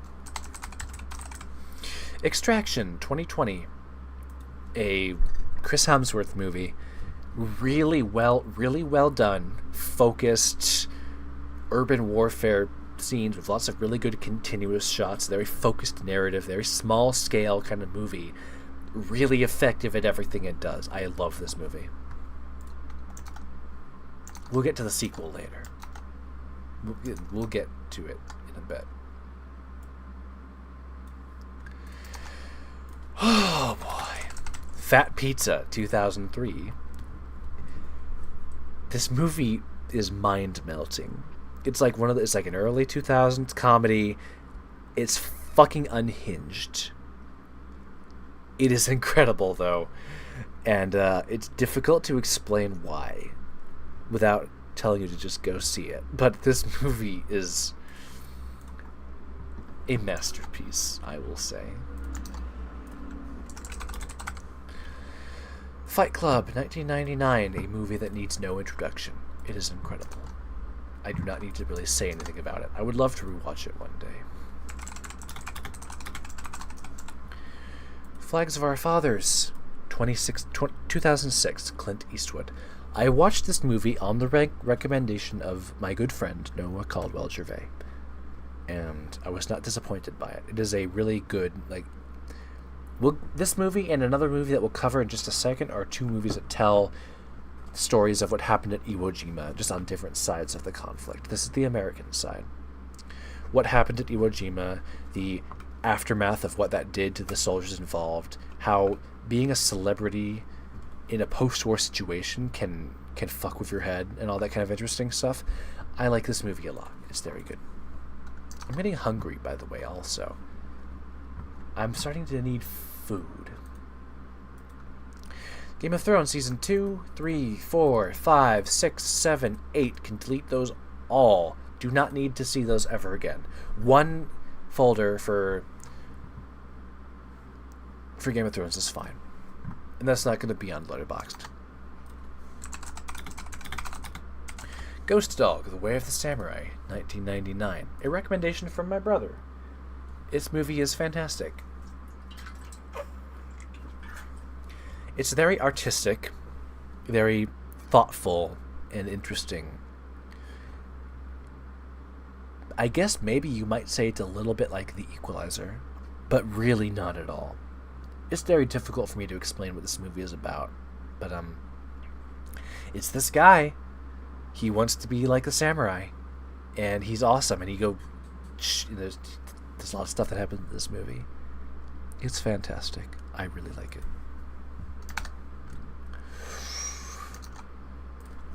Hard Target, 1993 by John Woo.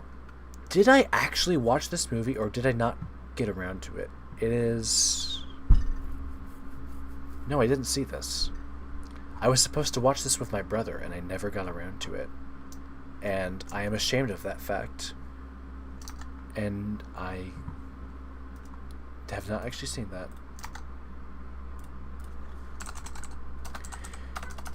Headhunters 2011 is a Swedish film, I believe, with I forget his name. I'm gonna try and remember off the top of my head. I don't want to just call him Jamie Lannister, but this guy, one of my favorite guys. This movie is so good. It's about art. It's about art thieves stealing art and scary people doing scary things. It is fantastic. I love it. Her, 2013, Spike Jonze, Joaquin Phoenix. Good movie, a lot of it, very good performance, but I find the world and the setting and some of the parts of the story to be kind of frustrating to sit through. On a rewatch, I do not really care for this movie very much, but it is of undeniable quality. Horrors of Malformed Men. I have never gotten around to that. I probably never will. I'm sorry. Hot Fuzz. Edgar Wright. This movie is a masterpiece, and I absolutely must get to it again. I need to watch Shaun of the Dead and the other one. This movie is part of the Cornetto trilogy, apparently. Like a quote-unquote trilogy of different movies by the same person. This movie is insane. I love it. One day I promise I will rewatch it, but not today.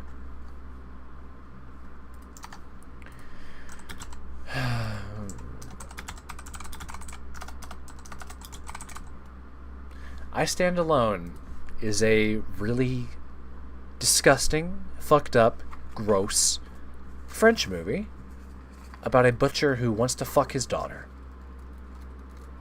And it's weird. You know, I'm going to say it's a little weird, but it's a really interesting movie to watch. It's like most of the movie is just his miserable internal monologues about how much he hates every single person around him and how he's so miserable to exist and life is so terrible and bad. And it's really unique. And I do not regret watching this. I'm really happy that I have this in my backlog. Up next we have Ip Man 2. I'm not sure why it's out of order, but it is. I'm just going to say it. I like all of these movies. They're interesting and fascinating in different ways. I'm Thinking of Ending Things is a 2020 Charlie Kaufman Netflix original. It is incredible. I love it so much. It is surreal and hypnotizing and fascinating. All those words that I've used 1,000 times this stream, and I really should use better words, but I don't know enough of them. Love, big Charlie Kaufman fan, based on what I've seen of him so far. Yeah. The original Ip Man? Love the original a lot more than the others. Ip Man 3. Good. weird. Some of them are a little bit weird, but they're interesting at the same time. It's difficult to explain exactly everything that's going on in those films. Jacob's Ladder, 1990, is a movie that was previously in my 3x3, I believe. Let's take a look.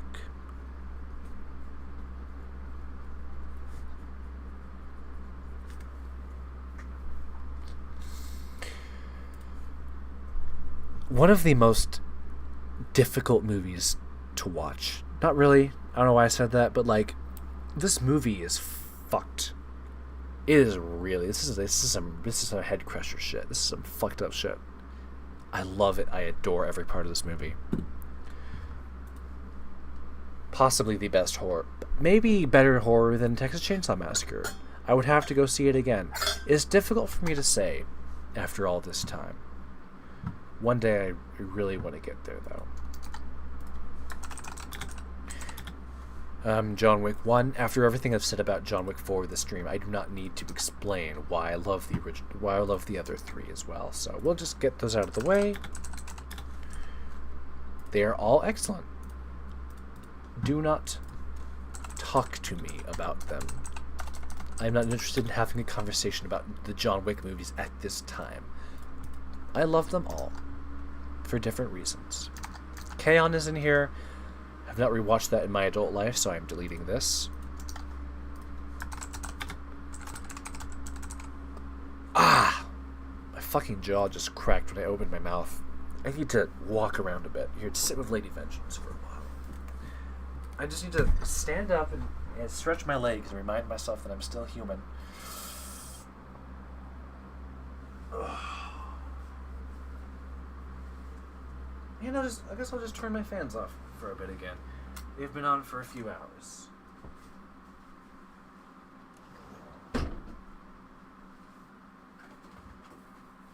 And you know what? Let's go full brain death mode. You know? Let's just do that. I have with me right here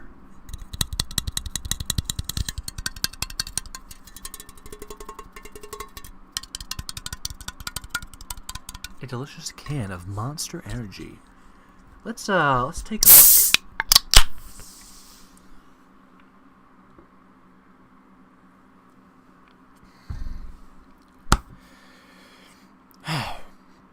Okay, now I can be a human again. I've got my Monster Energy. Now I can be alive again. My voice is really starting to go, I think. I am not practiced in using it for hours and hours at a time. But at the very least, it will be amusing to listen to my voice progress through the recording, if you see it at all. Okay, I need to not fall asleep standing up here. I feel like I totally could do that if I closed my eyes for long enough.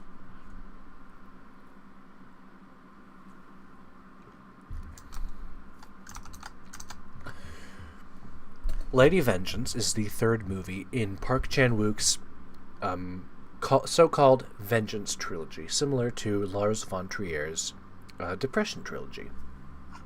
It is disconnected from the other two movies before it, that in different ways, but this movie is so fantastic, so thought-provoking. The ideas that this movie plays with and the way that the characters involved react to them and get like their own sense of justice through their actions is mind-blowing. This movie is incredible. Please consider watching it. Just watch... excuse me. Watch all of Park Chan-wook's Vengeance trilogy films. We'll get to more of them in a second, but like... Trust me, okay? Lawrence of Arabia is something that I've been meaning to watch for years, and I'll never get to it.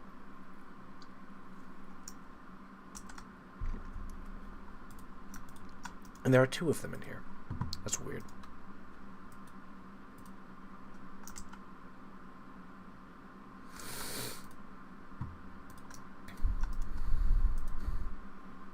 Okay.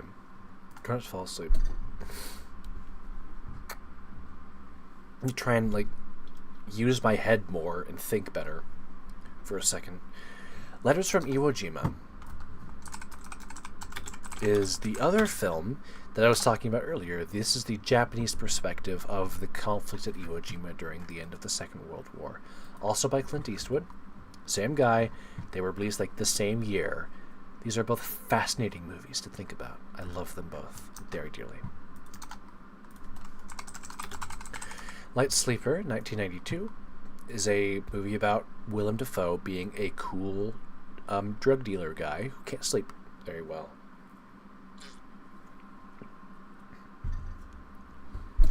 I don't need to do plot synopsis for any of these. I can just say, like, what the point of the movie is. It's great. He's trying to get out. He's trying to, like, find his purpose in life and trying to find love and all that stuff that he can't do, and it's just really compelling to watch him work the way that he does. Locke, 2013, is a movie that I will never get around to watching. I've been meaning to for years, literally years, never will. Lord of War by Nicolas Cage is a insane movie. I love this movie.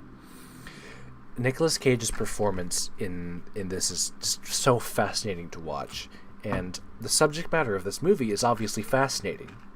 The semi-legal to illegal arms trade around the world, what it does to people, how like that something like that is dealt with. And this movie is just really compelling because Nicolas Cage just carries the presentation of it so well. And so much of this movie, it just hits all the right things that it needs to. This movie is fascinating.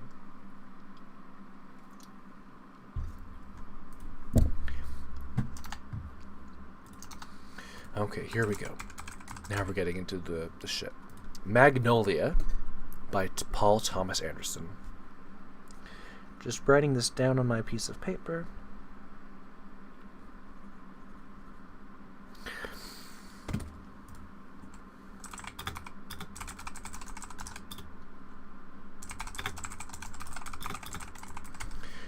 One of my favorite movies of all time. This movie is an incredible work of art. It is insane to watch every part of this movie work at the same time the way that it does. All of the different characters all working together for like the same goal in different ways.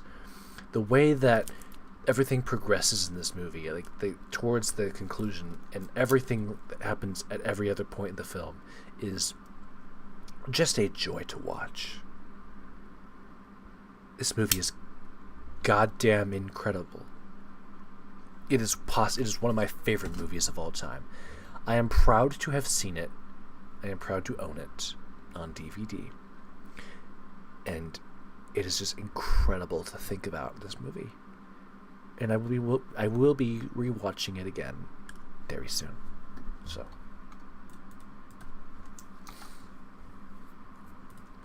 Masquerade 2012 is a Korean movie that I've been meaning to watch for months. We'll probably never get around to it. Whoops. That's life. Melancholia. God. Work.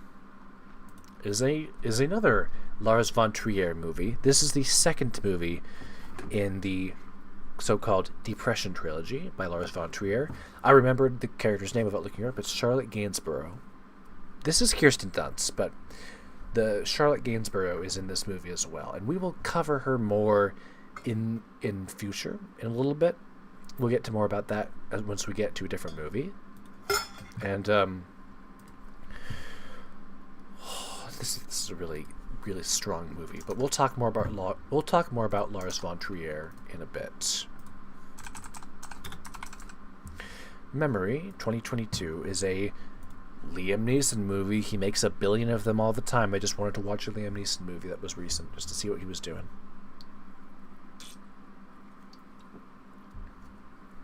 I do not care for this one.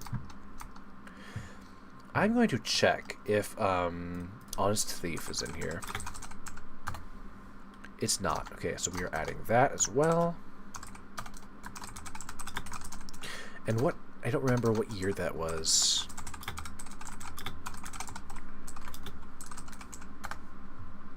2020. Okay.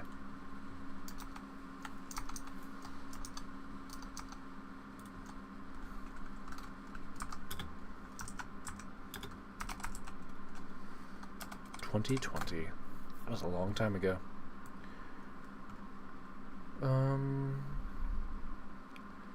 We're getting there. We are getting there. Mishima, Life in 4 Chapters, a movie that I will never get to, so I will unfortunately be removing that. Noah, 2014, a movie that I will also probably never get to. Just I don't have the time right now to look at new movies, so unfortunately getting rid of that one. Mother, exclamation point, is another Darren Aronofsky movie. Once again, this movie has incredible presentation. The way that it uses the house as a main character, the way that it makes so much use out of the only location in the film is absolutely fantastic. Jennifer Lawrence does a insane job over the course of this film. And obviously her work with Javier Bardem is fascinating as well. And learning that Jennifer Lawrence and Darren Aronofsky were a couple for a while, or maybe they still are, just made watching this movie so much more interesting to me. And I didn't pick up on that it was a biblical analogy or parallel at some point during the movie, but because I'm stupid, I suppose. But if I watched it again, I would be able to process that a lot more, and that could make the movie more or less interesting. I don't know. I really do like this movie a lot, though. It is fascinating. I have to stop saying things are fascinating. I'm going to make myself look like an idiot who only knows 5 words. Okay, here we go. Nymphomaniac, Volume 1.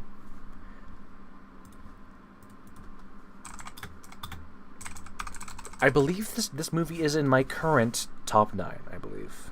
And so let me just write this down on my paper.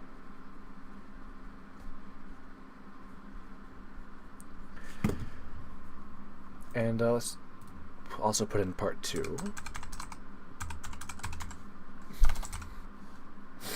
And I will be very clear when I say this. Once again, I consider these one movie, and I will accept no substitutes.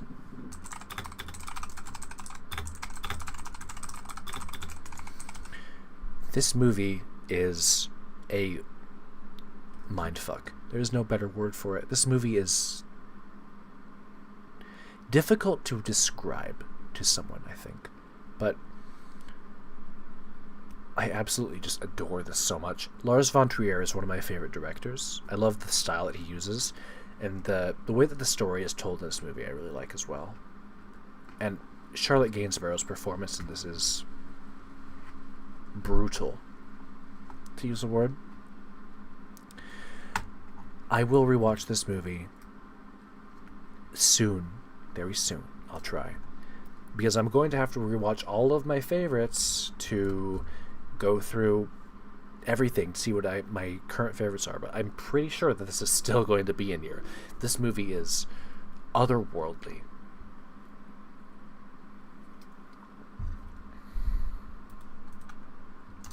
So pushing on. Oh Brother, Where Art Thou is in here. Never gonna get to that. Old Boy, the original, of course.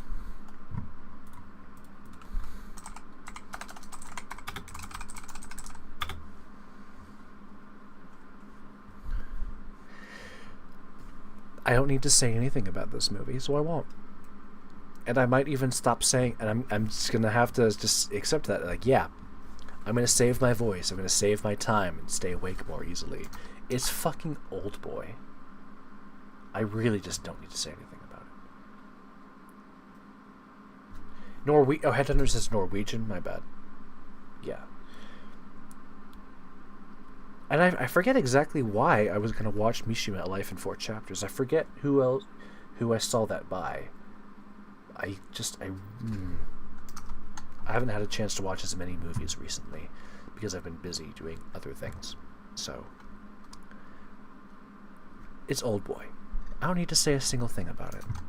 It is coming to theaters in August You are aware of this, correct?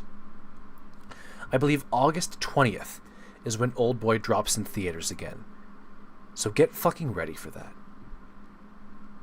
I am going to burst into tears in theaters. I'm just going to collapse into a fucking heap because I watched that movie pretty recently while I was watching the other Park Chan-wook stuff, and learning that it's coming to theaters again for the 20th anniversary is just mind-altering. I cannot put into words properly how excited I am for this.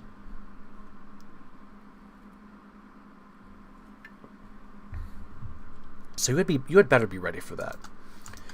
It's going to be difficult to choose top 9 here because I'm doing a 3x3. But yeah, it's difficult. I don't know how I'm going to do it. Let's keep going though. Let's keep on pushing through. Once Upon a Time in America, 1984. Sergio Leone. Sergio Leone is the guy that I was trying to think of the name of earlier.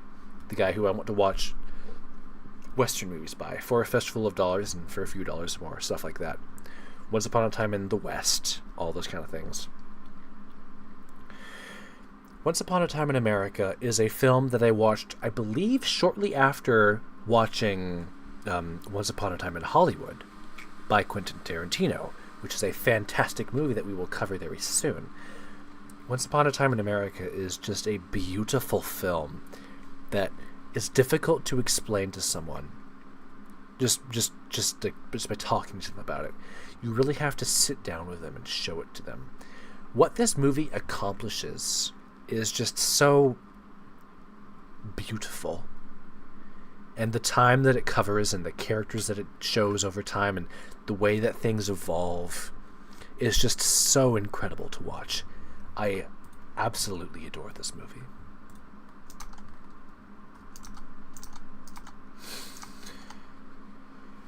Okay.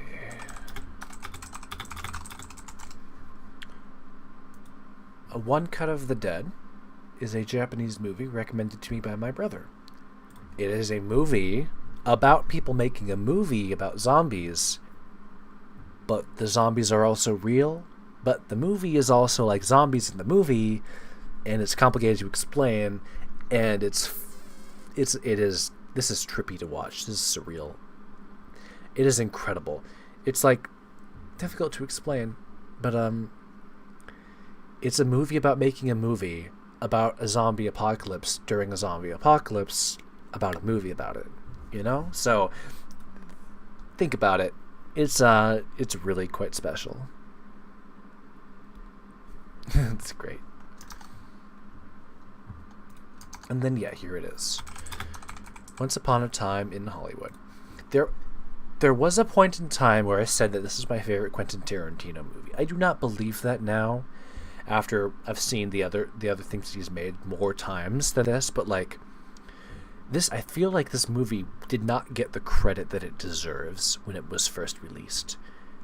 I adore everything about this movie, from Brad Pitt's performance to Leo's performance to the culture that it soaks in and the time period that it is about. This is something that I absolutely have to watch again, which I will be doing in the future, but like I feel like this movie doesn't get enough respect, and that's kind of upsetting.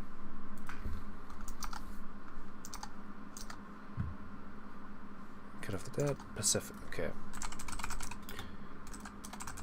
Pacific Rim 2 is in here before Pacific Rim 1. This movie is trash. It should not have been made. I will not get into that at this time.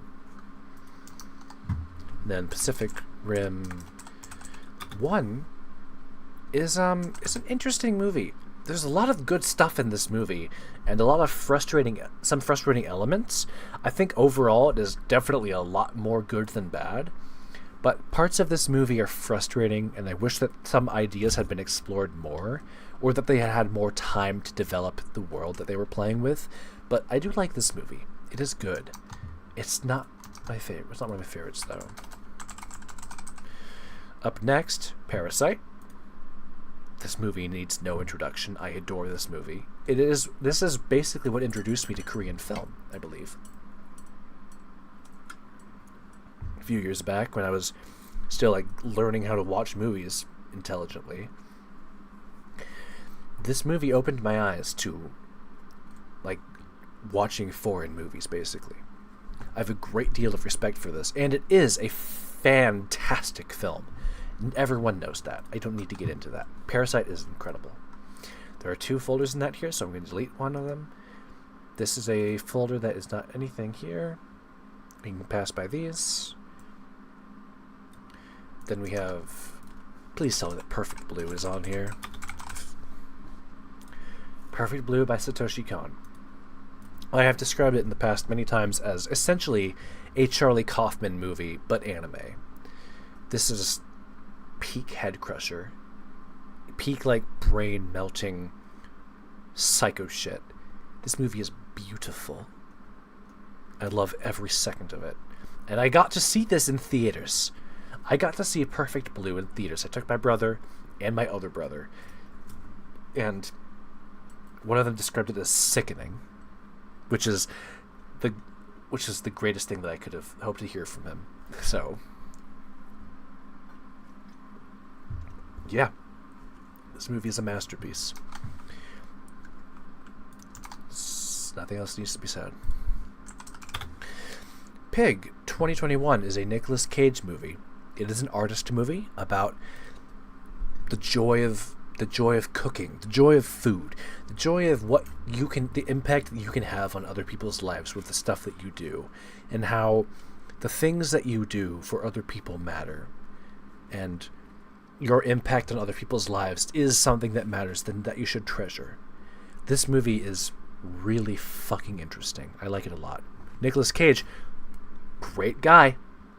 He doesn't get enough respect, but this movie is... I love it so much.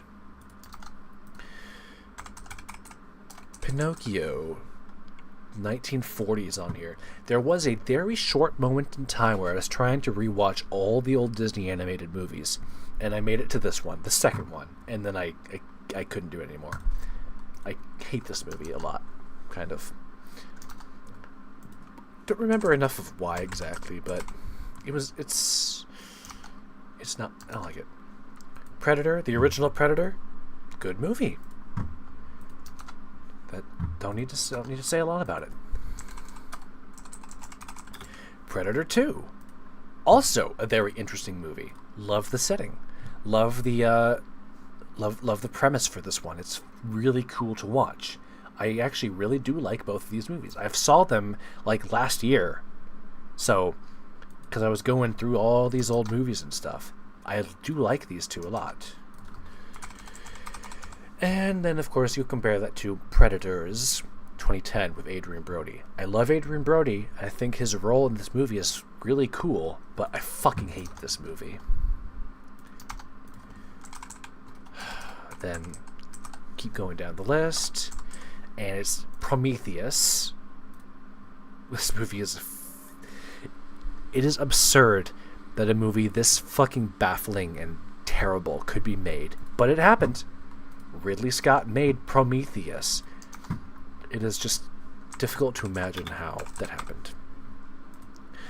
Pulp Fiction, 1994. My favorite Quentin Tarantino movie. After seeing it enough times and seeing the other things that he's made, what happens in this movie? Because my second favorite is Reservoir Dogs, but comparing the style and the presentation of these 2 movies, it is impossible for me to say that he has ever topped this, because it would just be dishonest of me. This is simply the best thing that he has ever done. Pulp Fiction is pure sex to my brain. It is perfect in every way. Raising Arizona is on here already, so delete that folder.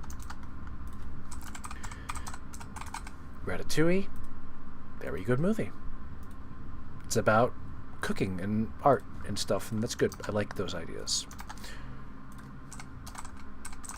Requiem for a Dream, 2000? Where is it? There it is. Darren Aronofsky, once again. This movie needs no introduction. It is incredible. Reservoir Dogs would be my favorite Quentin Tarantino movie if Pulp Fiction did not exist. The small scale, the focused, driven character interactions of this movie. It is so carried by the performances, and everyone does such a good fucking job. Reservoir Dogs is a landmark. It's just, I love it. It's great. It's so perfect in every way. Oops, I accidentally opened a folder. Go back to that.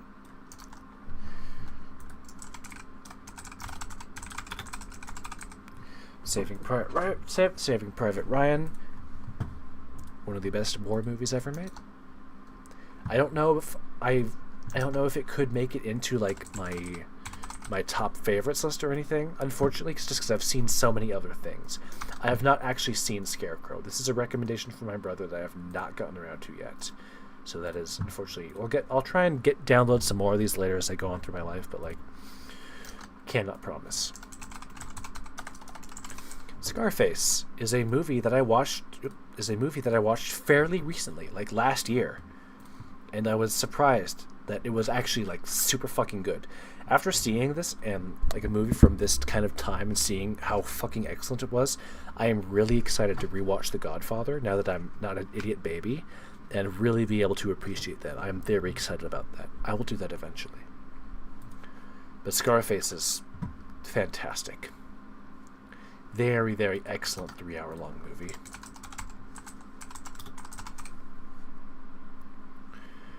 Schindler's List needs no introduction. It is beautiful. It blows my mind that it was able to be made. It is just so well done and tightly executed in so many different parts.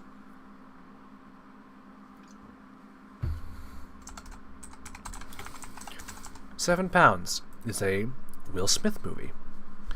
Really interesting premise. I really like it. It's once again, it's like trying to feel like your life has an impact is what this movie is about. Trying to establish like some sort of legacy through the actions that you take for the benefit of other people. And Will Smith delivers a fantastic performance in this, and I love it. It is a very interesting movie. I really like it a lot.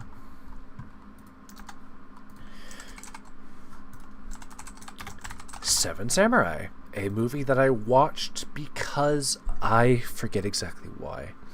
I remember that there was a specific chain of events that led me to this movie, but I don't remember what it is, and I'm not going to look it up right now. But I didn't really care for this movie, unfortunately. There could be any number of reasons why that is, but this did not really sit with me very well. I have a great deal of respect for it, but it's not for me. Silence, 2016, by Martin Scorsese. I have not actually seen this yet, for whatever reason. That is a oversight on my part. However, I have seen Silenced, a 2011, a Korean movie about the systematic sexual abuse of young children in schools for the disabled. Yeah, this movie is really fucking interesting. It's like every part of it is really handled like very well, and all of the performances from the young actors are extremely compelling. Like, this movie was a real mind trip to watch. I absolutely love it. I would very, very strongly recommend this movie.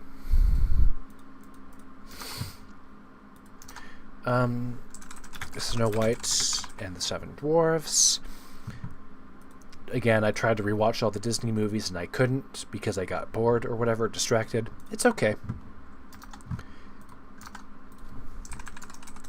Sophie's Choice is a recommendation from my good friend Ben Saint. Let me just make sure I got the right one here.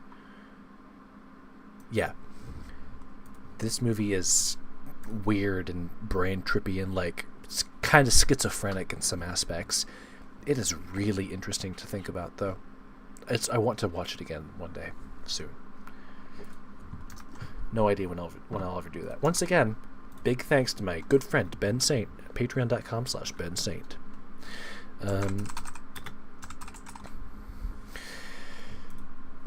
Spirit, DreamWorks movie, horses about the beauty. Like, this movie is one of the most I've ever cried watching a movie, as in my adult life. Every part of this movie is so like romantic and like the pure beauty of like the world and life and stuff like that, and like about the freedom and like purpose and all that really good stuff that you should have in a good movie like this. This movie is fantastic. I adore every part of this.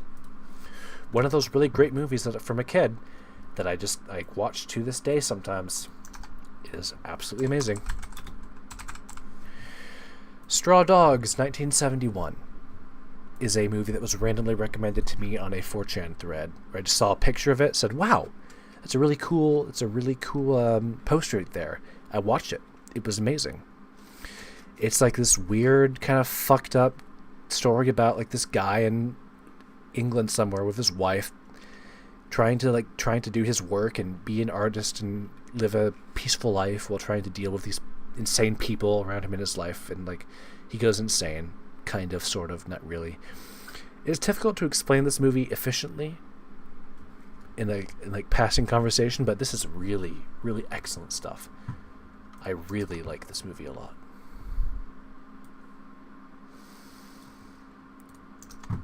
Swiss Army Man, we've talked about a little bit already this stream. A movie by Daniels, the directors of Everything Everywhere All at Once. We will cover that more eventually. This is an excellent movie for Daniel Radcliffe doing a weirdo role in a really sincere movie. So, definitely check that out. Sword Art Online is here. We're going to put all those folders inside that one. Sympathy for Mr. Vengeance. If you like Old Boy, watch this. Watch the Park Chan-wook Vengeance trilogy. There are like a couple similar themes that are carried over throughout all of them. This is a really interesting movie about like, I don't know. It's hard to explain, but you really just have to go out and check this and just look at this one. It is a really well done film. Very different from Old Boy and Lady Vengeance, but very well done in its own right. It is a great film.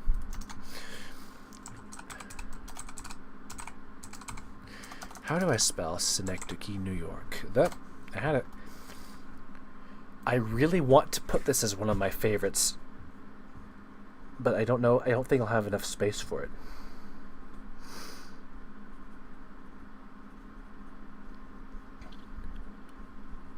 But yeah, Synecdoche, New York by Charlie Kaufman.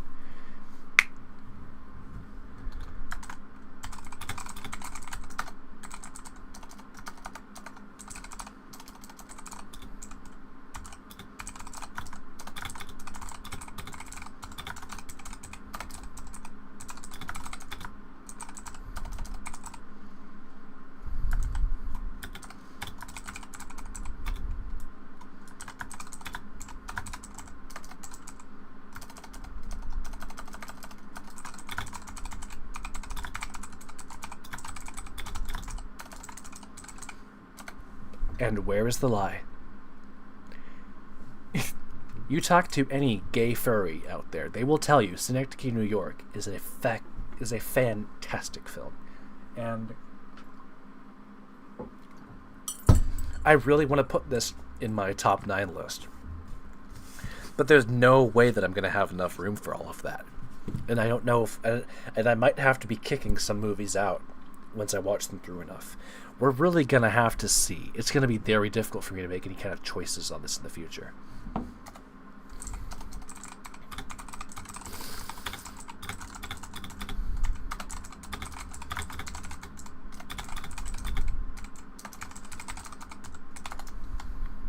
But yeah, just to all the gay furries out there, if you haven't seen Synecdoche, New York, what are you doing with your life? Oh, that's right. I was worried that I was interpreting One Cut of the Dead wrong. That's right. I was like, I'm saying that, but I don't know if that's true. But hey, I'm really happy that you've seen it. That's awesome. So it's cool that you have seen good movies as well. So congratulations on that. You are cool. as well.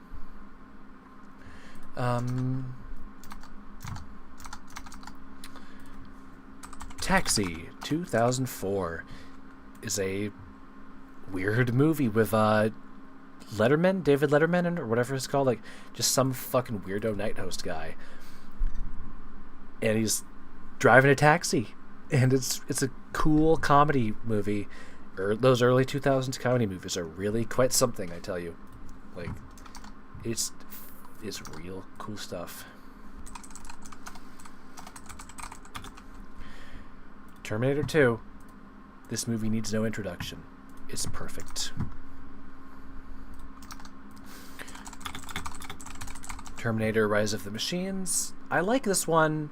It's a bit strange, though. It's a bit weird. I kind of like it, though. Or maybe I'm thinking of a different one, but I don't know.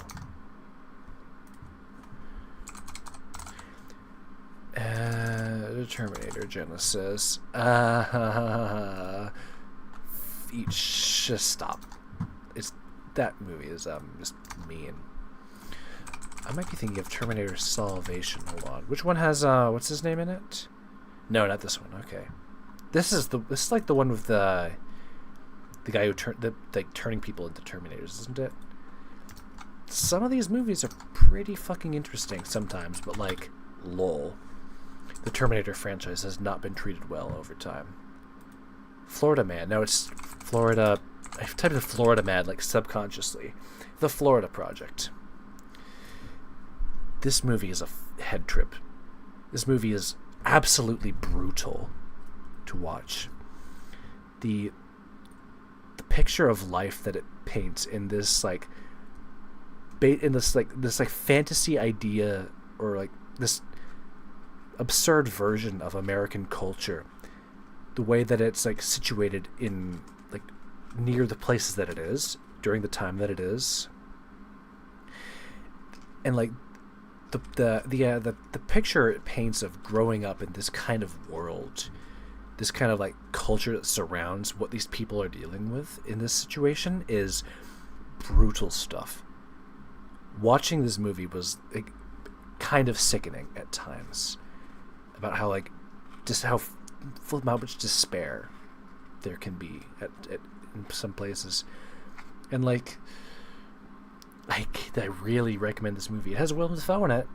He's a cool guy, but like most of this movie is not about that. It's about like life just permanently living in some shitcore motel near Disneyland, and what growing up in that kind of environment is like. And this movie was just such a head trip to watch. I love it.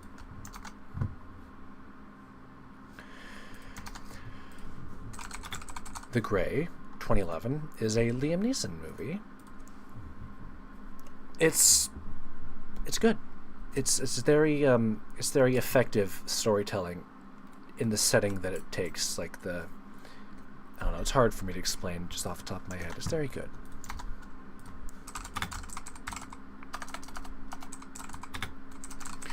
At one point in time, The Hateful Eight was my favorite Quentin Tarantino movie. I still love it. I love how it's kind of reminiscent of Reservoir Dogs in that it is a very small-scale, focused, one-shot kind of, one-location kind of place. But it's good. It's a very good movie. It's kind of funny. It's kind of weird and goofy, but like I really like it a lot. Next up is The Irishman.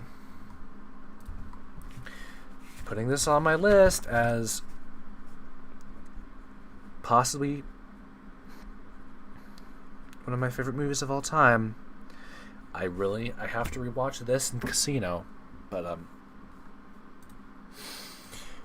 this is one of those movies that when I was watching it, I just did not want it to end, no matter what. I just wanted it to keep on going. Watching this movie was beautiful. Like, it's hard to explain how much I love this movie. It's just like the idea, like the kind of life that it represents, like this idea of what things are like out there for like some people that like do all the crazy. I don't know. I'm explaining this so badly. The Irishman is a beautiful film. Martin Scorsese has produced a triumph with this, and I really want to go through his stuff and compare some of it a bit more and see which one is really my favorite. But The Irishman was just such a striking movie to me. I have such a great deal of respect for Martin Scorsese after seeing this and everything else that he's done. Like, I cannot recommend this highly enough. I forgot to write that it was top 10 material, but I have that on my list, so it's okay. The King's Speech. Difficult to get into this movie just on a surface level, but it's really impactful stuff. The relationship between the people working together to make this movie, to make the story happen, is just a joy to watch them work together. The relationship that they build, like aside from the other characters that they have to spend time apart from to make the story happen, is just, I love it so much. It is fantastic. The Lighthouse. Robert Eggers. Robert Eggers, I like some of his stuff and I dislike some of his other stuff. This is a very good film, though. Very, very effective, atmospheric kind of thing. The Nice Guys is a recommendation from my brother with Russell Crowe and Ryan Gosling. I did not like it for a variety of reasons. It's difficult for me to put my finger on exactly what it was, but did not care for it at all. Speaking of Ryan Gosling, we have The Place Beyond the Pines. Possibly my favorite Ryan Gosling film, and it's a movie in which Ryan Gosling plays kind of a smaller part in a really interesting way. It's difficult to explain this movie, but like, it's beautiful, honestly. It really is. What this movie is going for.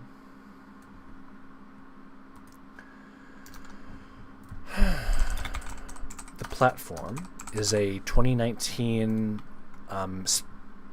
Spanish language Netflix original kind of spooky movie that I watched. I really do not care for the premise of the film or how like the interactions are, like how everything is framed. It's like a prison movie. Like, what if prison was like really scary and weird? What about that? Like, okay. The Thin Red Line is a war movie. It's good. It's very good. I don't really like it as much as some others. Based on like parts of this movie, the way that they're presented, they don't really work as well for me as some others. This is a very good film, though. I really like this one a lot.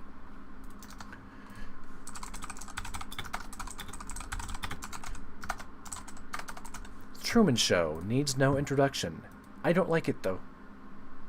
I don't think that the ideas presented in this film were taken far enough, and I don't really believe, based on the way things happen in this film, the way things break down, it made it difficult for me to believe that they ever had the power to make something like this work in the first place, and that really took me out of the film. As for what this movie represents, I think it's very well done. I think Jim Carrey does a very good job in selling the ideas of this show and this character. It is just not a movie that I like very much, but it's definitely worth watching, I would say.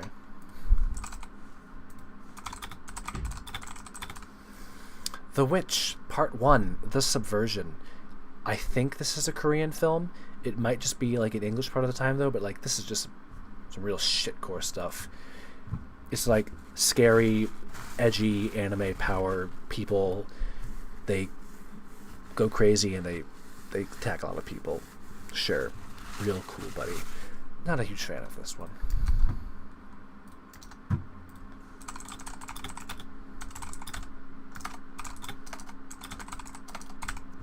The Wolf of Wall Street. Another Martin Scorsese film with Leonardo DiCaprio. This movie is legendary. The pace at which this movie is delivered, the breakneck crazy, over-the-top, explosive interactions through this entire movie is a joy to watch. This movie is legendary. I love it so much.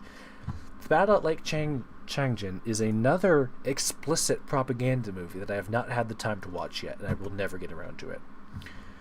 The Color of Money we have already covered. It's in here twice. Delete that. The Fan is where is that? 1996. What's his name again? I forget.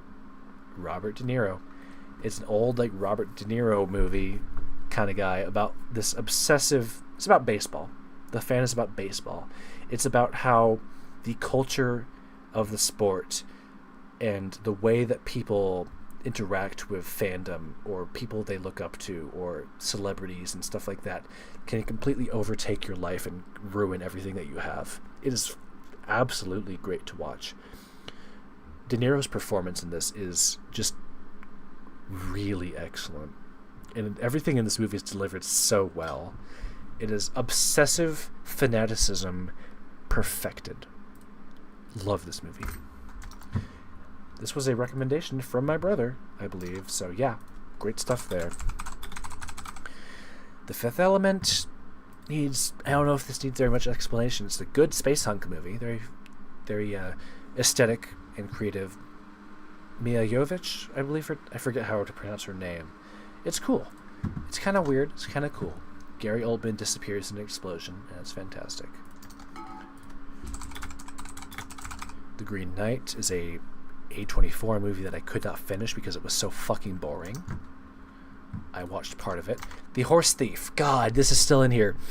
When am I ever going to get around to this? The Horse Thief is a 1986 Chinese film that I believe specifically Martin Scorsese really likes, and I have not gotten around to watching it yet. I want to watch a film that Martin Scorsese likes, and I just have not gotten to it yet, and I don't know when I will. Why is he formerly known as Digibro? That's complicated, but it's a very long story. You're gonna have to do your own research on that. It's a complicated meme to really get into, but don't worry about it. Digibro is dead. The character formerly known as Digibro will never be seen again. Hello, Makoto. How are you doing? I sure am taking a long time on this. Let's see what's left. Let's see what's left. Just 100 left. I just have 100 to go. I can do this if I just go if I speed up a little bit. I might be able to be done in less than 6 hours. What do you think?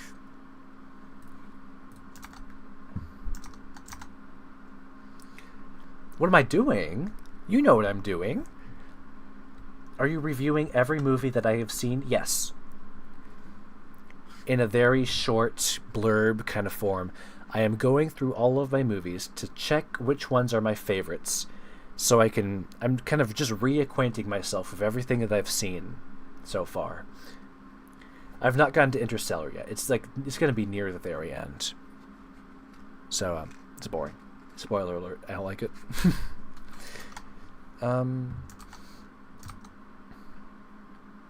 Where is it? Okay.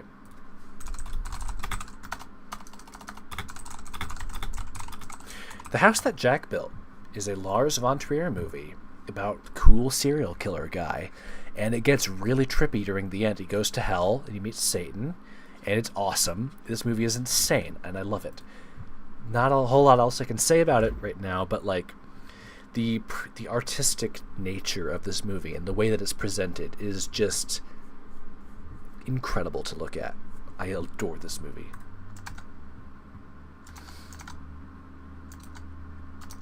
Yeah, try and pick up the pace again. I keep on saying that, but I really am going to try and do it.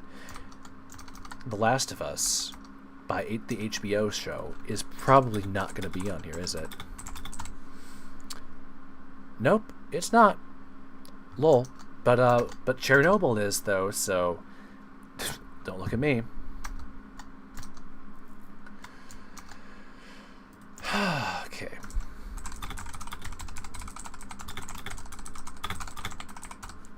The Many Adventures of Winnie the Pooh, 1977, is possibly the hardest that I have ever cried watching any movie in my adult life. And it's really difficult for me to explain why exactly that is. But you're just going to have to take my word on this, just how much this movie means to me. Growing up from little baby idiot to where I am now. What this movie represents to me is not something that I can easily put into words. So you're just going to have to trust me on this one, okay? This is in here twice, so get rid of this one, I suppose. The Master is a Paul Thomas Anderson film starring Joaquin Phoenix and Philip Seymour Hoffman. That should make it one of my favorites, but the way that the movie was delivered and like the way that the ideas were explored really did not do it for me very well, I suppose. It's not my favorite Paul Thomas Anderson movie, unfortunately. What was next? The Predator, 2018. This one is the famously known as the Predator movie, in which they explain that autistic people are the next stage in human evolution, which is why the predators are trying to get them and study them, because they need their autistic brains to advance their species. And that's very funny. And it is a very stupid movie. Here's The Thin Blue Line again. Still have not seen that. Still gonna not have that one in there. The Wandering Earth Part 1 is a Chinese sci-fi space exploration humanity core movie. It is just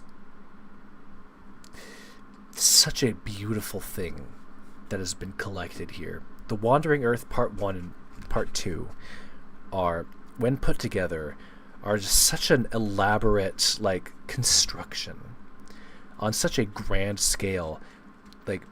Getting to watch the Part 2 in theaters was a incredible experience for me. I really, really love both of these movies. And they're kind of weird. They're a bit strange sometimes, but these are some of my favorite movies. I really, really love and care about both of these. So, The Wire Season 2 isn't here. I have not even seen The Wire Season 1. We're getting rid of that. Tinker, Tailor, Soldier, Spy, a Gary Oldman movie about Soviet-era stuff and spies and being a scary person. Really great movie. A lot of it flew over my head when I watched it, and I have to see it again. To Die For is a movie about students wanting to fuck their teachers, I believe, but in a really cool and artistic way. And it's a very old Joaquin Phoenix movie. So it's really interesting, actually. It's about news reporters and people going crazy about the TV and celebrityism and obsession, and it has Wayne Knight in it from Seinfeld, so that's a cool part of the movie as well. I really like this one a lot. The original Top Gun is a movie that needs no introduction. It's cool. I like it. I like Tom Cruise, and I like cool planes.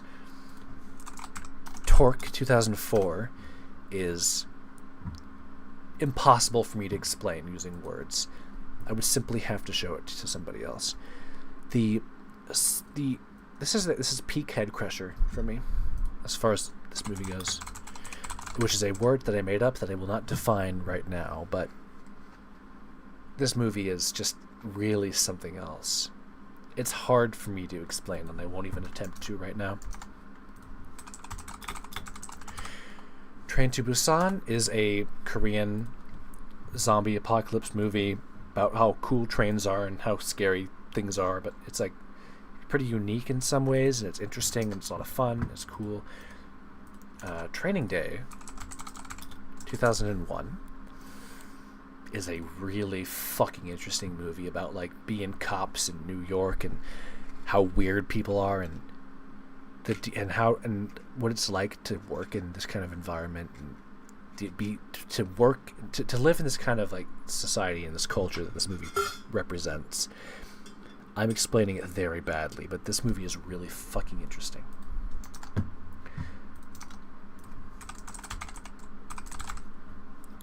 Trainspotting 1996 is one of my favorite movies ever, and it's so good.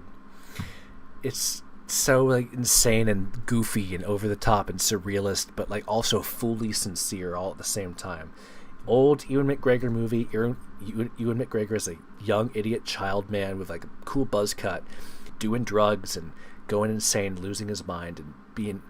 The whole movie is just presented in these incomprehensible English accents, like Scottish and English and UK and Britain and stuff like that. Everyone sounds like a monster, like an idiot, like an insane man. And it's just so well done the entire way through. I adore this film. Have not seen the second one, though. And I just don't know why. Let's see if True Detective is on here. It is not. That is very sad. But it's a TV show, so it makes sense, I guess. War Horse, I have not seen yet. I will never get around to it, probably. Weekend at Bernie's is a recommendation from my good friend Ben Saint. Thank you, buddy. This is, it's a good movie. Needs no introduction, though. Whiplash is a movie that I return to from time to time. This is like one of the first movies that I saw in my adult life, and it speaks for itself at every point. It's the artistry and passion and obsession and giving your life for the art, essentially, in so many ways. And it's indescribable how the ending of this film makes me feel, and it's great. Who's Afraid of Virginia Woolf? A recommendation from my good friend Ben Saint, which I will never get around to seeing. Another 2 copies of that. Another copy of Winnie the Pooh. Getting rid of that. Your Honor, which is a TV show that was. It's not going to be on. It is actually on here. There it is. This is a 1-season miniseries that was released on Showtime, I think, with Bryan Cranston, and he has to like immerse himself in like this criminal adjacent life where he has to defend his son from a legal system that he is a part of, and defending his son from the people that he has wronged unintentionally, and trying not to get destroyed by the world that he is a part of. And it's really, really, really strong stuff. I love this series. It is so good. Bryan Cranston does really excellent work in it, and the whole thing is just shot so well. Insomnia 2002 by Christopher Nolan. Really good, really interesting movie. It is a remake of an older movie, I believe, which is why, or maybe like a book, which is why like it feels so stylistically different from other Christopher Nolan films, but it is really well done.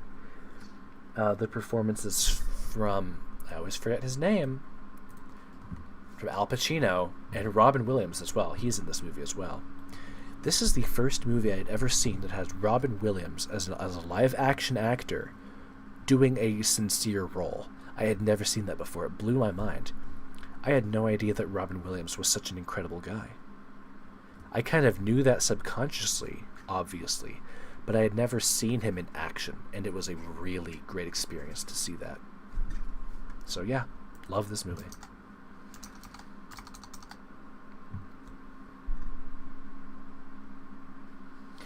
You were forced to watch Trainspotting in school. What the fuck? What the fuck kind of school did you go to where they had you watch Trainspotting? What was that? What was the possible context for something like that? That is absurd. That is insane. Do give it a rewatch at some point, please. It is otherworldly, really. I love Trainspotting so much.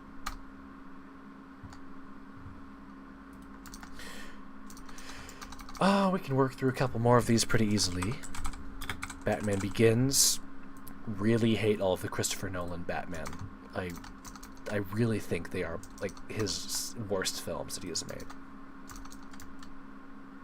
Compare that to The Prestige, which is probably objectively, from a writing standpoint, from a construction standpoint, it is his most well put together film. It is such an incredible thing that he has put together here.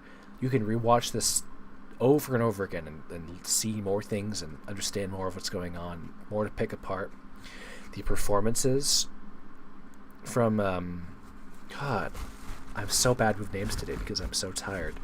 From everyone involved, the way that they bounce off of each other and the way that like they work alongside each other and against each other is just mesmerizing. This movie is incredible.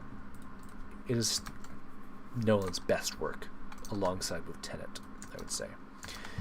And here's Tenet again, the second time that it is in this folder, so we should get rid of that.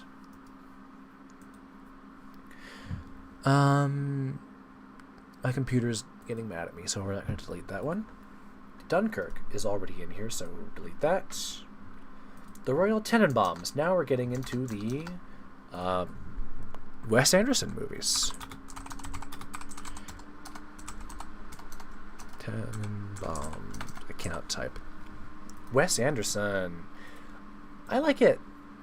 I don't necessarily have a lot to say about different Wes Anderson films, like The Darjeeling Unlimited, which might be my favorite thing that he is. The Darjeeling Limited, excuse me. This might be my favorite thing from Wes Anderson. I don't know. Oh no, Rushmore is. That's right. But my brother is a huge fan of Wes Anderson, and The Life Aquatic with Steve Zissou is one of his favorite movies of all time. And we watched it together. I didn't really understand it, but it's yeah. I don't have a lot to say about it because it's not for me. But hold on, I'm just typing out things really quickly right now because I'm trying to blow through some that I have less to talk about. So.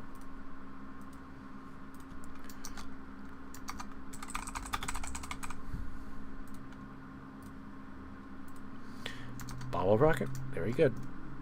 Rushmore, this. Wes Anderson, this is my favorite from him. Maybe it's because it's his most conventional film, I would say. His most like, oh yeah, this is totally like a movie kind of movie. And less like over the top, really indulgent artistic stuff that he loves doing, which I love to see. But this film was a lot easier for me to work with, I guess, which maybe I'm just a boring person. I don't know. That's fine. Social Sciences. The movie was only slightly relevant to certain subjects. Then it sounds like you had a teacher who really liked train spotting and they just wanted you to see that. So that's pretty cool. That's what I'm going to assume happened. They just had a really cool teacher.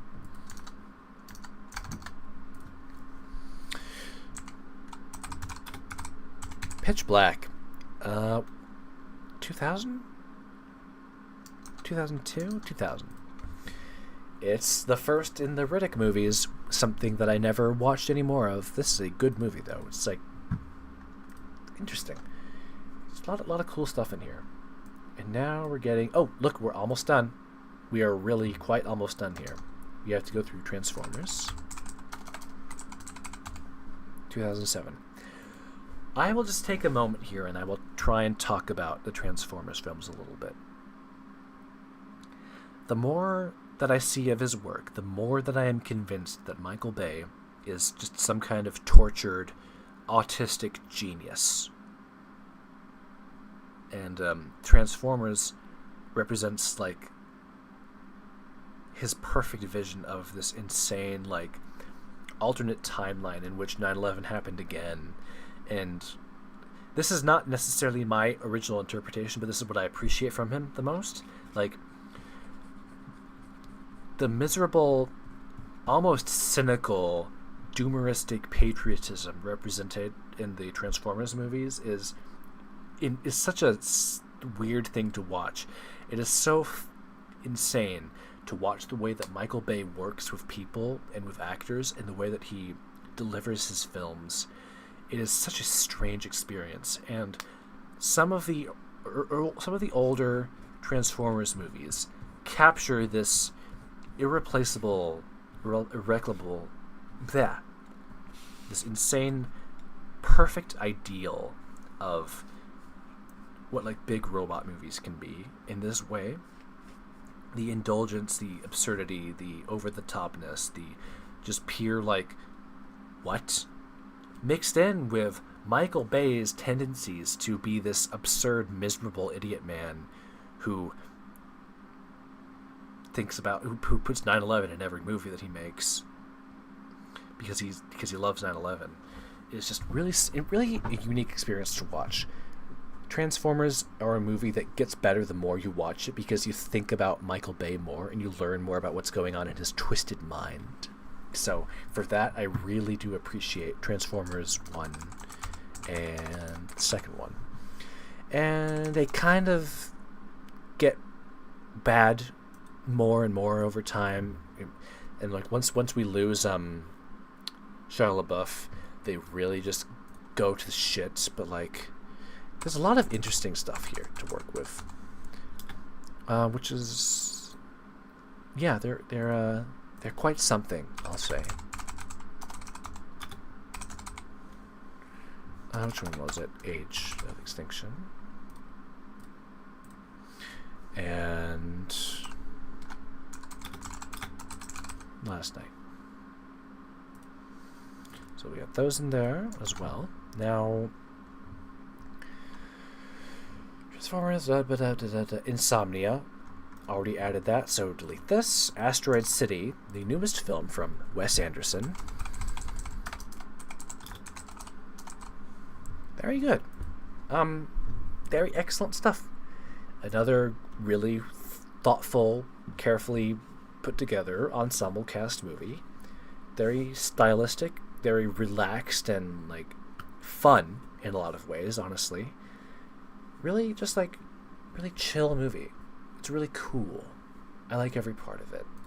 I think everyone involved did a really excellent job, and it's just a lot of nice stuff to watch. With a lot of pretty colors as well. It's a nice movie. Thank you, Wes Anderson, for making that. And then more Nolan Batman. Wait, where's... Hold on. Do not want to make a diary entry. Save. Do not like. Dark Knight.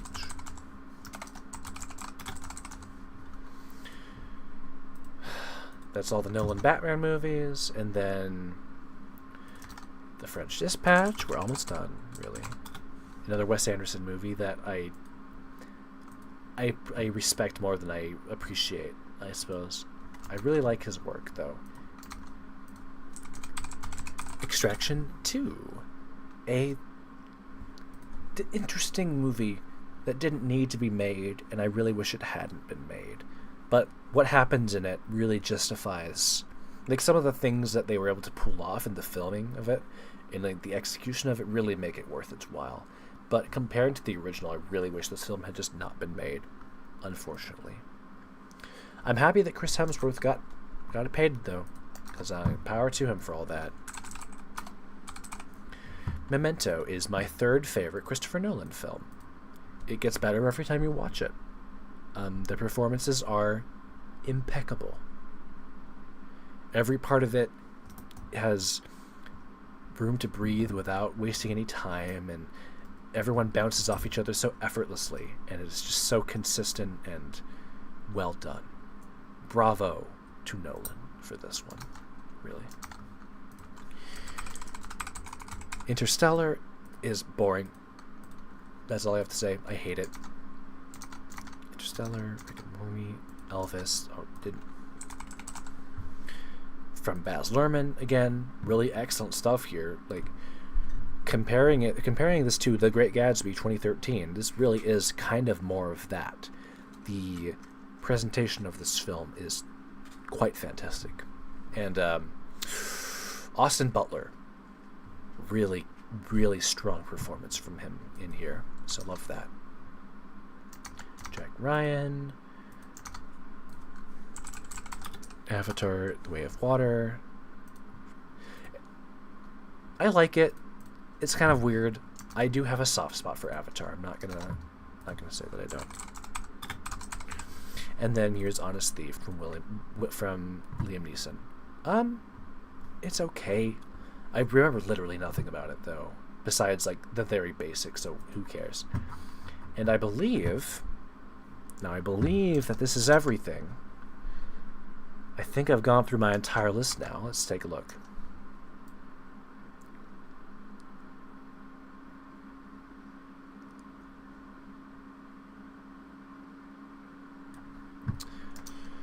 Alright, let's see if I can clear up a few things on Letterboxd for a second.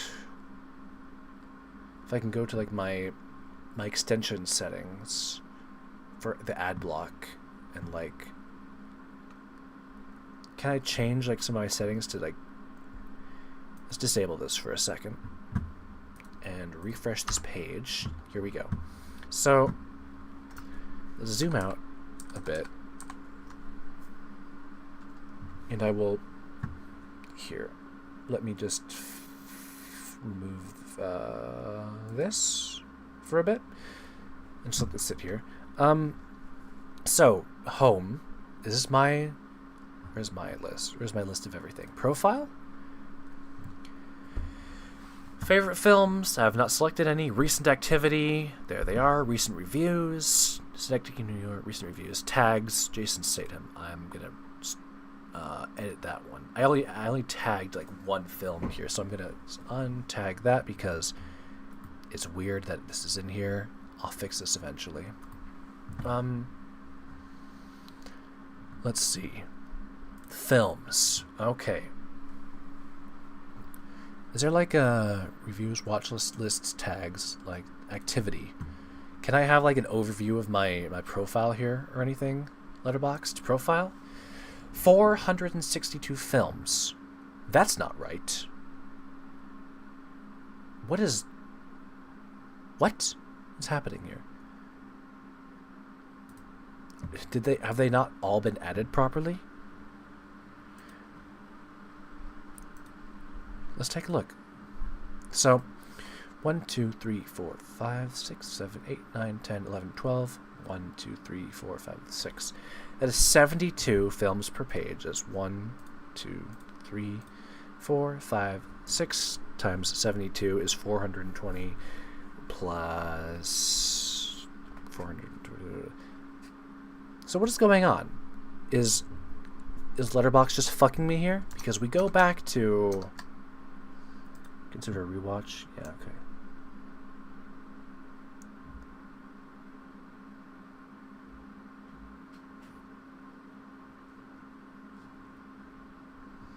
Oh, I see that you have deleted a message, but I did not see what it was before you deleted it. Lol. I will never figure out the truth, I suppose. Okay, so let's go back to my movies folder here. Let's just bring that up again.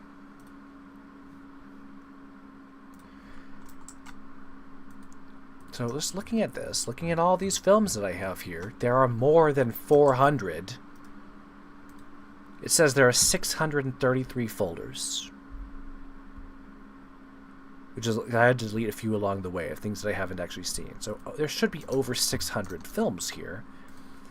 Why is Letterboxd not properly reflecting that?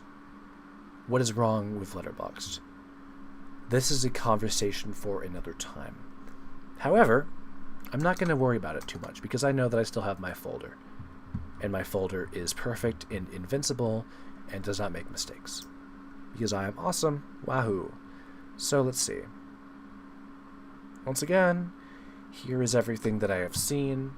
Up there's a little bit of wiggle room here. Lol, don't worry about it. And so the list of potential favorites that I was able to pull out of this. Black Hawk Down. Probably not going to make it to the top 9. 8 Mile. might make it to the top 9. Chernobyl? Possibly. I would really love it. I would really love to put a miniseries in my top movies list just to flex on how cool I am. Might not do that. Do the Right Thing. I really want that to be in there, but there are so many other things in here that if I rewatch it and I don't like it, it's not going to work. Edge of Tomorrow. Definitely not going to make it in. Hobbs and Shaw. Not going to make it in. Texas Chainsaw Massacre. Might not be able to make it in. I don't know. Come and See. Very fucking good, excellent movie. I might keep it around. I don't know. Jacob's Ladder. I really want that to stick around. We'll have to see. Magnolia. Definitely going to stay in. And definitely going to be a new addition to the favorites list as well. Nymphomaniac. Probably going to keep that one around. Probably going to have that one stay here. Synecdoche, New York. Very unlikely that I'll have enough free space to add that. And besides, I'm thinking of ending things better, so I don't really know why this is in my list. And The Irishman. Absolutely going to make it into my top 9, no matter how many other films I have to boot. And I believe that we are just about out of time. Surprisingly, I was able to get through it in under 6 hours. That's great. But, before we get off, I kind of want to see if I can figure out why Letterboxd is not accurately recording everything that I have.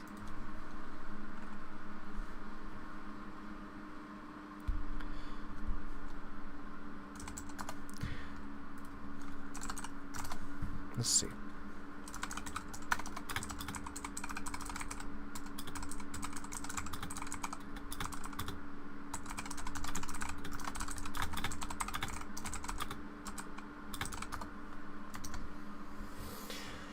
It doesn't really matter. I know that I have this list here and that it's invincible, and I mostly just made this one year for fun. But I have to write Lord of the Rings on my list because I forgot to put that on my little paper here. That is definitely making it into my top list after everything that has happened to get this far. And, well, I suppose I am going to end the stream there. And it was very fun. It was very difficult to get through this, but I managed. I survived. And thank you for sticking around. Anyone who stuck around. I appreciate it, I guess. It was mostly just me talking to myself, though, which is fine, because that's what I like doing. And I suppose that concludes it for now. Soon in the future, I will try and start working through my list of things that I need to rewatch so that I can fully be 100% confident on what all my favorite movies are. And if you want to be a part of that process, you should join the Discord in the link below to see what I'm getting up to next. I don't know why you would do that, though. But yeah, that's going to end it there. Again, if you hung around, appreciate you spending time here. If you like movies that I like, you're cool. And if you dislike movies that I like, I'm sure you have a good reason for it. But that's all the time that we have for today. So I will see you some other time.